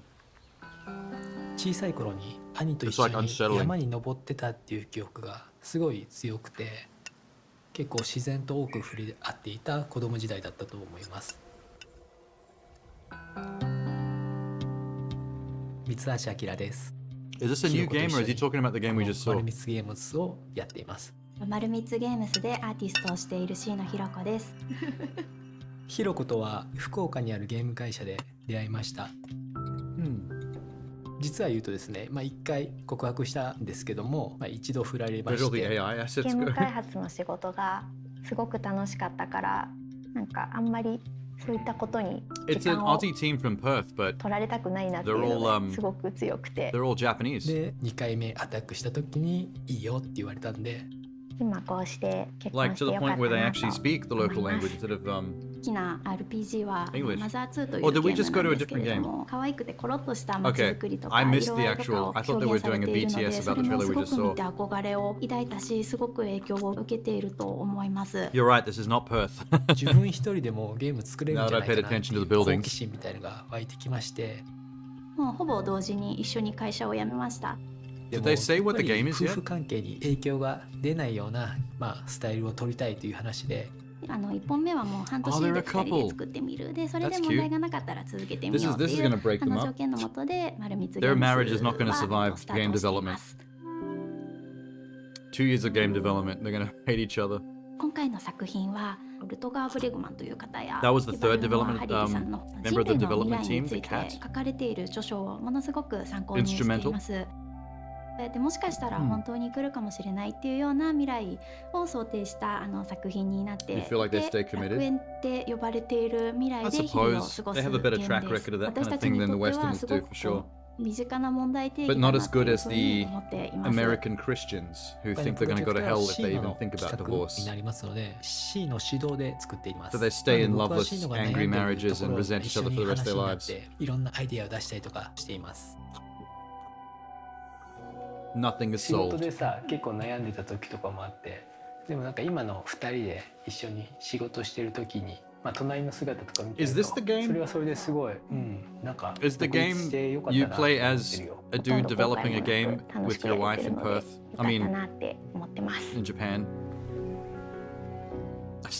Perth is still in my brain for some reason. Oh, we've left them. Okay, we never found out what the game was. We just found out that they have a happy marriage and they like going for walks by the river. Cool. Oh my god, what? We are the perfect shape. Is this Katamari Damacy? To a T. Oh my god, I know what this is. I've never seen this before.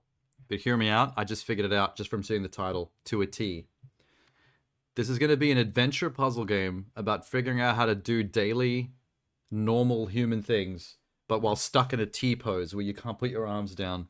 And it's going to be like a physics puzzle game. Mark my words.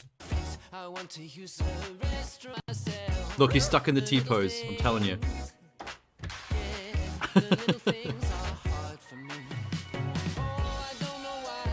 Isn't that a girl's school uniform? There's a giraffe shopkeeper, of course there is. Oh no. My mum caught my dog brushing my teeth for me because I'm stuck in a T pose.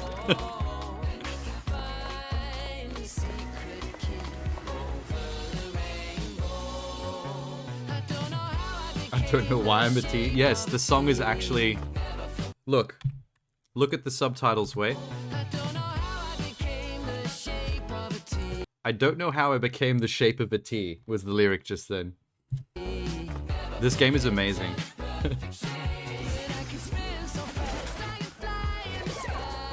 Doubtful? I think maybe you're lying about that one.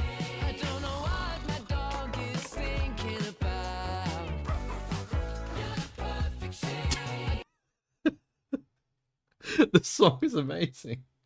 I don't know what my dog is thinking about. You're the perfect shape.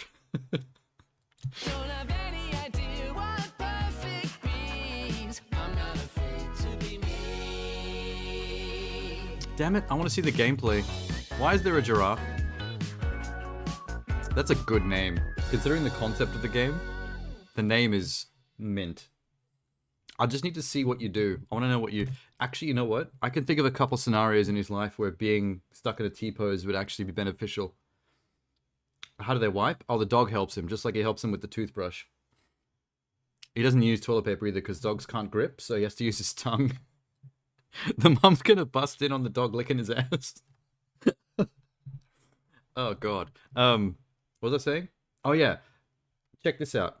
That kid should take up soccer, right? Every time that kid scores a goal, he's already in the T-pose to do a victory run around the pitch going, goal! Perfect. Also, imagine how many people are going to think he's coming in for a hug, and then it just never happens. It's going to be super awkward. Carrying groceries in one trip. Yeah, hang them on his arms like a washing line. See, if we tried to do that, it would be difficult because the tension on your arms would get painful on your muscles. But if you're stuck in the T-pose and you can't actually lower them even if you tried, problem solved.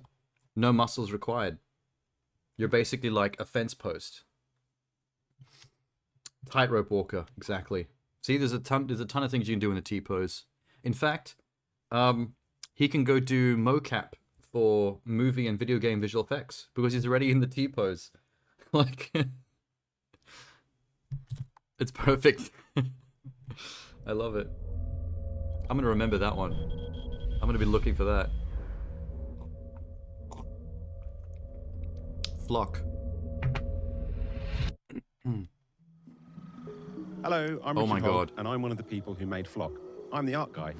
And I'm Pip War. This I is do adorable. the narrative design and some game design. So where are you, Pip? I'll do a call. Ah, there you Oh, are. I'm it's- coming over. Sham! It's Flock co-op. is a game about exploring a big wild place on the back of a bird. You find creatures, you charm them. Already a win. And join your flock. It's also Yeah, I'm a game feeling where this. you can This is just hang cute. out with your friends.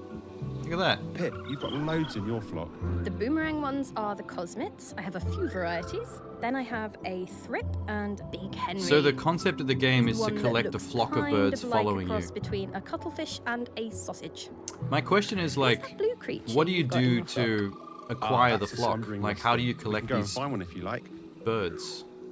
So we're taking Pip across the grasslands to find her a slumbering rustic for her flock. There's one in here. Can you hear it? It's I think snoring. the co-op gameplay, Over by this you probably don't pond really is a do anything for each I'll other have to except for move just slowly exist so I in the don't game spook together. it. Maybe we shouldn't wake it up, but I'm gonna charm it. To charm this rustic, Pip has to position herself at just the right distance from it. Ooh. Not too close or too far away. Aw. And her bird and the flock will sing to the creature to charm it. Aw. Look at that. I'm going Okay, to call her that's interesting. Cubzilla. Pip, Hey, check Brax out my is back. sheep. Look at them, little munchers. In flock, you have some flying Crazy sheep how to look mix after. worked on this you game. leave them to graze, they get woolly, and then you use the wool to make Yeah, clothes. it's a bird rizzing game. Did I tell That's you the I genre. made a sheep? I crocheted it. Oh my god, Brax, you missed the T-pose game. We just saw a trailer right before this for a game where you're a kid who's stuck in a T-pose with his arms sticking out. That's the game. Oh, I love it. Oh, you saw it? Good, Look, good, look, good, look, good. I found one of It's the important. fruit things. Oh, yeah. I'm going to charm one. Here we go. It's a sunset sprug. We didn't find it because it wasn't sunset last time. We were looking in broad daylight. So, I think the concept here is that I every love these different frogmouth glebes. every different breed of They just bird probably has a different scream in technique such a to pleasing rizzing way. it. I'm just going to use Brax's terminology. Can you see me over here? And yeah, I kind of have to figure out Look at that. what it requires to become I've got my friends. glow buddies with me. Kind of like Pokemon Snap. You remember in Pokemon forest Snap how you is had to figure beautiful out at this the time of trick day. to getting the good photos of the rarer Pokemon? I really like when you're skimming over the top of the fog and you're sort of going up and down like you're on the high seas. It kind of looks satisfying, not gonna lie. It's a cruising simulator. Seen these You just before? cruise. No? It's a mother and her little calf. They're singing. Yeah, we can hear Let's this thing. join in. This has been such a lovely day. Let's do it again soon. Flock, what will you find out there? It's funny how such a wholesome game has a name that sounds a bit like someone just said fuck if you overheard it in the distance. Like if you were talking to someone behind me and I wasn't paying attention and you quickly said flock, there's a part of my brain that would trigger of like, did you say fuck? That guy just told me to fuck off? Fucking out of your friends. Like, especially if you're in the UK or something where they have the accent as well and they're like, fuck. It's a new family. Let's separate the little one from its mother. Yeah, let's start like an animal shelter. Put all the birds in cages and sell them off for food. Ghost bike. Okay, I don't know what that is, but the name is sick. You can't say ghost bike to me and not make me think it's gonna be rad. There better be a ghost bike. There better not be like an artsy-fartsy name.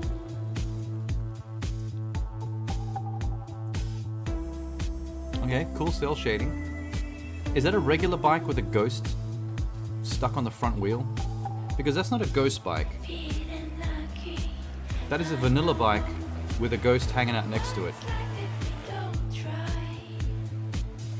Play as Casper in the Tour de France. Well, you're still a human, but for some reason you also have a ghost? Look at the ghost in the front of the bike. What the fuck? Wait. What's the concept? I'm not following. How does the ghost contribute to the cycling? He seems to be cycling at a normal speed in a normal race with normal human beings. Why is there a ghost on his front tire? What actually is it providing? The ride of your afterlife. What? What? Okay, nah, come on, man. That trailer didn't say shit. Ghost bike. Synopsis? The bicycle roadside memorial placed where a cyclist has been killed or severely injured. What? Oh no, that's not the game. That's what an actual ghost bike is. Ghost bike game.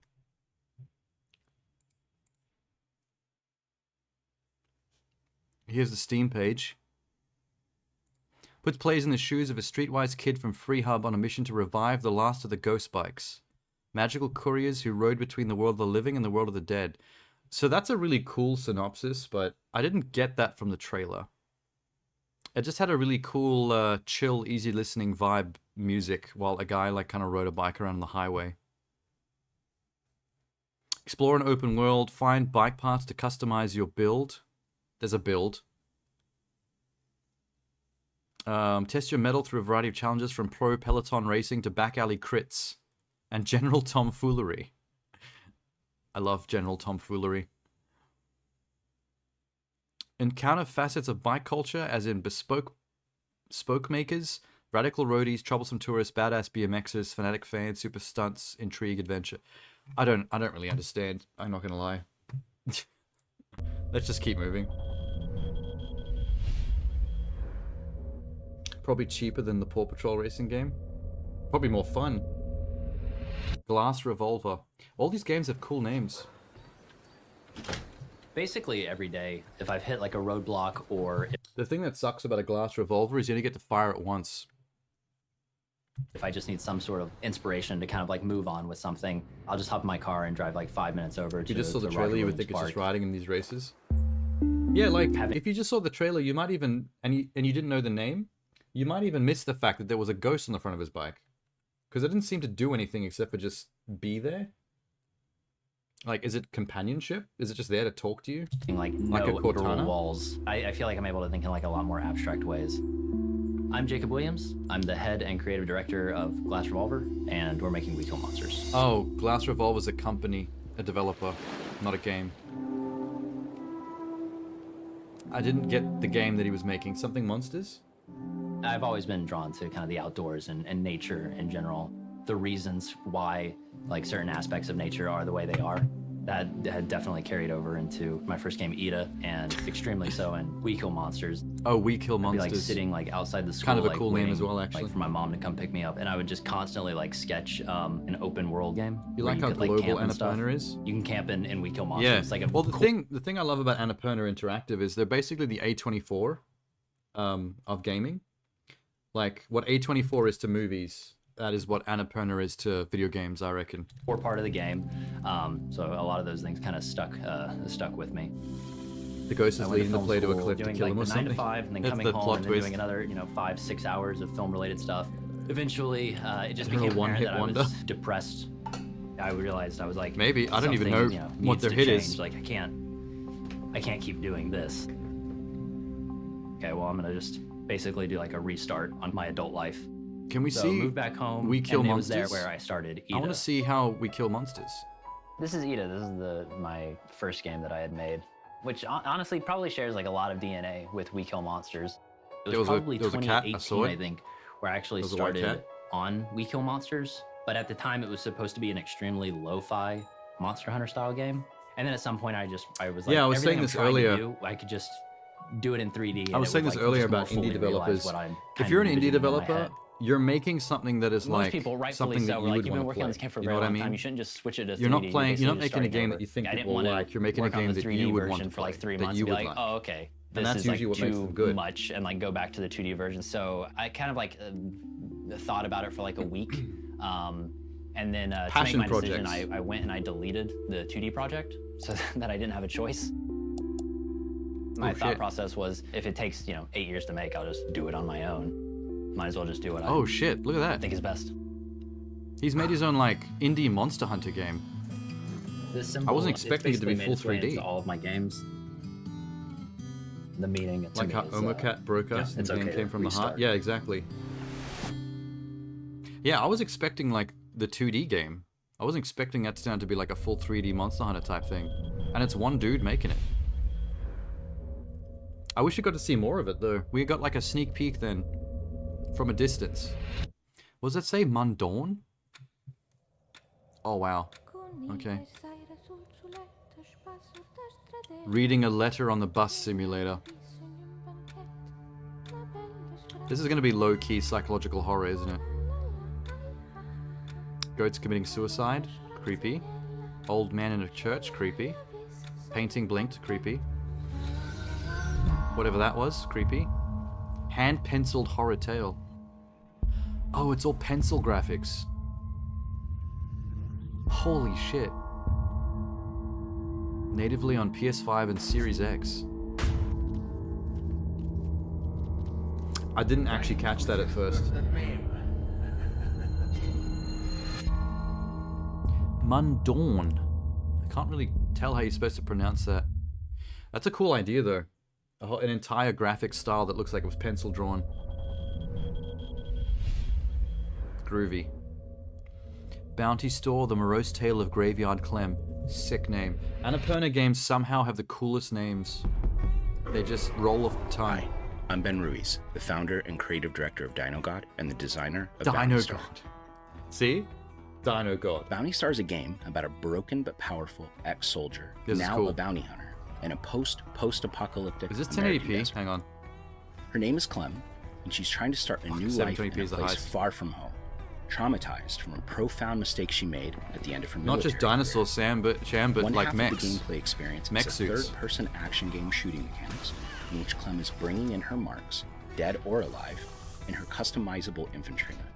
I like this. Throughout the experience, the players will obtain all kinds of exciting mech weaponry and utilities, and use them against increasingly bigger and badder foes. In the other half of the gameplay experience, the protagonist cleans up her life and develops her bounty hunting operation in the safety of her newly acquired home on the edge of the game world. This is my shit. A rundown pre-apocalypse gas station and tune-up shop with a lot Upgrading a home base is like one of my Player will favorite learn how to be an mechanics in effective video bounty games. hunter in the scarce and dangerous world in which Upgrading and self-sustaining customizing home life are bases and shit absolutely is vital. so good.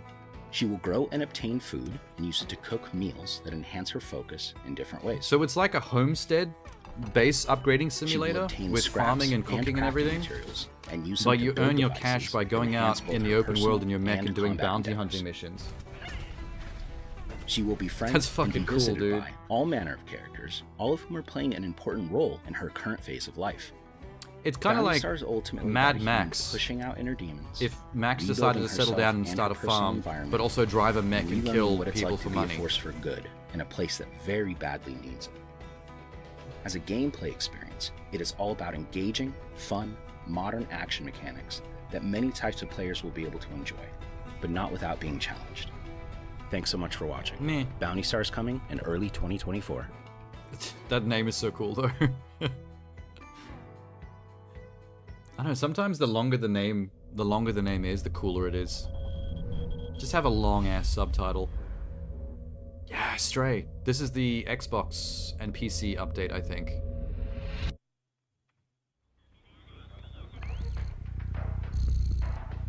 I really hope this comes to Game Pass.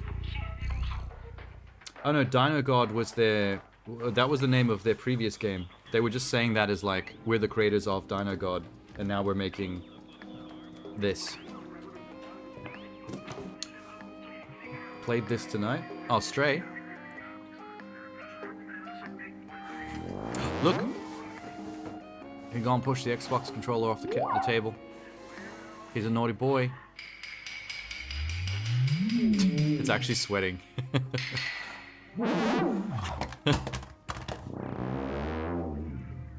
That's a really well-rendered Xbox controller. This is how you make a platform announcement.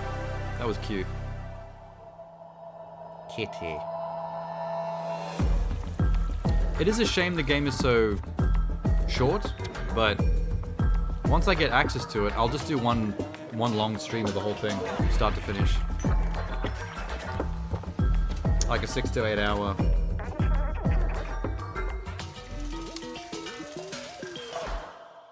The boy. Can we get more games like... Can we get more Stray? Can we get Stray 2 already? Can we get more games where you play a cat in different scenarios? Like, that's the Cyberpunk cat game, right? Can we get a cat game that's set in, like, medieval times? Or maybe set in, like, a fantasy realm like Lord of the Rings is? Still think it's a good idea to go home? Oh, no, that's not a trailer for the... It's a trailer for the Xbox release. The game has been out for a year on PlayStation, but it had a 1-year exclusivity deal, so they're just advertising that it's coming to Xbox, that's all. They all hate you, Jala. Can you blame them? This game looks cool as well. They advertised this last year. Dad, stop being so sensible. It's like a skateboarding, Timber Hills, dating our sim, hometown. rhythm music game. Full of gossiping aunties, parental that makes sense. expectations, and your past mistakes. It's like a Bollywood musical, if it was also a skateboarding game like Tony Hawk, and Hope you're also ready for some long-delayed emotional catharsis. a dating game. Because your exes are looking for revenge. Look how crazy this game Or is. maybe a date. Are we flirting or are we fighting? Why not? This feels like this was made by Suda51 teamed up with like So James Gunn or something, powerful. or Edgar Wright. What the hell's happening? That guy just licked the other guy's nipple. So, I have to make up with my first love, find out what's going on with the creepy skate cult run See this Tony Hawk skateboarding win shit. my mother's approval, And cooking. and track down Sorry, my I forgot about sister the who's cooking. avoiding me, all before the most dangerous battle of all. My mother is coming to Timber Hills. Oh, and there's battle scenes that are like The women in turn-based your Final family, Fantasy they're all RPG terrifying. Tactical fights. Jesus Christ. I'm doomed. Granny is horrifying. Battle your exes, disappoint your My friends. advice to you, Jala, die young. That's some creative ass shit right there. November 2nd, yay! Acceptable effort. Oh my god, the dog can skateboard as well? Okay. See, I like stuff that are like insanely creative like that, to the point of being almost insane. Just, I say take the stops off. Just make your games as weird as possible. It's always very entertaining. Welcome back. Like the people who make Katamari Damacy are so good at that. Just making pure absurdity. Our next chapter brings a but making free it fun. update with all new content.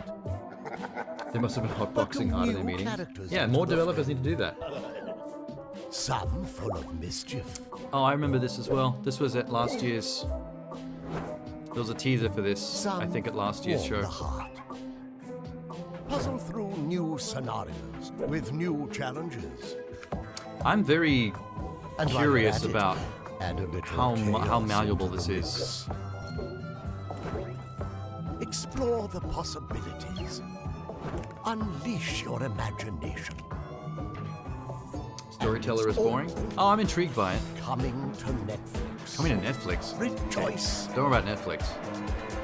I like the idea of Storyteller. Our creating all-new update storybook is panels, coming but putting the September objects and the people in any spots you want, and then it playing out in different ways depending on who you put where and in what role, and what objects you give them. And you're basically just experimenting with the story structure to try to get it to do what you want it to do, like a puzzle game. It's intriguing. Like, I'm curious of like how deep that gets. Hey everyone, my name is Chelsea Hash, and I've worked alongside Annapurna for a long time. Hi, Chelsea. Starting with What Remains of Edith Finch and later Solar Ash, and now as director of Annapurna's first internally developed I game. wear an actual bike Over the chain as a past year, necklace. we've put together It's a called wonderful group of Fashion people Bitch. and have been collaborating on an exciting new project. I never imagined I'd have a chance to make a game set in Storyteller would this be good if iconic it had co-op. universe. Oh, it would And be there's so absolute much more we wanna nightmare. tell Can you you. imagine just But for into now, like we're thrilled to share overriding this into those announcement trailer. choices? Take a You'd look. never get anywhere.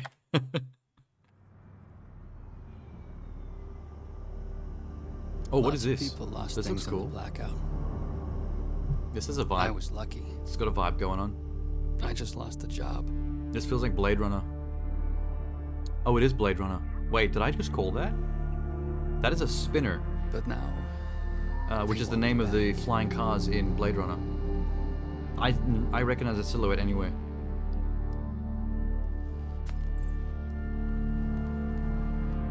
'80s lo-fi tech. That's Blade Runner.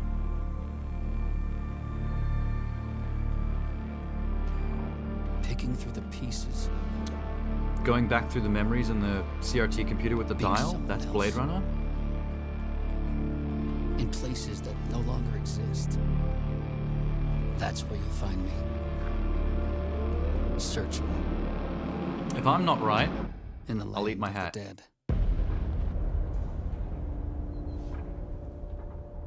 He's a good boy. He's not a creepy boy at all. Oh, I got it. I nailed it. This is Sword Sprinter? No, this is Blade Runner 2033 Labyrinth. I don't know what this is, but this must be a reveal because I've never heard of this before. Coming to PC and console. I wonder how you play Thanks that. They again didn't for show any tuning in to gameplay. watch this year's Annapurna Interactive Showcase. We hope you enjoyed a glimpse of what's in store. I don't even have a See hat you all next sham. year. That was a trick. That was a trick suggestion. Are they done already? Oh, that's too bad.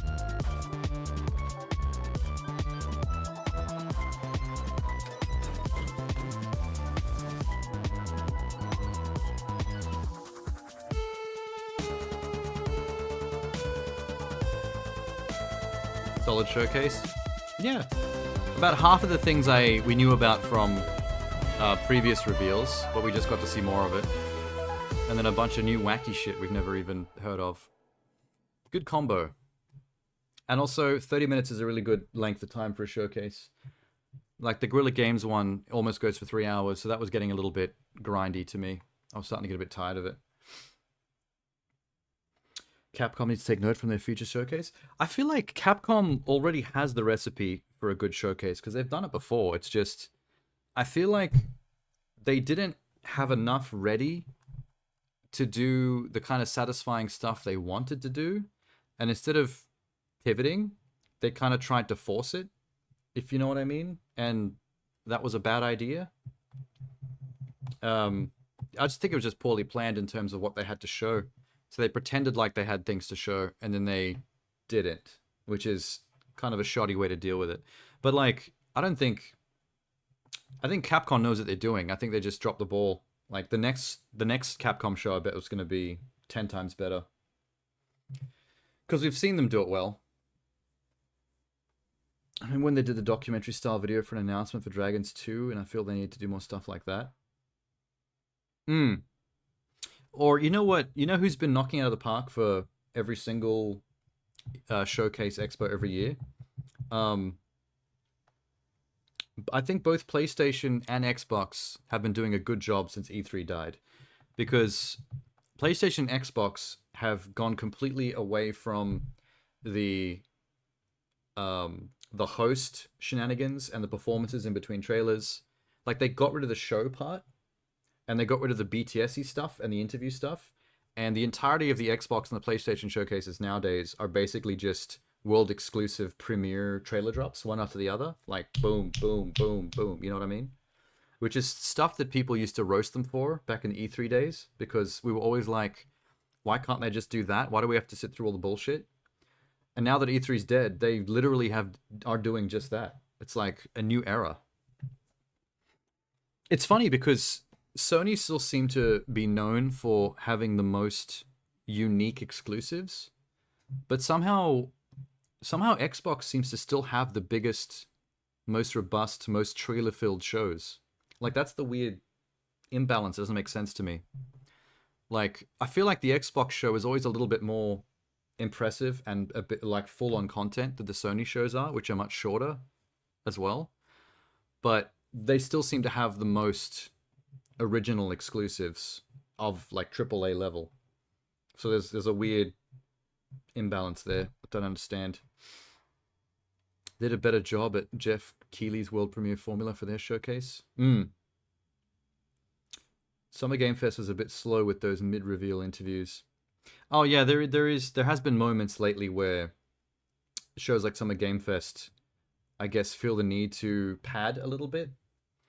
Which is unfortunate when they feel the need to do that. But I think the problem is, every year we do this, more publishers are choosing to do their own expos, their own showcases.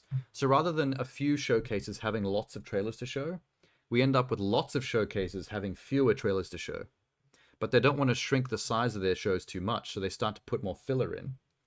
So we don't need more shows. Like, I don't need to watch Nintendo's show, PlayStation show, Xbox's show, Capcom show, Konami show, Sega show, fucking Devolver's show, Annapurna's show, GuerrillaCollective show, everybody else. Like, if every single publisher has their own show, like, that's just fucking exhausting, man. Because, like, when they're all crammed into one show, we're smashing through the good shit. When they're all spread out into their own shows, we're putting filler in to space out the trailers so it doesn't feel like they have fuck all the show. Which is annoying. Like, do you remember Devolver Digital do hilarious expos? Like, the Devolver Digital Showcase is one of the better ones just for creativity, because they always do this weird 30 to 40 minute insane, like, story-driven, crazy sci-fi horror fictional thing where, like, this AI is taking over their company and it's eating people and spewing out all this meat on the walls and stuff. Like, all this weird shit happens, and somewhere in between we see the occasional trailer. But if you take out all the cool shit that they're doing with the format, they've only got 4 trailers. Like, this year's Devolver show, there was 4 trailers in the entirety of that half-an-hour showcase. It's just the only reason they get away with it is because they make an entire short film out of their showcase that is incredibly surreal, like watching a European black comedy.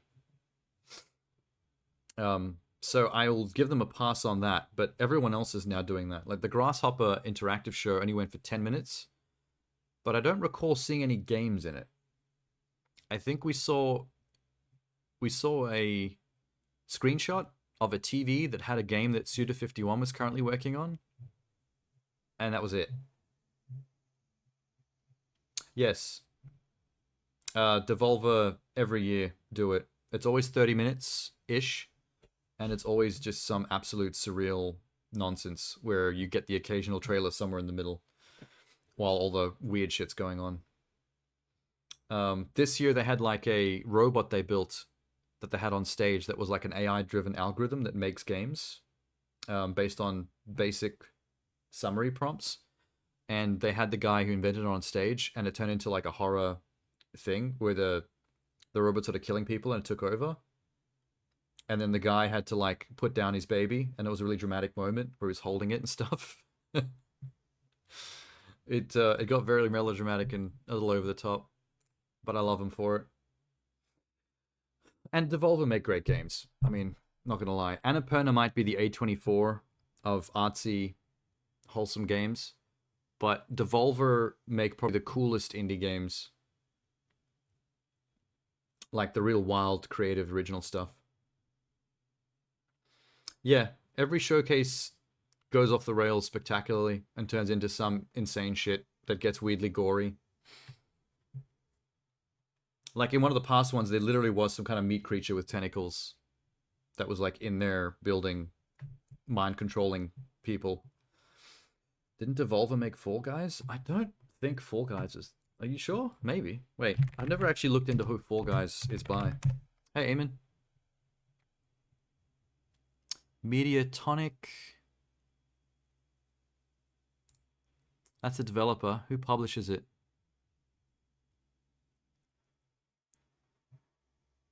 Oh, nope, there we go. It was made by Mediatonic, but it's published by Devolver and Epic Games.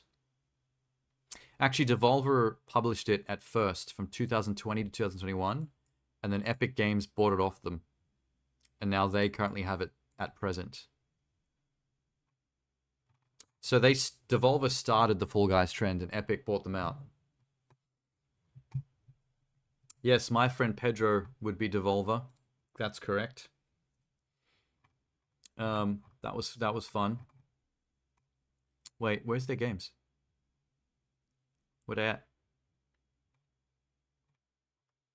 How is in? Oh, there they are. Wait. The Serious Sam games, Hotline Miami, Duke Nukem Megaton Edition, Shadow Warrior, Viscera Cleanup Detail, Cosmic DJ, Ollie Ollie, Expender Bros. Oh, Broforce. I've got Broforce. Fucking awesome game. Not a Hero, Titan Souls. Oh, that's the game I was thinking of earlier tonight that I couldn't remember. The pixel animated Shadow of the Colossus style game where you do nothing but fight bosses.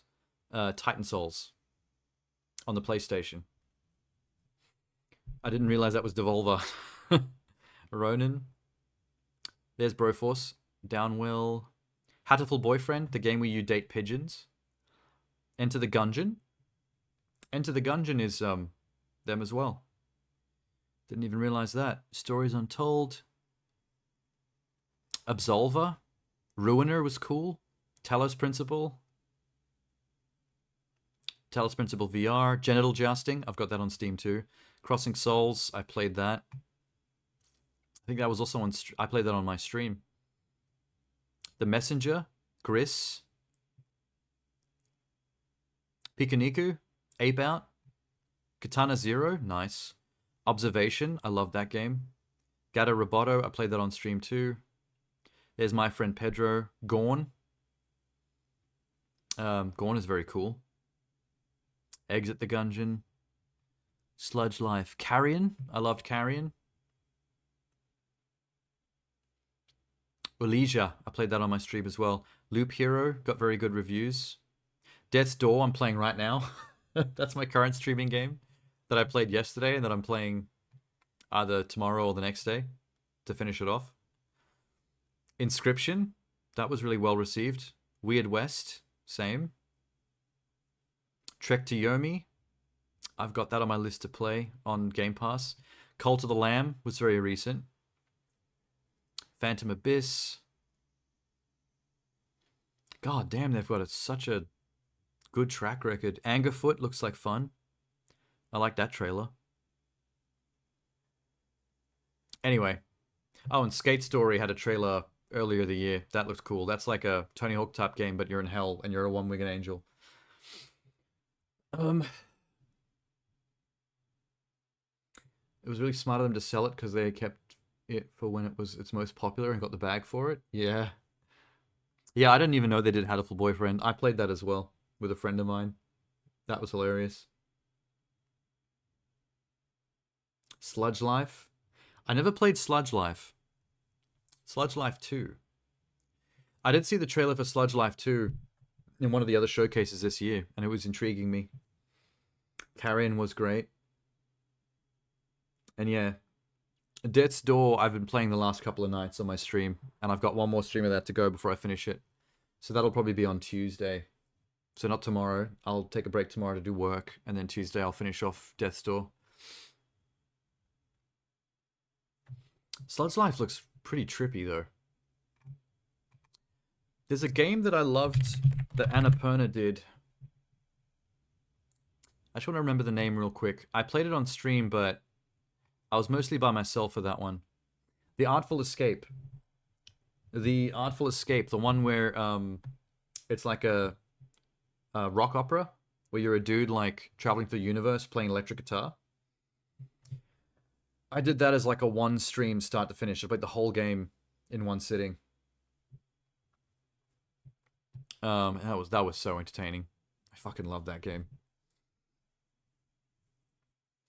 You may have hit affiliate tonight.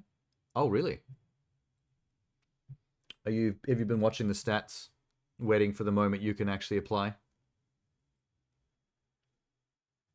I almost missed it. When I hit the stats, I think I got some kind of message or an email letting me know, and I was like, oh, thank God, because I wasn't checking my stats lately. And then it didn't take long for them to, after you apply, for it actually to go through. Although, the funny thing about becoming affiliate is that nothing really changes. It's exciting to get there. But then you just keep streaming, and it's kind of the same old business. It's not like there's any kind of huge... it's not like you've suddenly made it, and like your entire life is different, and streaming is all like, whoa, man. It's like, the next time you stream, it'll just be like the same. Except now there's the ability to, do the subs and stuff. Oh yeah, subs and channel points and bits, and those all become options, but for small streamers that only just became affiliate, which I still am, like, it's fairly few and far between when bits and subs happen anyway, because, there's not enough people coming and going for that to be, like, substantial. But it's still fun. It's always appreciated. You gotta enjoy it. Okay. LimitedRun saves E3. LimitedRun is the company that makes fancy limited edition versions of games that are like old. They take retro games and they make really cool limited edition like physical collectors things of them. So I always like to see the kind of stuff that they show off in these shows. Even if I don't have the money to buy this kind of stuff, it's really cool to see it.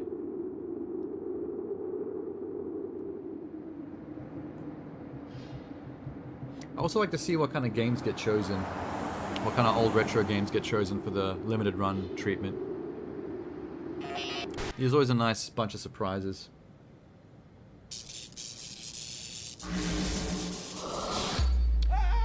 Oh, they're doing like a Devolver Digital. They're putting like a little story into their showcase. I did it. 1995. Sega Saturn is not only here now. Oh shit. That was 1995? $299. This is a photo of the LA Convention Center in June 2023. If we play our cards right, we'll see E3 2023. Look at those fake green screen people in the back. It's time to say that one lady's CG. The Electronic Entertainment one Expo. on the purple top. Ladies and gentlemen, welcome to the Limited Run Games 1995 E3 press conference. Oh yeah. Hello, welcome. How are you all? I'm with Limited Run Games. I know you all don't know who we are, but this is our 1995 E3 press conference. In the year 2023, E3 no longer exists. I know that's hard to believe, but we've traveled back in time to show you the future of I kind of do miss E3 to though. keep the spirit of E3 alive. E3's been around for like most save of my E3 for generations like to life. come. It's weird that it's gone. So without further ado, ready your whips for our first announcement. Ready your whips. Oh, dude. Castlevania? I wasn't expecting something with that level of clout. Circle of the Moon? I'm actually shocked Nintendo let them do this. Yeah, when I was younger, I really wanted to go to E3 someday as well, but now that's never going to happen. Harmony of Dissonance, classic.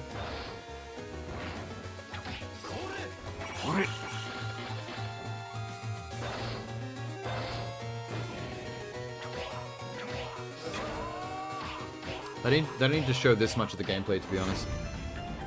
Aria of Sorrow.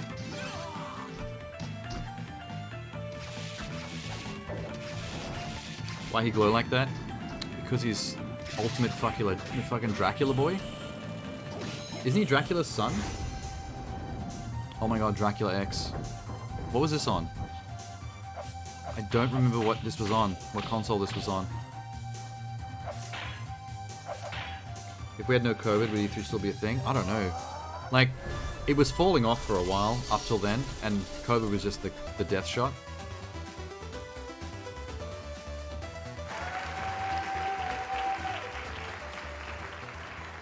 Amazing. Well, that's the interesting. Future of Castlevania.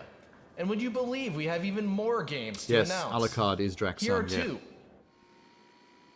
You're right. Because it's Dracula spelled backwards. What? Wait, Rise of the Triad? When I was a little kid, I played this at a friend's house on his dad's computer. Rise of the Triad was a shooter that was out there like the same time Doom.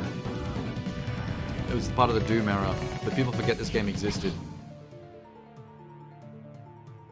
Cool. Ludicrous HD. Mystical head. Oh. What? Waifus? Toho? Oh shit. It's a Toho collection.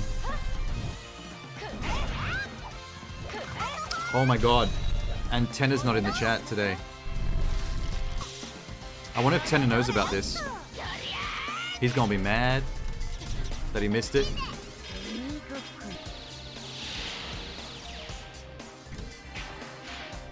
I think Ten is in the Discord. I'm gonna have to send him a Discord message and let him know if he knows about this.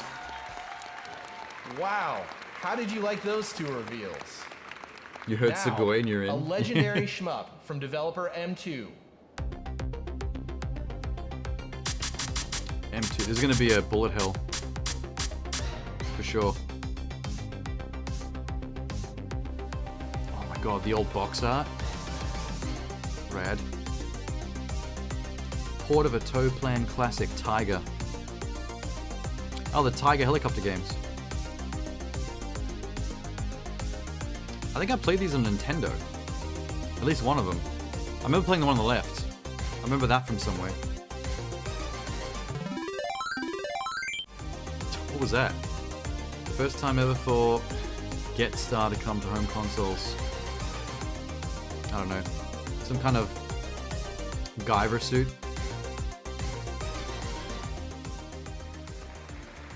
I think all these games are co-op, technically.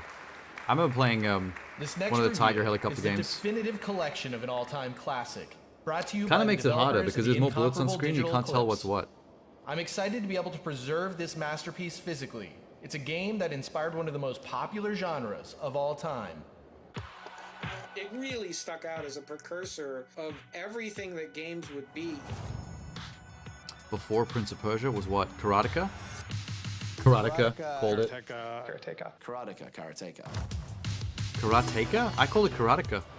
All my friends called it Karateka back in the day. It was the most movie-like experience I'd ever had in a I didn't know Karateka was before Prince of Persia though. That's surprising. I didn't know who Jordan Mechner was, but I wanted to be like Jordan Mechner. I was in college. We came home on vacation with this new project. Needs more that was syllables. starting. Needs more consonants. And we were taking karate lessons. Karateka. The characters were not little sets of pixels. They, in fact, were fully formed individuals. They had personalities. This game was hard when you were a kid, though. It's very difficult as a child to wrap your head around how to play this game. The aesthetic and the motion was really unusual for the time.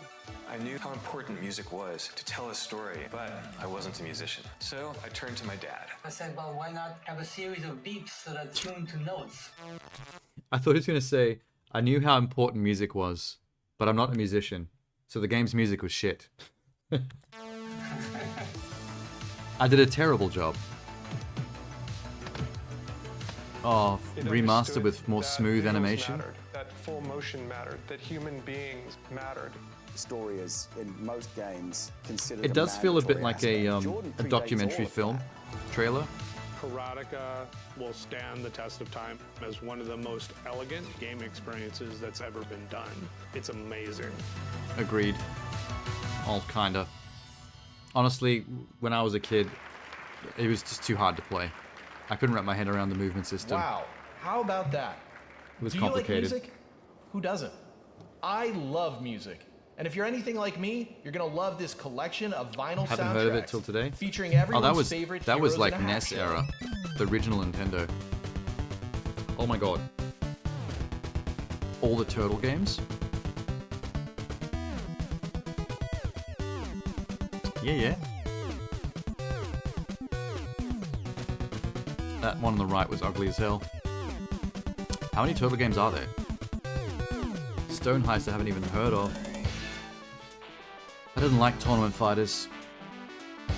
And the soundtrack on a vinyl. And cassette tape.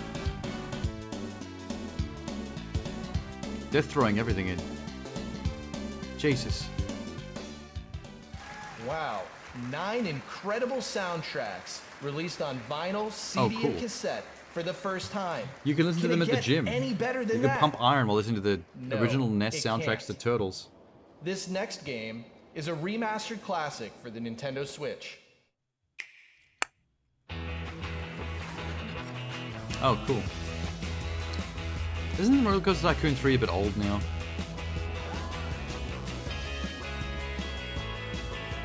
I was a teenager when I played this demo on my PC.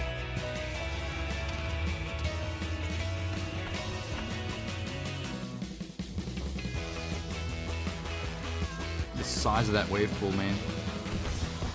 Yeah, when you zoom in, the textures are fucked. This Those next are early announcement is only 2000s a textures. tease, and I'm sorry for that. but we're happy to announce that we're collaborating with The Mix to work on 2 all-new retro games based on 2 of the most popular cartoons from the 90s. Ooh. Which ones? Well, I Darkwing can't tell Duck. you that today. You're gonna have to wait to find out more information. Aw. But all of you here in 1995 will be very familiar with these shows. Gargoyles? So stay tuned for more information. I'm gonna go And we Darkwing Duck still and have Gargoyles. more exciting games to reveal. Pull on your designer jeans and get ready to battle some fallen angels. Huh? Crim? The hell is this? El Shaddai. Whoa. This was GameCube, right? Or PS2? They need to release the Switch Pro. Yeah, it needs a bit more power. I never played this, but I remember it on the shelves of the game store.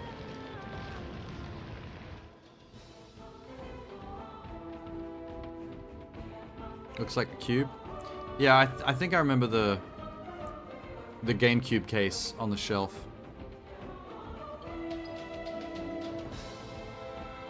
It was right next to Bait and Katos. Is this game Crim safe? It is not. Because I'm gonna play it.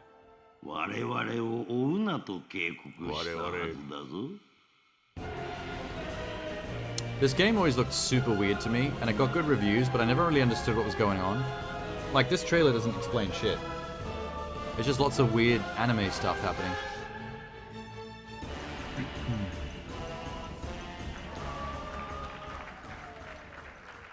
Wow, incredible. Let's take a look at this next announcement, which is a spin-off of a popular release that we did a couple years ago. Aether. It's gonna be pixel graphics. Oh my god, yes. DuckTales? No. Dungeons. What? Okay, I don't know what this is. This doesn't ring a bell.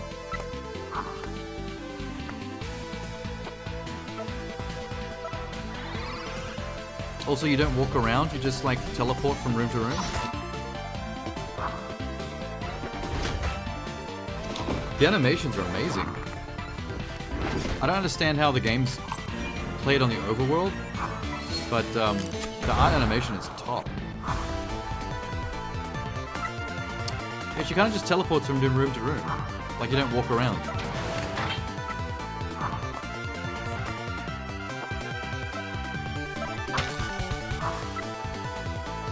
The soundtrack slaps too. Check out Slade.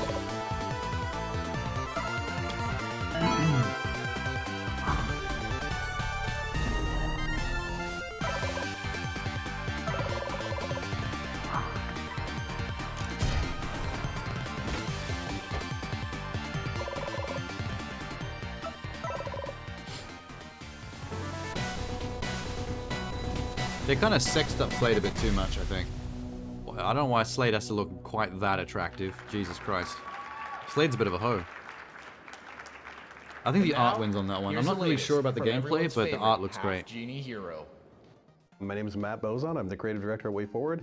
I'm the director of the Shantae video game series. Hey, Shantae. And that's what I do. You want me to do that again? How many Shantaes are there now? There's like 4 or 5 of these games, right? We went from Shantae Game Boy Color to Shantae Advance is... 2 of them were on Game Pass at one point and I missed them. But had not shipped yet. So we were already working on Shantae Advance for quite some time at this point. Matt Bozo. Shantae, the original, was very well reviewed. Sales were not good. So when we're taking the Game Boy Advance demo, which was about an hour and a half long, we'd start taking that to places. We go, well, here we go. And they go, how was the sales data for, how did Shantae the original do? We go, oh, not well at all. Do you want the new game? So it was a tough market. It was really Shantae's kind of hot. And it was all retail driven. So there'd be too many creative compromises to either get it on a tiny I need to say that cartridge because she's actually hot. Maybe a cartridge where you couldn't save your progress. We just didn't want a less ambitious Shantae game. We wanted it to be the game that we wanted to make. So for those reasons, we just shut it down and archived all the files and put it away.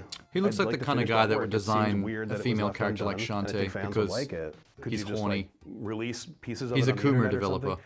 Never wanted to do it because I'm like, maybe someday we'll have Shantae's a chance. Well, we got our Inferno. chance now. Her traveling to the 9 rings of hell.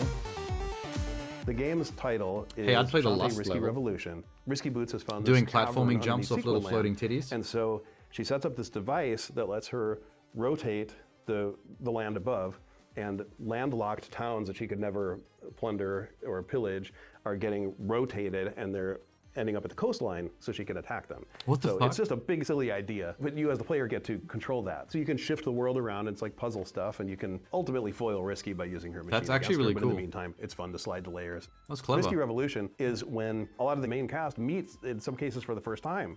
So we went straight into Shantae Risky's Revenge, where everyone just somehow knows everybody. There's an entire missing chapter of their lives that was never touched on.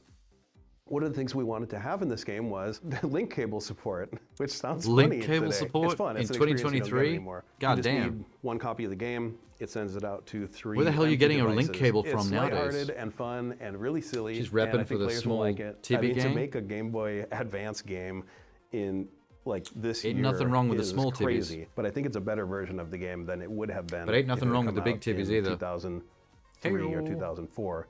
There's no way this game was coming back without limited run. I mean, this is the only way that this game would ever get into players' hands. To play an actual final, manufactured version in a box is going to be super cool, and so I can't wait for that. Sweet. Risky Revolution.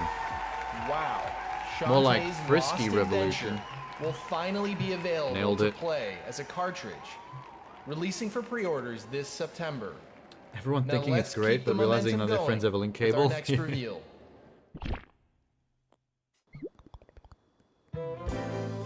Oh, this is already out. This is on Game Pass right now.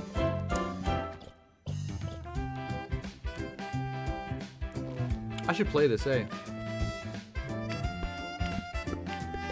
I'm not sure what you're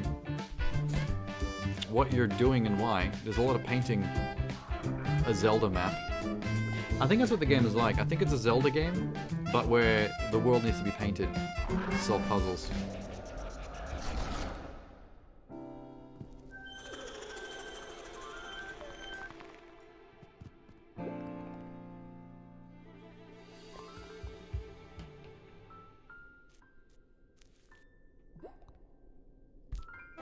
Play it too.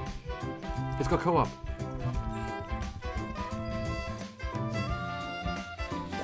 A coloring game? That's dope. I need to play the fuck out of this. Well, coloring by itself, meh. But a Zelda game where all the mechanics are about coloring the world, that's cool. I want to do that. I wonder if this would be better to play with a mouse and keyboard or with a controller. Because games like this usually you want a controller, but if I can mouse control that paintbrush, that might be better.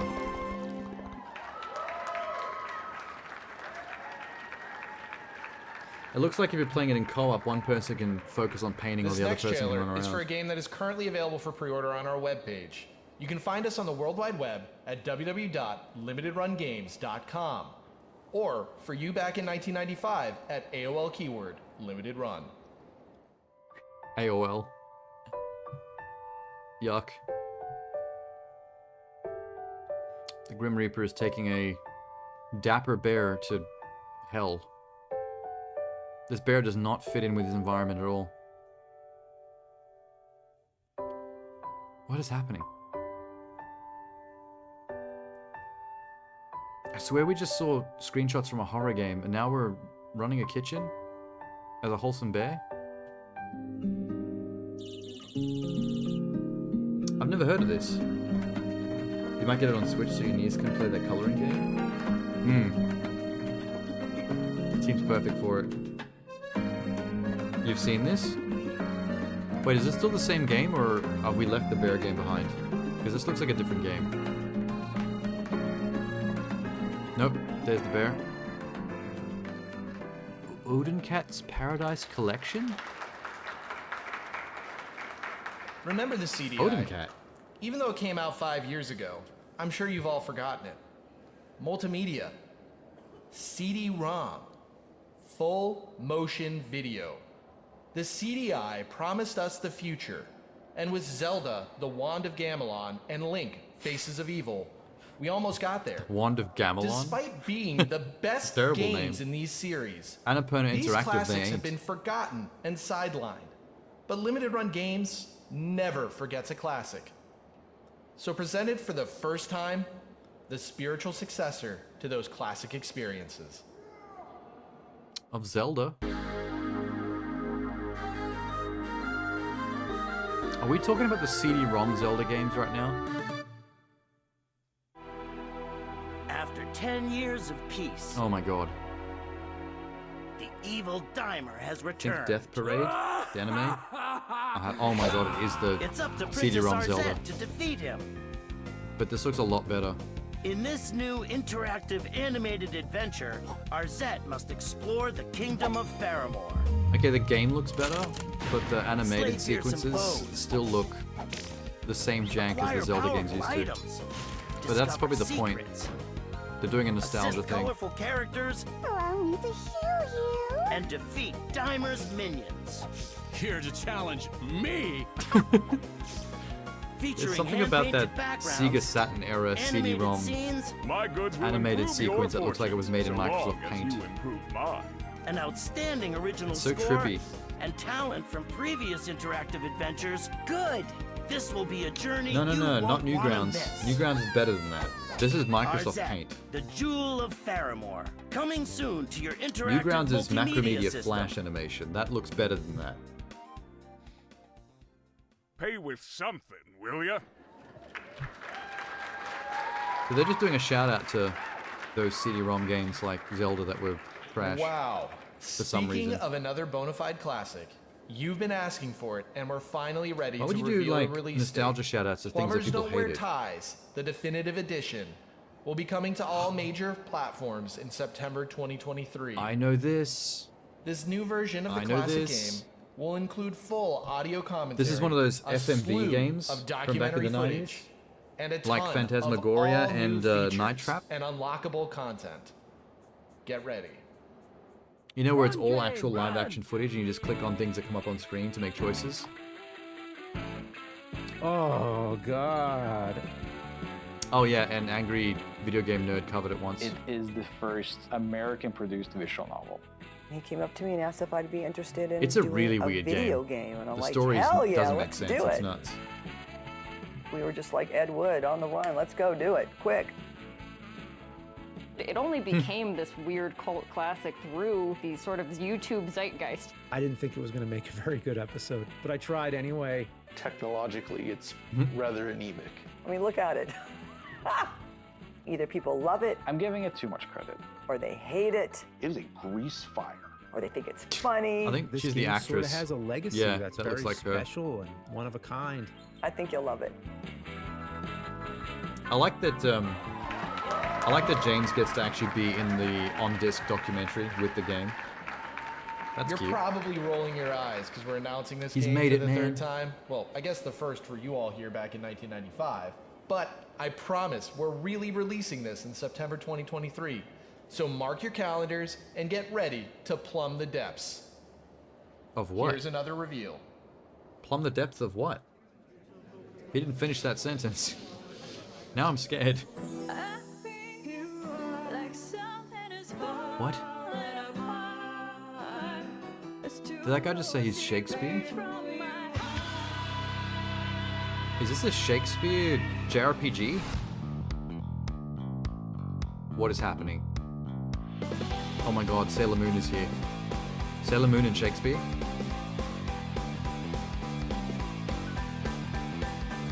This is freaking my bean, man. Maybe it's these Sailor Moon chicks going back in time and meeting like historical figures and stuff.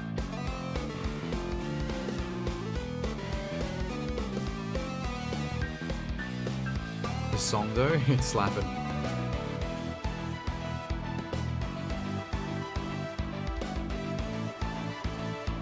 Do you like Shakespeare? I think I just saw the word Shakespeare and I just thought it was a game about him. I think it's just the one bit of dialogue.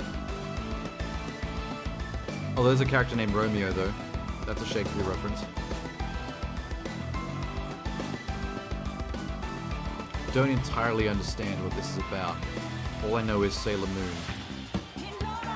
This way madness lies. Cool name.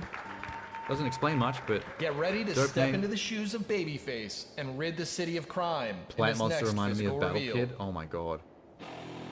Battle Kid. Oh, check this out. Midnight Fight Express is back. But why?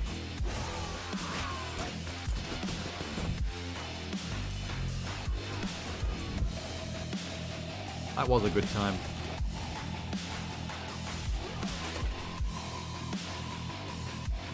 Is this getting like a new physical release?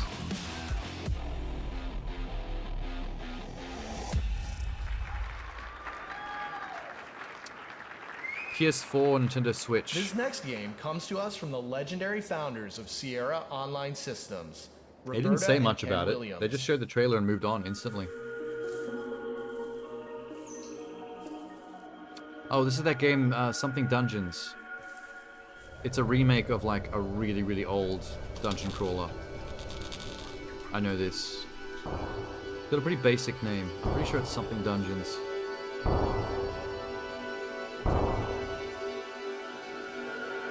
I don't think... Oh, it's Colossal Cave. I mistook cave for dungeon. I mean, kinda. Everyone likes turn-based You're RPGs, kinda onto right? it. Of course. It's free movement in a 3D environment, which is what the update in the remake is like. But the actual puzzles and the things you do in the game are very Myst-like. You're trying to find items in certain rooms that let you solve puzzles in other rooms to get more items for other places, and it turns into a big mess. Well, how about a new game? I think its structure will be too basic by today's gaming standards. I'm not sure if it would really hold up. What is this? This visual style is cool. They almost look like little claymation toys.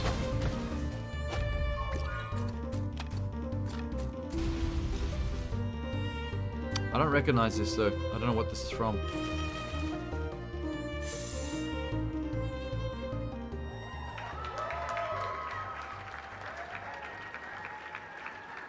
I'm about to ask a dumb question, but have you ever wished that Punch-Out was based on the works of Jane Austen instead of Mike Tyson? Yes. Who hasn't? I thought of that yesterday, Well, actually. This next reveal has got you covered. This man is in my brain.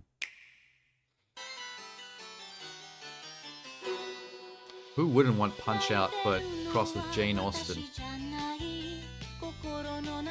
Also, complete waifu action, apparently. So when does the Punch-Out boxing start? She is nothing but a commoner. I am no Is she gonna try and like... woman you once knew. Is she gonna try and date like an eligible bachelor and he's gonna start a punch-up with her? Just knock her clean out?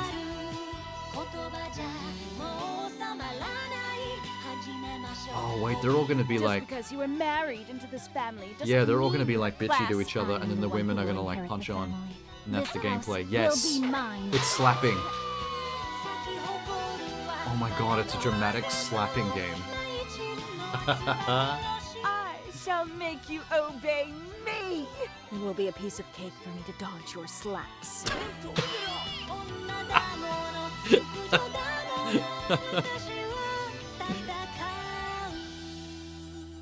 This is great.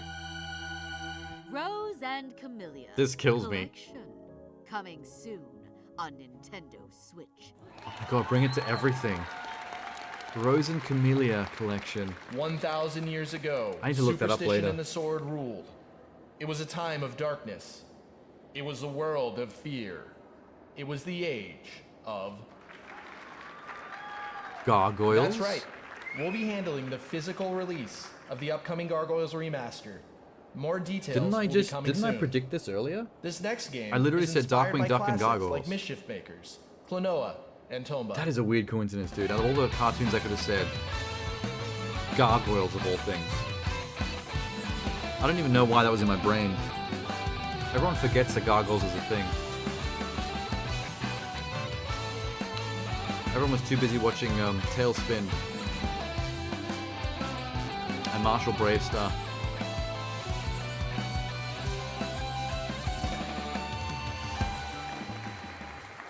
Double shake? Wow, how about that? Well, I like scary games, and I'm sure you probably do too. But it's always bothered me that one classic Japanese horror game never came to America. Ooh. Well, until now, that is. Classic Japanese horror game that never came to America. Clock Tower? The original? Starting with River City Girl Zero, we've been bringing these No, River City Girl Japanese Zero. only Go back to the releases thing. to a Western audience. And I think being called it able to again. put that on modern Clock Tower 1. platforms is fantastic, allows more people to experience something that they may have never experienced before. We got are Clock definitely Tower looking into 4 more of these. in the Personally, West. I want to see more horror games. I'm Mariel Cartwright. I am I didn't the realize creative Clock lead Tower of 1 the was that Point Plus old. version of Clock Tower. Because the more recent I've always Clock been a big Towers play horror like fan. Resident I love, Evil. Resident Evil, like full and third Silent person. Hill. I just love horror games in general and horror movies. The But friend Clock from Tower in Macca's, who's particular roughly the is a same game age that as I me, would be discovered when I was busting in nuts over this probably show. about 16, and it holds Yeah, this is a a good really nut special busting place show. in my heart because at the time it was If you remember the old stuff. scariest thing I had ever played. As this character Jennifer, I'm trying to get Going to away bed, ugly from baby? the Scissor Man. Alrighty. Good night. We have a ton of games where you're fighting monsters and you're shooting them with Good guns. to see you and that again. can still be scary, but Clock Tower is distinct in that you really don't have any of those tools. It was one of the first experiences for me that really was like that in terms of horror, and I think that that's fantastic. It is true survival horror. You know, you can If only you haven't survive, played, like- and I think it is a game that has Like a Clock lot Tower of 3 or whatever on the quieter PS2, tension. which is like the most recent Western one Jennifer is that I such think an we interesting got. character because at the start It's of the basically game, like playing we don't Silent know Hill or a Resident lot Evil, about her, except and I think the game does you have such no an way to amazing defend yourself, job of and you're basically revealing constantly running away a and very hiding from a heartbreaking serial story killer about her, you know, through different playthroughs around of the the game, building because it has a bunch and of hiding in endings. things. And I think that's part of what got me so attached. There's a dude walking around with like giant There's scissors. kind of like the who's looking reverse to kill you. engineering aspect of that, and then there's the other aspect of like, how do you get this stuff Maddie back Lim. into the game? Usually we always try to have both the legacy product as it was. Must be trans. And also offer something that's surprising. Like in River City Zero, we had the manga cutscenes. That's a fun little surprise for people. Directing the animated opening is pretty crazy. That's where we can add our own creativity, adding intro sequences. Oh, that's and cool. New translations. For Clock Tower specifically, They made there's their a own lot of, anime like, intro scripting events in to there, add to so it. there might be a command to say, change the display speed of text. That's kind of been a tricky thing too with localization. It's like, how do I represent that? Being able to kind of oversee that and bring a new vision of this game to life, to be a part of it in any way at all, is just incredible. Her pixel animation is really good. It's really smooth the way she moves around. I was never familiar with the older ones that look like that. That The never came out in the original West. Super Famicom classic, Clock Tower, is being released in English for the first time ever. I thought they were all 3D. Wow. Clock Tower is kicking off our final segment of the showcase, which is totally based around our technology, the Carbon Engine. The Carbon Engine allows us to take games from classic platforms and release them on modern platforms with ease. Little. Development on the Carbon I was like, Engine Carbon, is what the being spearheaded fuck? by famous internet personality, Modern Vintage Gamer. I'm not sure if that's his real name, but in any case, It's not. hold on to your butts for this exciting Carbon Engine release. 65 million years in the making. Oh shit. Jurassic Park for the Nintendo. Also Sega. I had a Jurassic Park game on my either Sega Master System or my Mega Drive. I can't remember which one. No, it wasn't this one. I did play the Game Boy one though. A mate of mine had that. InGen must be eliminated. I They've will got them have all. control of Jurassic Park. I think that was it there. You can play as a Velociraptor or a human, and they like have different campaigns. That was awesome.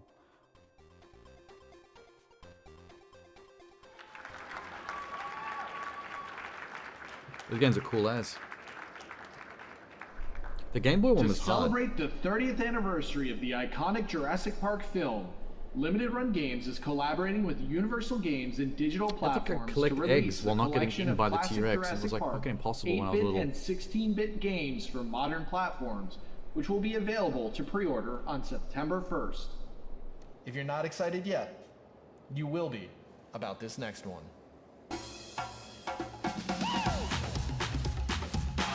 Doesn't ring a bell. What's this? Oh.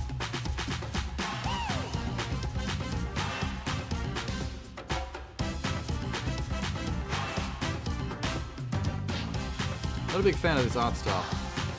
Looks weird.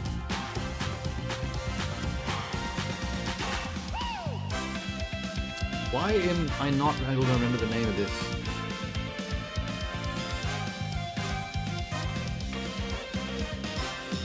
I'm pretty sure they even had this in the arcade. Like one of these.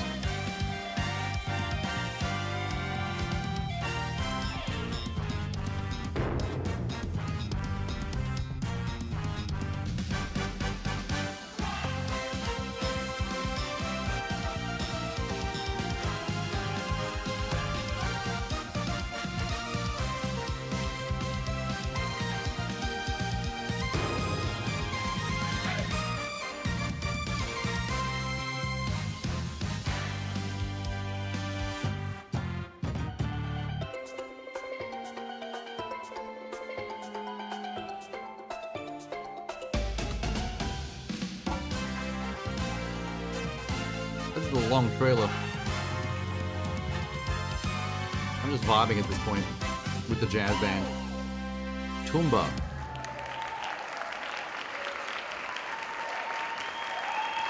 You know, like, when I was trying to remember the name of this game, the closest I got in my brain, I thought tuba. That's it. That was so close. all we have. Tuba, tumba. But the picture. E3 isn't saved yet. Well, I think that means we need one more thing. One more thing.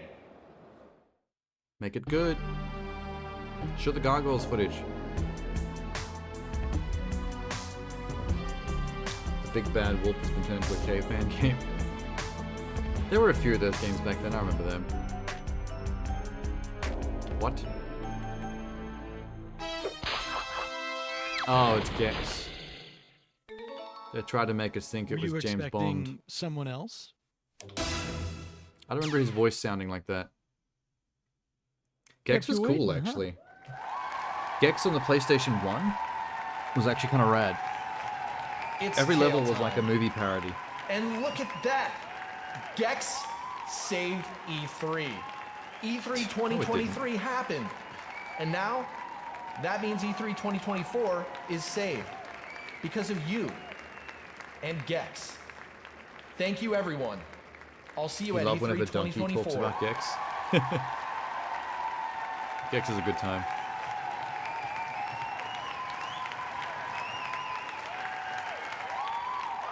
Oh, he stopped himself from existing by saving E3. Why? Currently finalizing a series of proposals. Sony Digital Delivery Systems for every media. Advances in technology come and go. Oh, because in the future, he never has to go back to the past anymore to save E3 because E3 never ended. So he disappeared from that timeline. Deep lore. Deepest lore. Time. Oh, it's done. Well, the guy that runs LimitedRun is now dead. So that's sad. This would be funny. What's this? Here I am with the new game Harry Potter Legacy. Sorry Oh, I did. about that, everybody. I think I watched this clip. The whole situation behind that game. So instead, we're going to be playing the new Rick and Morty game. I feel like I need to apologize again. I did not know that the dude who makes that game was a sexual weirdo. So instead, we're going to be playing Overwatch 2. Okay, apparently the team behind Overwatch was doing some really messed up stuff behind the scenes. So, okay, apparently the team behind Assassin's Creed was doing some really messed up stuff. Okay, apparently the director on that game was fired for unspeakable acts, so we're doing Dead Space. Everything's canceled. I did not know that EA was funding a blood diamond mining operation. I am now trending on Twitter. People are calling me more evil than Voldemort. So instead, we're going to be playing. Why? Sonic fans are now attempting to sue me for defamation. Here we I go. don't think that's how it works, but just to be safe, we're going to be playing Last of Us Part 2 instead. Gamers, I made a big mistake. I'm getting in a lot of trouble today. I did not realize Last of Us 2 Hey, was Sleeping a Dogs. dogs. type game. So instead, we're playing the most unwoken game, Sleeping Dogs. I did not know that Square Enix had retroactively added NFTs to that game. So instead, we're playing WWE 2K22. That was a fucking disaster. Apparently, Hulk Hogan has been saying crazy shit. I don't want any kind of evil energy on this video. So we're going back to the classic SmackDown vs. Raw 2004. This is a different, non-controversial game with no... So today we're going to be playing Fortnite, where I'm going to be using the Will Smith skin. I just now found out about the Will Smith situation, so instead we're going to be playing... I just don't like Valorant, so instead I'm playing Bad Boys 2. I'm sorry to all my fans that were upset about the previous game. I forgot that Bad Boys 2 also had Will Smith in it. Oh no, so he's got Shark Tail. Playing the Shark Tail, even though it wasn't Will Smith who voiced him in the video game. I feel like just out of respect to the families, I shouldn't play that game. That was a bad call. We're playing Gex. This game is rated E. It's a classic game. I'm surprised that Gex is rated E. Everybody here loves Gex. This is the for all the movie parodies it does. Ah, ancient Chinese level. I'm Tom Wu. You can be a millionaire. Dr. Jones, you will never get all 3 chakra stones. With a level 50, this seems PG to me. Today we're going to be playing Spider-Man 2. No one gets to play any games. That's what we've learned today. Oh boy. Okay. It's time for the last one. ID at Xbox. The Xbox show where they showed off their ID. Why do they call it that? ID at Xbox is like this movement that Xbox does to get more indie developers making games for console, I think. So basically it's just more indie stuff, but this time funded by Xbox is how I understand this. This is the last one, and then all the showcases are done. We've made it. I saw Hades. Over the last few console generations, independent games that started out as smaller arcade-like experiences, homebrews, and mods have I played that on risen to stream. game of the year contenders, and in some cases, Forbidden City, or whatever the fuck that was called. Tunic's on my list as well. Helped to elevate some of these games from humble beginnings to mainstream blockbusters. I can't wait. But before we get to that, what is an indie game? What is an indie game? It's a bit late to ask that question.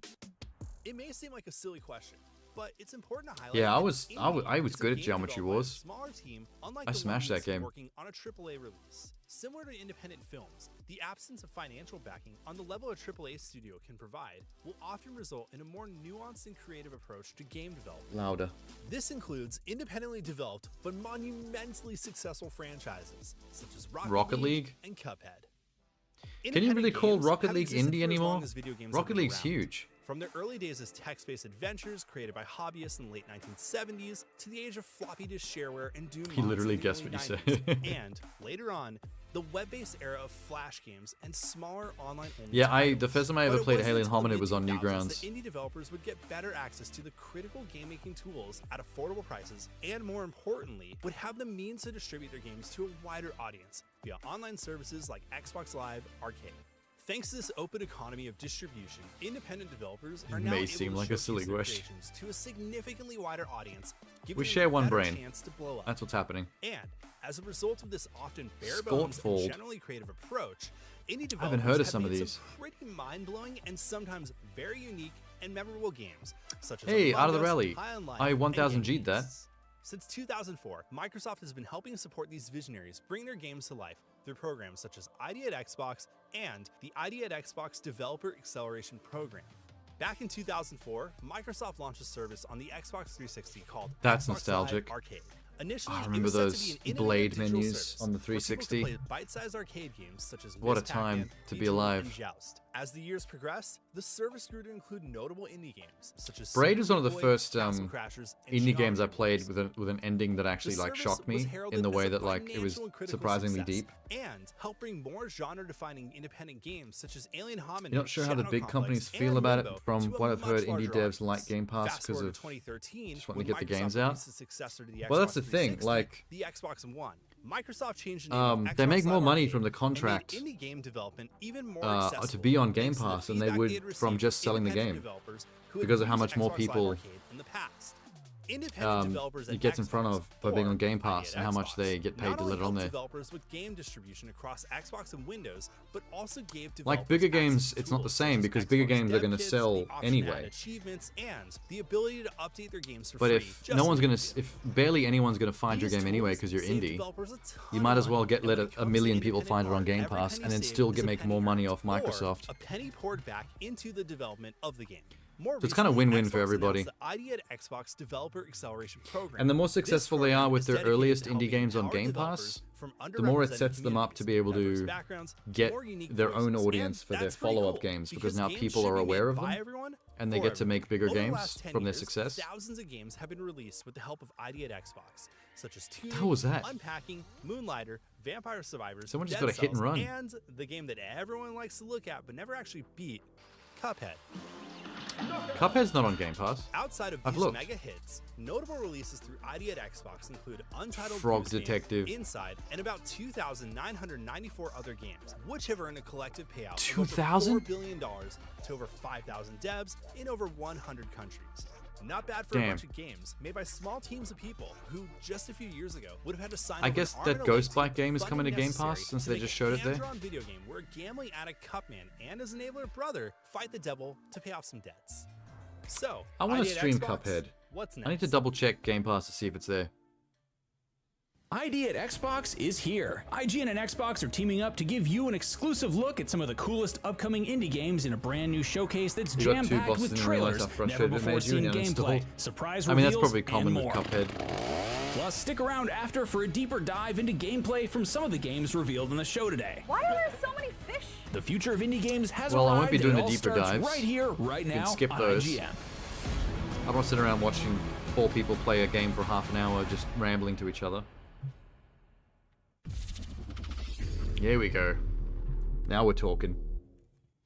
Cuphead is so hard because it's art style and how quick it is, and 3 hits in the boss is so punishing. You just gotta get good, Sham. Gotta get good. The monolith has stood tall since the time before written history. Oh, the monolith. It's very big. Its origin, a mystery. Its power, unrivaled. What is this? It doesn't look like anything I know. 1,000 years after a mass extinction ravaged Didn't enjoy it whatsoever. civilization, the world of Gleeza. Yeah, not everyone likes frustration. A lot of people bounce off Dark Souls for the same reason. Revenants from a forgotten time come to claim that power. But hope is not lost. Jump. A hero Oh, I will thought he was gonna rise jump off the and cliff. take arms against the dark. That would have been cool. And uncover the secrets of the past to save the future. In the darkness. Is this like a there little is open light. world Zelda game?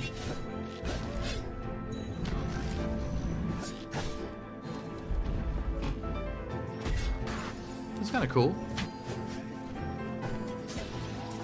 You played some Warlong? Pretty fun and feels like a hack and slash. Yeah. Jeannie played that on her stream and she said it was really good too. I'll probably play it at some point as well, because I've got access to it as well. I'll get there eventually. The fate of a world awaits. Monolith Requiem of the Ancients. That almost looks like a straight-to-DVD animated film poster. Not gonna lie. Uh-oh. Hello and welcome to the people are gonna 10th talk. annual ID at Xbox Alan Showcase. Wheeler's here. For the next hour, we'll be checking out the Not next Wheeler. generation of incredible and exciting indie games coming to Xbox and PC. Now, for 10 years, ID at Xbox has empowered over 5,000 independent developers to self-publish Their background looks like a very own games. lawn. I It looks like the cannot wall is made wait of to find grass. out what games we get to see today. This showcase is absolutely jam-packed. Well then, let's get into it. Here's a look at some incredible indies courtesy of ID at Xbox. Do it. Ooh. Hellboy? Yes. We finally get to see some Hellboy gameplay. Took them a year. Come to renege on his bargain. No, but I get that a lot. That way they can touch it. Oh, you're telling the host to touch grass. Subtle roast. Come to claim me and break the contract. I just want to stop this place from Owned. breaking my place. And I say, thou shalt go no further. Rare to see games in this style. Do you mean the cel-shaded visual style, or do you mean this style of action game where you just beat the shit out of stuff with your fist, with your rock fist of doom?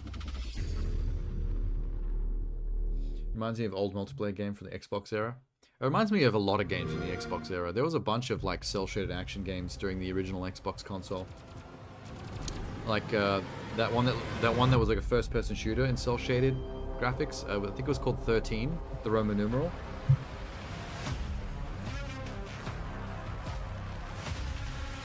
And when someone was walking around a corner, you'd see the comic book words for like tap, tap, tap of their feet through the wall.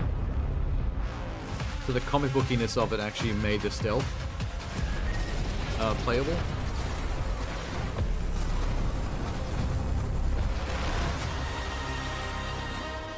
Or you'd throw a grenade and it'd make like a comic book explosion. It would say boom inside it. Just the game you played? Nope. You must be talking about Chorus, otherwise known as Chords. This is this Everspace 2?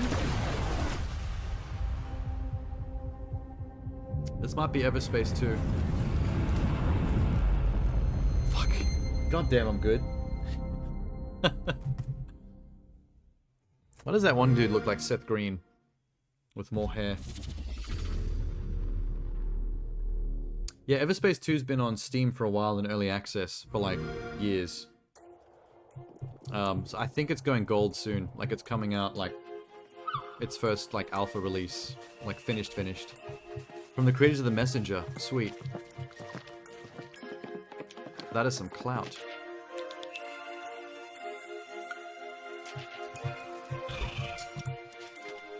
This is really nice looking. Pretty.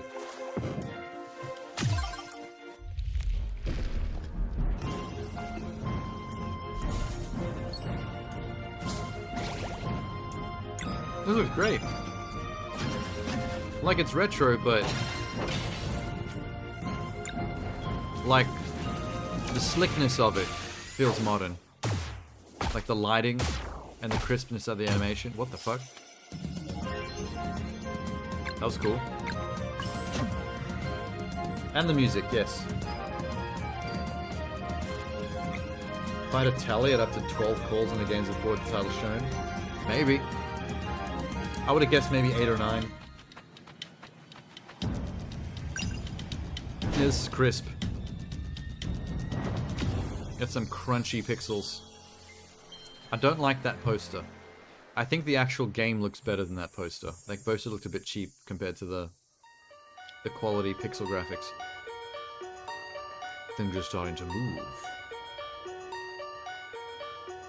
You know what to do. Is this supposed to be intriguing? Because it's just completely out of context and no one cares. I didn't like that. I didn't like that post-credit scene. That meant nothing. Game title: Legend of Crisp. It's just them journeying to get their packet of chips back. Most people think we don't exist. Intuitive hacking without all the invasive cybernetics. Hacker game. They think we're science fiction, and that suits us just fine. I scour encrypted information, drawing on people's most intimate emotions, intuiting their private thoughts. Oh, it's a social hacker game. Myself within their stolen data. To the Okay, few that's who know clever. we exist, Icona hackers are malicious, but we're nothing in the face of what we're up against. A system of lies looms over the city of Abraxa. Visual A style manhunt is for a weird. terrorist has locked down the Zircon Hill district. No communication. This is a bit surreal. Until they say so. And that lady's But taking a it's shit not the terrorist that on the scares floor. me. Something unsettling is happening. and my best friend Rebecca disappeared right into the middle of it all. Okay. Rebecca, if you're out there, know that I'm coming for you. I can't really tell how you play it though. We'll find the truth. It's one of those where together. that was all game graphics, but they never actually showed how the game is played. Like, what are you doing on a moment-to-moment basis? You like the voice acting? Yeah, it was alright. I think it's a social hacker game. I think it's about dialogue options and trying to figure out passwords through figuring out people's personalities. Which is how most hacking works in real life as well. Social engineering. Tricking people through emails and stuff into giving you passwords rather than typing the ones and zeros like 90s movies always show. Whoa, this is trippy. Well, yeah, some of the writing's a bit cringe. But the voice actors made the most of it. This is surreal.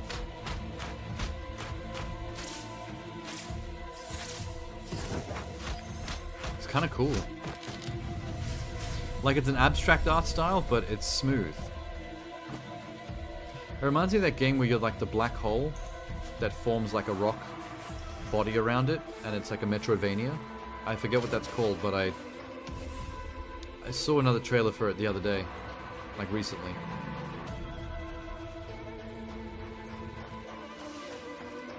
The Rockman Metroidvania, where you have a black hole for a face. I can't remember what the name is. You know, you know. I think this is one of those games where you switch between a light and a dark mode to match what you're fighting. Like, dark projectiles can't hurt you when you're in dark mode, but you have to be in light mode to hurt dark enemies, and vice versa. Like, it's the give and take. There's been a few games like that use that system. Has the animation of a really nice YouTube animated fight scene? Yes. Everspace 2, Like the stick Sea of the Stars, stick man, Zola the stick State, fight thing. and Worldless. And good news, Everspace 2 is coming to Xbox Game Pass when it launches on consoles August 15th. So I never played get ready to Everspace take on 1. hordes of I enemy missed it. ships in this single-player space shooter. And if minimalist action platformers are more your speed, stick around after the show today, because we'll be playing Worldless, the 2D adventure platformer with turn-based combat built by No Name Studios in Barcelona.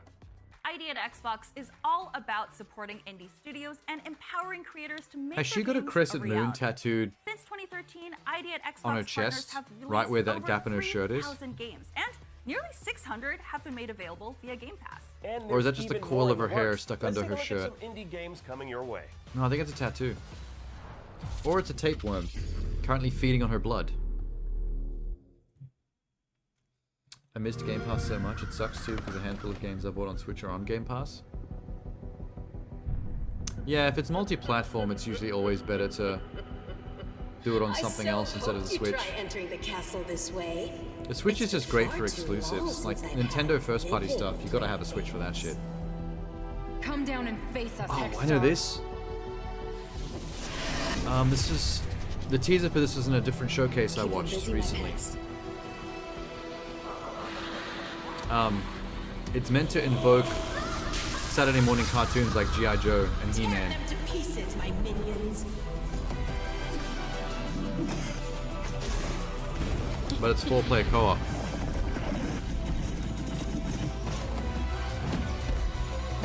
Feeling the heat. Sweet. Oh yeah. Myth Force. Hot. Even that title looks like a 90s, early 2000s Saturday morning cartoon.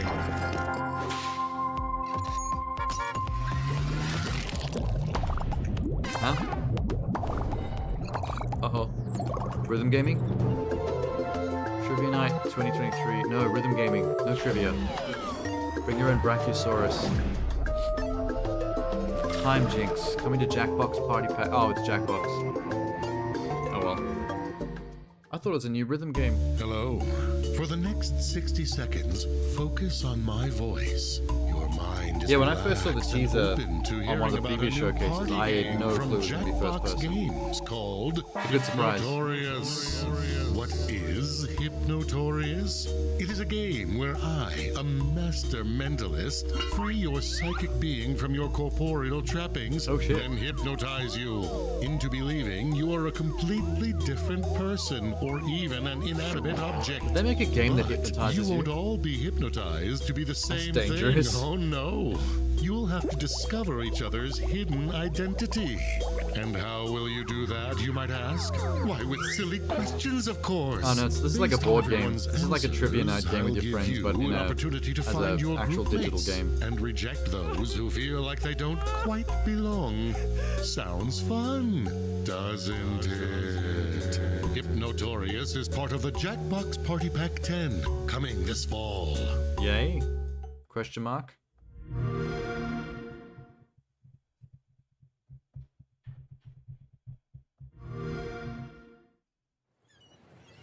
Serenity Forge, cool name. Arbitrary Metric, cool name. Looking good so far. Floating Cow, looking great so far. Apocalypse Resort, what is happening? Service Adventure. Huh?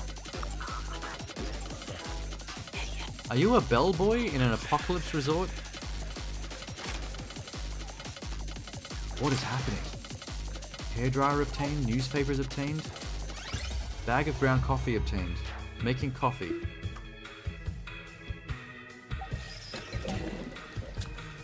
I can't figure this out. I think it's a service industry simulator, but in like a surreal afterlife hotel.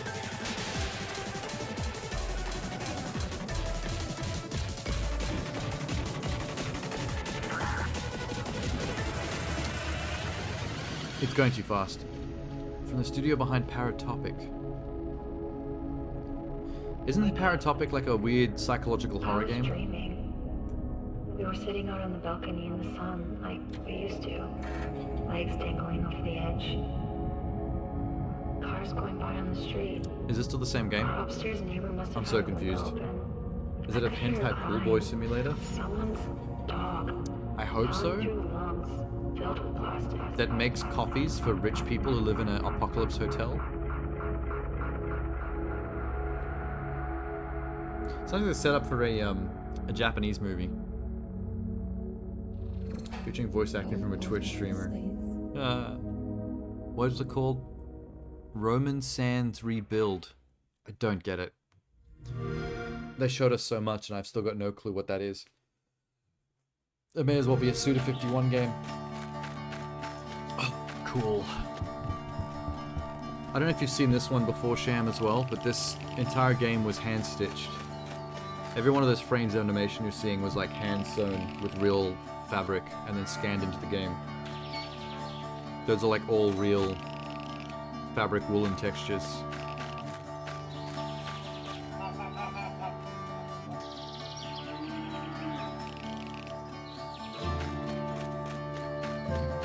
Bit of a commitment, making a whole game like this.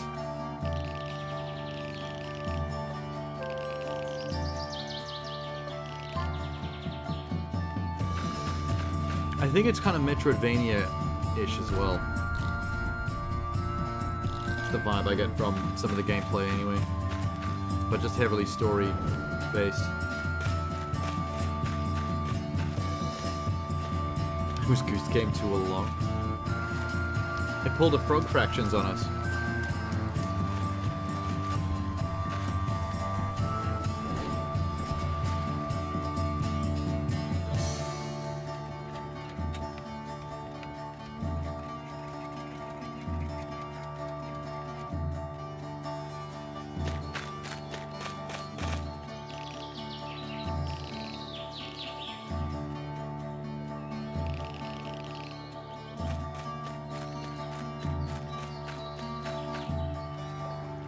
That was a long trailer of just kind of jogging around town. The indie games are killing with the soundtracks. Yeah, it was nice. I was actually vibing a little bit. That's why I went quiet for so long. I got really chill then.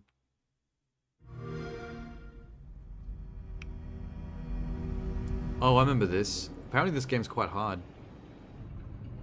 The entire ecosystem in this game is out to get you, including the rain. It can flood areas and drown you.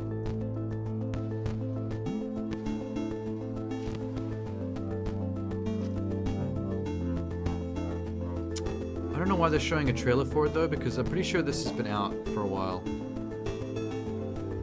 Unless this is like a content drop. Le Gourmand.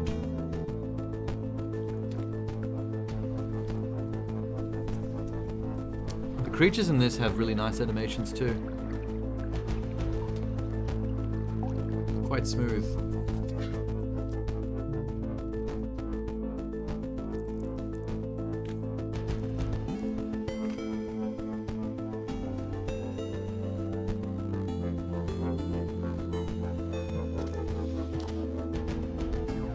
Gourmand that didn't have a fleshlight. I mean, that's good drama though. I mean, I already feel for him. Relatable. I'm invested in his quest to finally not be without fleshlight. Can that be the entire plot to a game? Just a character on a quest to get one without having to pay for it because they're broke.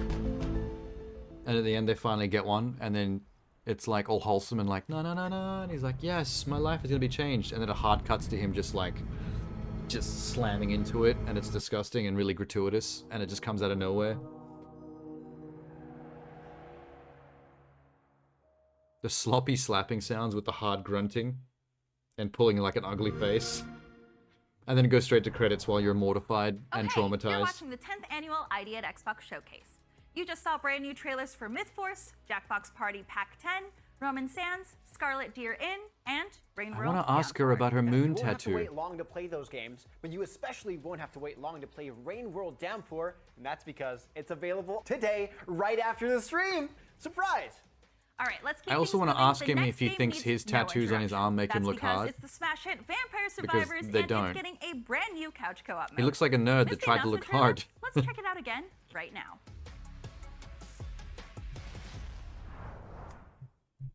Blood and violence? Okay. Oh, Vampire Survivors. Should I play this someday? On stream? Everyone talks this up so much. It's being treated like it's this new big thing that everyone's now copying and into. I wonder if that would make like a good stream game. I feel like the type of gameplay this is, it might get repetitive. Like, to sit and stare at it for long. Like, I can't tell if it's good stream content or not. It has a cult following, which means it might be good. People like get invested in stuff like this, even if the gameplay seems really basic. Now, you just saw the brand new co-op mode coming to the immensely popular and super fun Vampire Survivors. You know, I was actually wondering if it was even physically possible to fit one more character on the screen during a very intense round of Vampire Survivors. I need someone to come up with a genre name for the Vampire Survivors style of game already. I'm tired of not having a genre to call we've it. got to take a very quick break, but stick around because we've got tons more games. I don't want to be show you saying right here Vampire on Survivor ID and like Xbox. We'll see you in a bit. when talking about rip-off games. This broadcast is brought to you by the Xfinity 10G network. Cool. Get a game-changing connection today for a faster, more reliable tomorrow. The 10G, future starts that's now. double 5G. What an age we live in. Anything other than Paw Patrol is a good stream content. Live at San Diego Comic-Con. The Wait, biggest what's pop happening now? culture celebration on Earth once again descends on San Diego. And if you can't be there in person, IGN Live is the next best thing. It's gonna be great. Join us.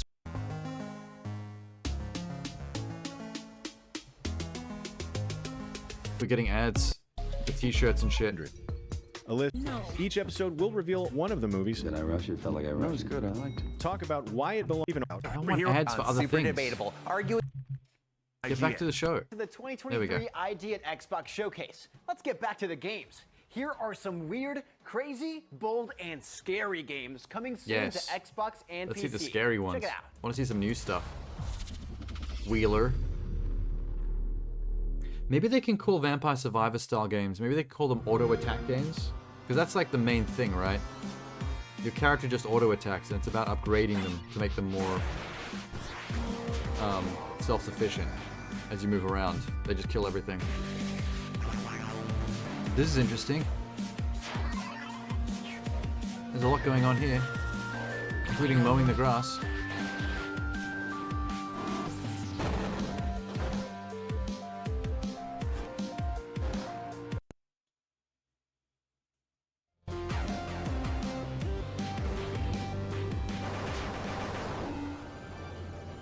Sweet. Oh, it's Axiom Verge 2.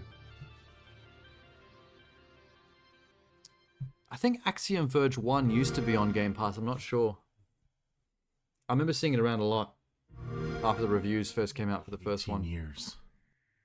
18 years of agony and torment, waiting for the prophecy to be fulfilled. Jukai. Forced into being a mere bystander, seeking redemption for the hell that she set in motion. Now, she has him in her grasp. Oh my god. Akira Yamaoka. Tried to escape. The Silent Hill composer. The nightmare wouldn't end. That's a get. Watched her sacrifice her whole family just to get what she wanted. Is that a naked dude? He doesn't even know the danger he's in. But he's the only Oh, one there who was a can teaser stop for this already. and end this. Not this one, but there was a different teaser a while back. I remember that guy.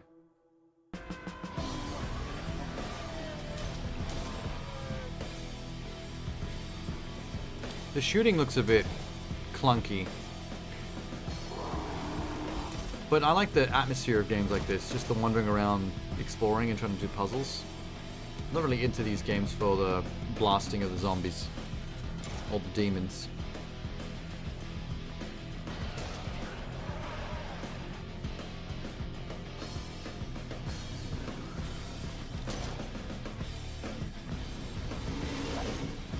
That thing is cool.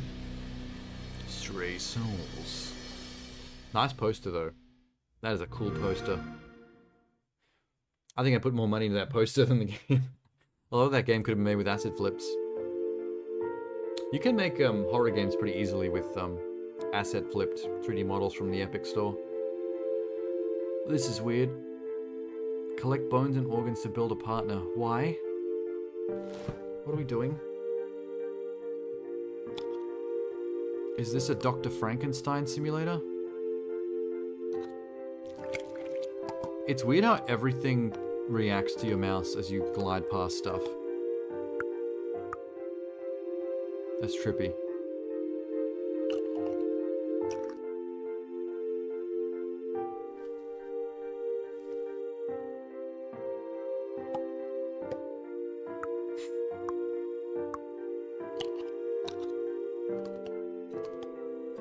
I guess it's a surrealist puzzle game? Birth. Oh my god. A surrealist puzzle game about building a partner? Frankenstein style, out of body parts? Weird. True body horror experience. Yeah, it's like the kind of game that doesn't look like it's trying to be scary, but that kind of makes it even creepier. Because it's just weird. This is a party? Can't count on no one around here. Whoa. You're only making it harder on yourselves. Is this Dead by Daylight? I've never played it, but apparently it's super popular.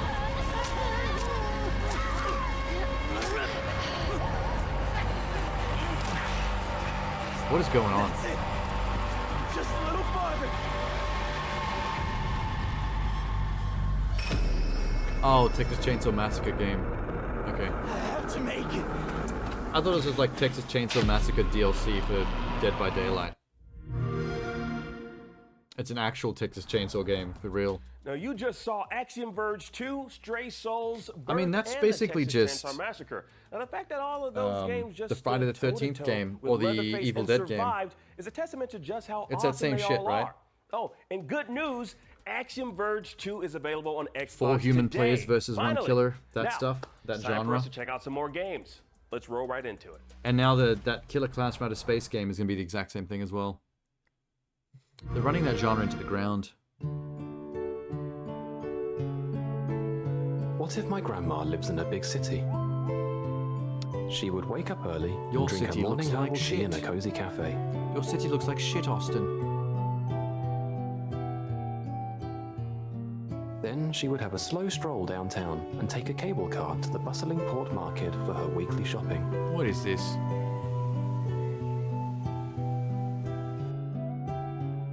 I can imagine her there, dressed in a hat and coat, carrying her heavy basket. Is this a city diorama simulation? She'd chat with her friends in the afternoons while picking up her pension at the post office. Nah. What? That seems a little far-fetched. What? Maybe she lives somewhere far, far away. Her village could be tucked away between huge rocky mountains that shield it from the howling winds. What kind of game Her is house this? might be a small one close to the town centre. I don't really or a know large what we're one in looking the at. Suburbs.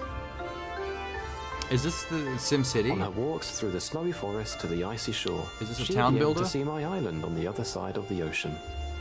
Elderly Lady Simulator? There's some kind of emphasis being placed on the town here. That's way too cold. Oh I my can god. totally picture her living in a hot and sunny place. Probably in an old town with cute bridges over the channels and houses that are so bright they I think hurt maybe your this eyes is a in the game where sun. you can make She'd your own walk through the narrow towns paved streets in like to the any bazaar where climate all the or merchants would greet her. culture on the planet. Like you can make Agrabah in the desert, As you the can sun make sets, a she'd chill on the Japanese, beach, sitting in a chaise longue, more sipping science fresh fiction-y looking juice. town, you can make a regular suburban American town. But, like, those kinds of places are usually only for vacations. Oh no, wait, it's third person. Anyway, I'll find out soon enough. Now, I'd better hurry and catch my boat. What?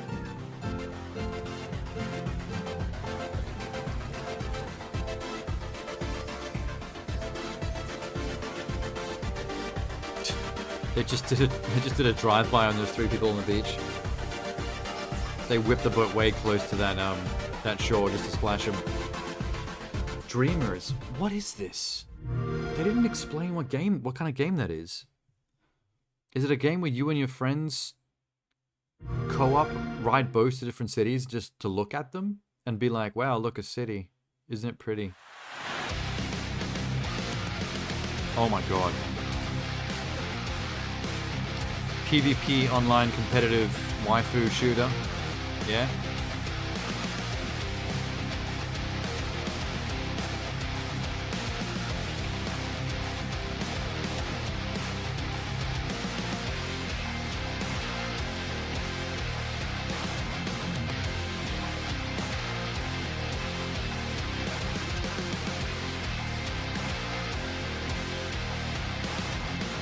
You're over gotcha.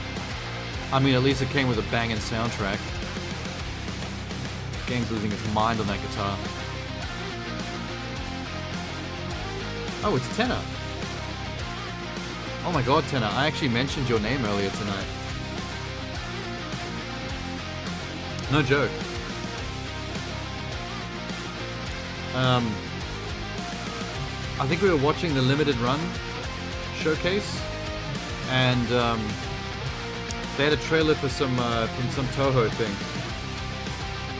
And then while it was on, I was like, oh my god, I can't believe Tenor's not here. Something Toho is happening. Tenor's spidey sense is gonna tingle.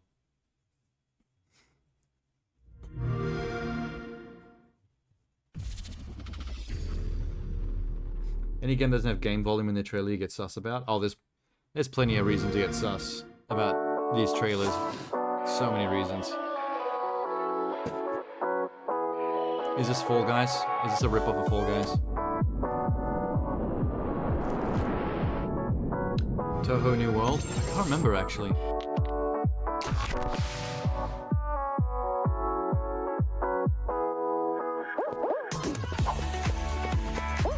Oh my god, it is the rip-off of Fall Guys. I called it. The second I saw the animation style. Stumble Guys. What am I up to now? 14 guesses.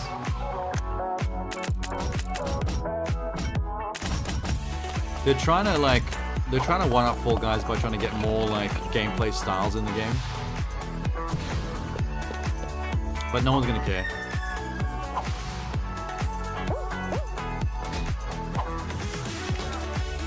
Kangaroo just boxed that guy right in the chin.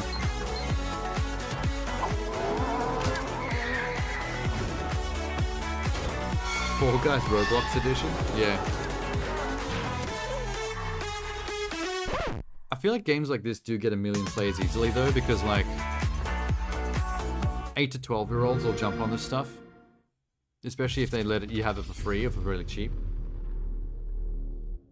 Like if that's a $2 game, yeah. It really stuck out as a precursor Karateka. of everything that games would be. Why are they showing this again? Karateka. Okay, we're not watching this trailer again. We just saw it in the previous showcase. It's ridiculous. Hey, we're back. Or are we? This broadcast is brought to you by Nope, the commercials. Xfinity 10. Commercials. Collectibles, commercials, merch. That was hilarious. Right, so with me today, we have Akeem, we have Alan, and Jeffrey Vega. How y'all doing? Fantastic. We're about to get into some co-op. I'm excited for this. Oh wait, All right. we're at the part of the show I'm gonna skip. Sure, we can. Yeah, we can call him that. Sure. So you have the. Hang on. You've played Vampire Survivors before. 8 years ago. It should Absolutely. You've played Vampire Survivors before, but have you ever played with friends? Well, you're in luck because Couch Co-op is being added to Vampire Survivors on August 17th for free. All right, so with me today, we have Akeem, we have Alan, and Jeffrey Vega. How y'all doing? Free. You're Fridays on IGN. Yeah. Okay. all right. So from this point in the show, from here for about an hour, they sit on this couch, the four of them, and they just play 3 different games. They just sit there and they play it and they just talk to the developer about it. So that's going to be really boring. So the show's pretty much over there. That's all the reveals and trailers done. I'm not watching people sit around on couches just chatting about how cool the game looks that they're just sitting there playing in front of you. This ain't Twitch, man. What do you think this is? Let's see if we can find what that game was that I mentioned Tenna's name. I'm pretty sure it was the limited run Rated showcase. RP2M. Let me see the names. Kumajo Ramelia Scarlet Symphony. I think that was it. Let me just check this.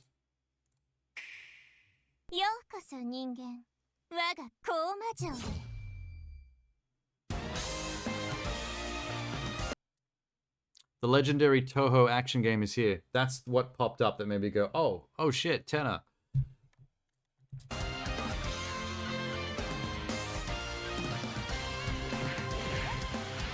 It's already on Steam.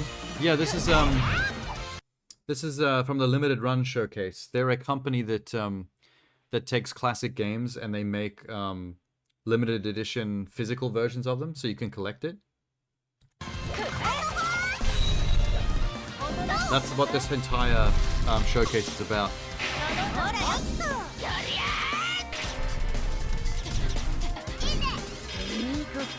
She's a huge bitch.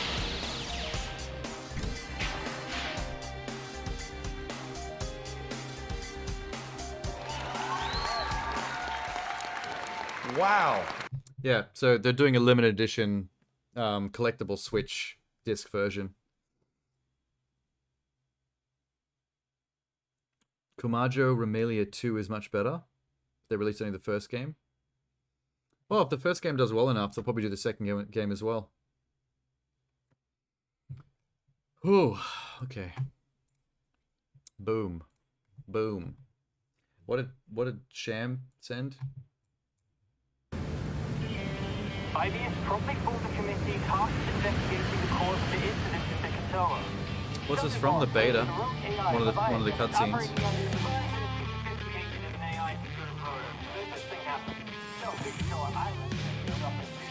I think I've seen some of this in the trailers that they showed at one of the previous showcases. I remember some of this.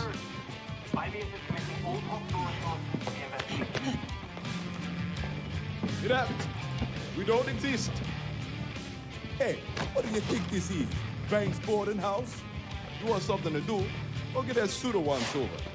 Is that Haitian? Another year fixing your suit, huh? Well, I'm too big to dance, too old to sing. What? Check me off, quicker. That robot's creepy as hell. He seems to be into it.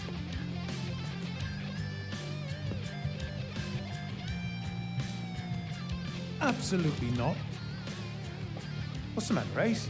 Circling Leviathan day and night boring you? No, I'm ready. I'll be all Swiss Army knife on the side. If that doesn't make for a great technician, I don't know what does. Patrol. He feels like a character Patrol from a what? Buffy. Nothing is From going on or off this the Buffy island in TV 3 series. years. Why is she so depressed? We're assigning you to a new team. Don't think of it as a demotion. Think of it as But Leviathan's right there. You think it can She's a see Russian. us? Attention crew. Vortex warning from IBS HQ. We're not on dino duty today. Vortex hazard level 5. Tell you what. Heads? I love the we go graphic check on the it out. screen is like just a giant Tails, T-Rex head inside not our a problem. black hole sticking out. Look at that. Someone had to design that in the universe Not our problem. as part of that HUD. Fucking blasted! They shouldn't be putting coffee cups on Sunday. Out of touchscreen curiosity, tables. It's bad, where is that bad vortex? mojo. There.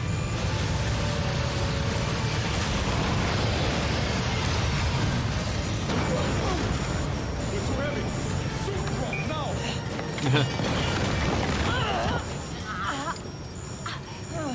That's why she's so depressed looking. She's the one always getting jacked up. Move your ass.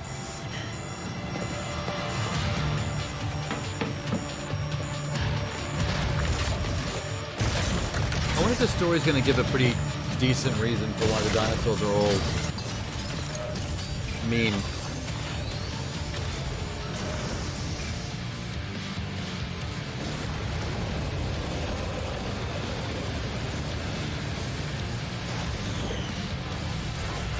Like, why are the dinosaurs being all like vicious and shit when they come through the portals?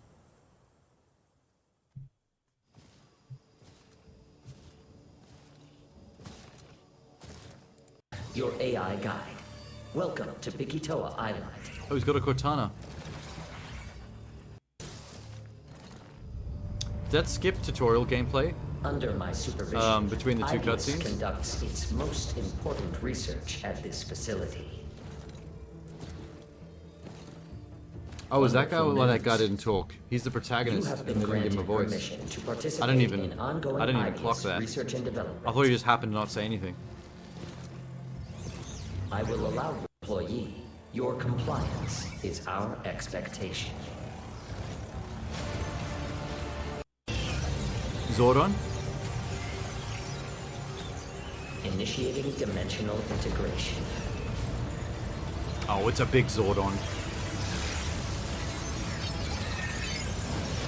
Research subject. Exofighters. Can you shoot Zordon in the PP? New wargame phase.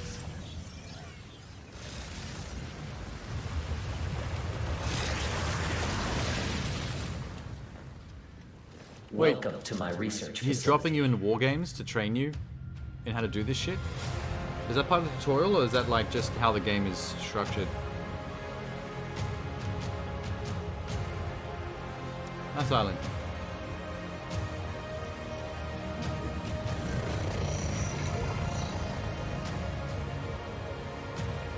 I thought maybe, for a second that was a force field like Wakanda or Themyscira that makes it invisible.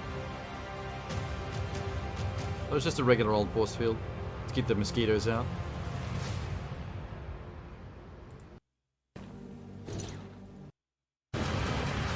Oh, they're cramming a lot into this intro.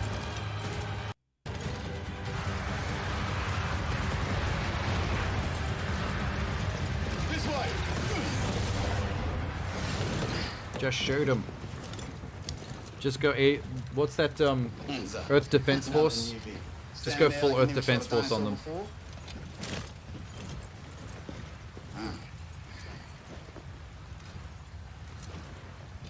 Come on, rookie. I'm gonna show you the ropes. It's funny how much the suits are like reminiscent of Anthem, but just like animeified. Like if you animate up the suits from Anthem. What is Tennyson?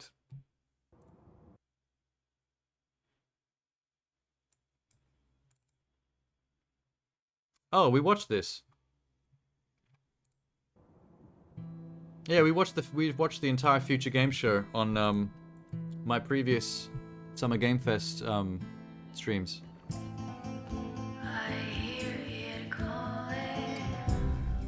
This is the one with the Metroidvania with the motorcycle combat and exploration.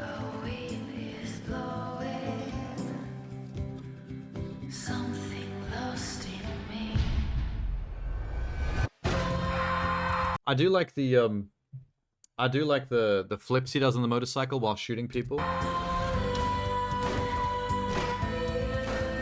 Like doing backflips and stuff. Well, if you watch closely, like with the gameplay in this, he'll do like 360 flips on the motorcycle to specifically deflect bullets with the undercarriage of the bike while shooting with his gun in like 360-degree directions. So you're kind of defending with the bike's chassis at the same time as lining yourself up to take shots.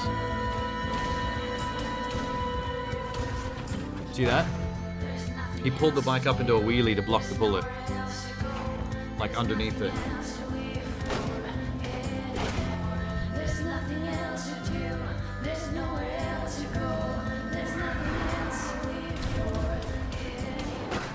Nice. He did get shot then though. That bullet was an inch away from his head when they cut. 360 nose poke. You gain momentum from shots? Oh, that's cool as well.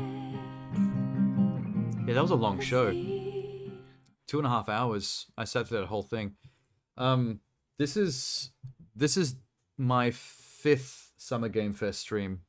I had to do like 5 different ones just to fit all the shows in.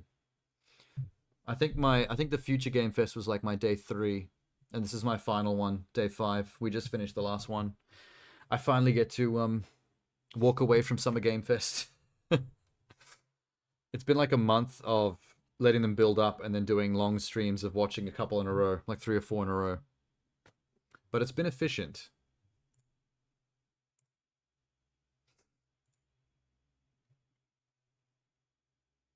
I didn't mean beneficent. I mean it has been efficient. It's not like I said a different word there. What have you said? Professional growth. Prepare for battle. Oh, is this yours? This is not the roadblock armor. This is something different. We can't afford to lose what we've put in so far. I'm hopping in, hard case. Oh, that's right, Tenna. I'm gonna leave in a sec anyway. I finished all the showcases now. It's time for bed for me. So I might as well say goodnight to you.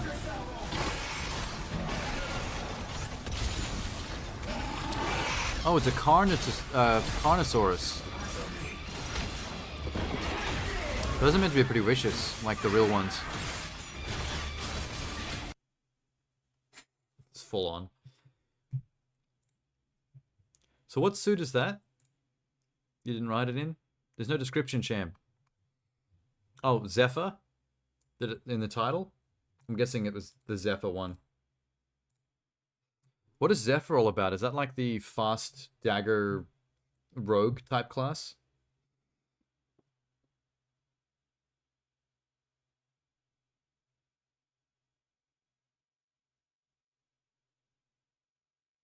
If there's already a tank, you switch to them. oh, that's a good way to play it. Keep an eye on what other people are doing, so there's always a good mix. Not enough people do that in multiplayer shooters. Like, you'll see like a whole bunch of fucking assault dudes in a COD type game, but like nobody wants to be like an engineer or a medic to actually like help, which is annoying. Those are like those are the most fun classes because you actually get to do stuff, as opposed to just like running around taking pot shots at things. You get to fix tanks if you're the engineer and supply ammo. You get to run around and save people's lives as the medic. It's always something extra to do. Those classes are the best. Unlike in Overwatch, they don't lock you into roles because people will sort themselves accordingly anyway. I didn't know that Overwatch locked you into roles. But then again, I never really played Overwatch. I tried it for like 2 days while it was on like a free try it for a weekend deal. So I played it for free for like 2 days and I was like, okay, I know what this is like now. I'm good. Anyway, that was fun. I'm just glad to have finally gotten through them all. It seemed like there was more and they were longer than last year. Which is kind of nuts. So, tomorrow's a day off, but I'll be back Tuesday to finish Death's Door. Can't wait. That game's been great. I really enjoy it. It's been fun. I'll be sad when it ends, but having a good time. If you queue as a DPS in Overwatch 2, you'll never get a match, but I find playing the healers depressing. Oh, yeah, maybe in Overwatch it's different. I was talking more about the realistic online military shooters. But games like Overwatch are kind of full on. It's just constant nonsense, sound and fury, and light shows. Where it's like, what the hell's even going on the screen? Don't know what's happening. I don't know how you're supposed to take the time to heal anybody with all that madness going on. Alright, oh, my back's sweaty. Okay. Good night. Tenor might have already taken off, but if he's still in the background somewhere, good night to Tenor as well. He'll probably come back and be like, oh, he's gone. Alright. See ya.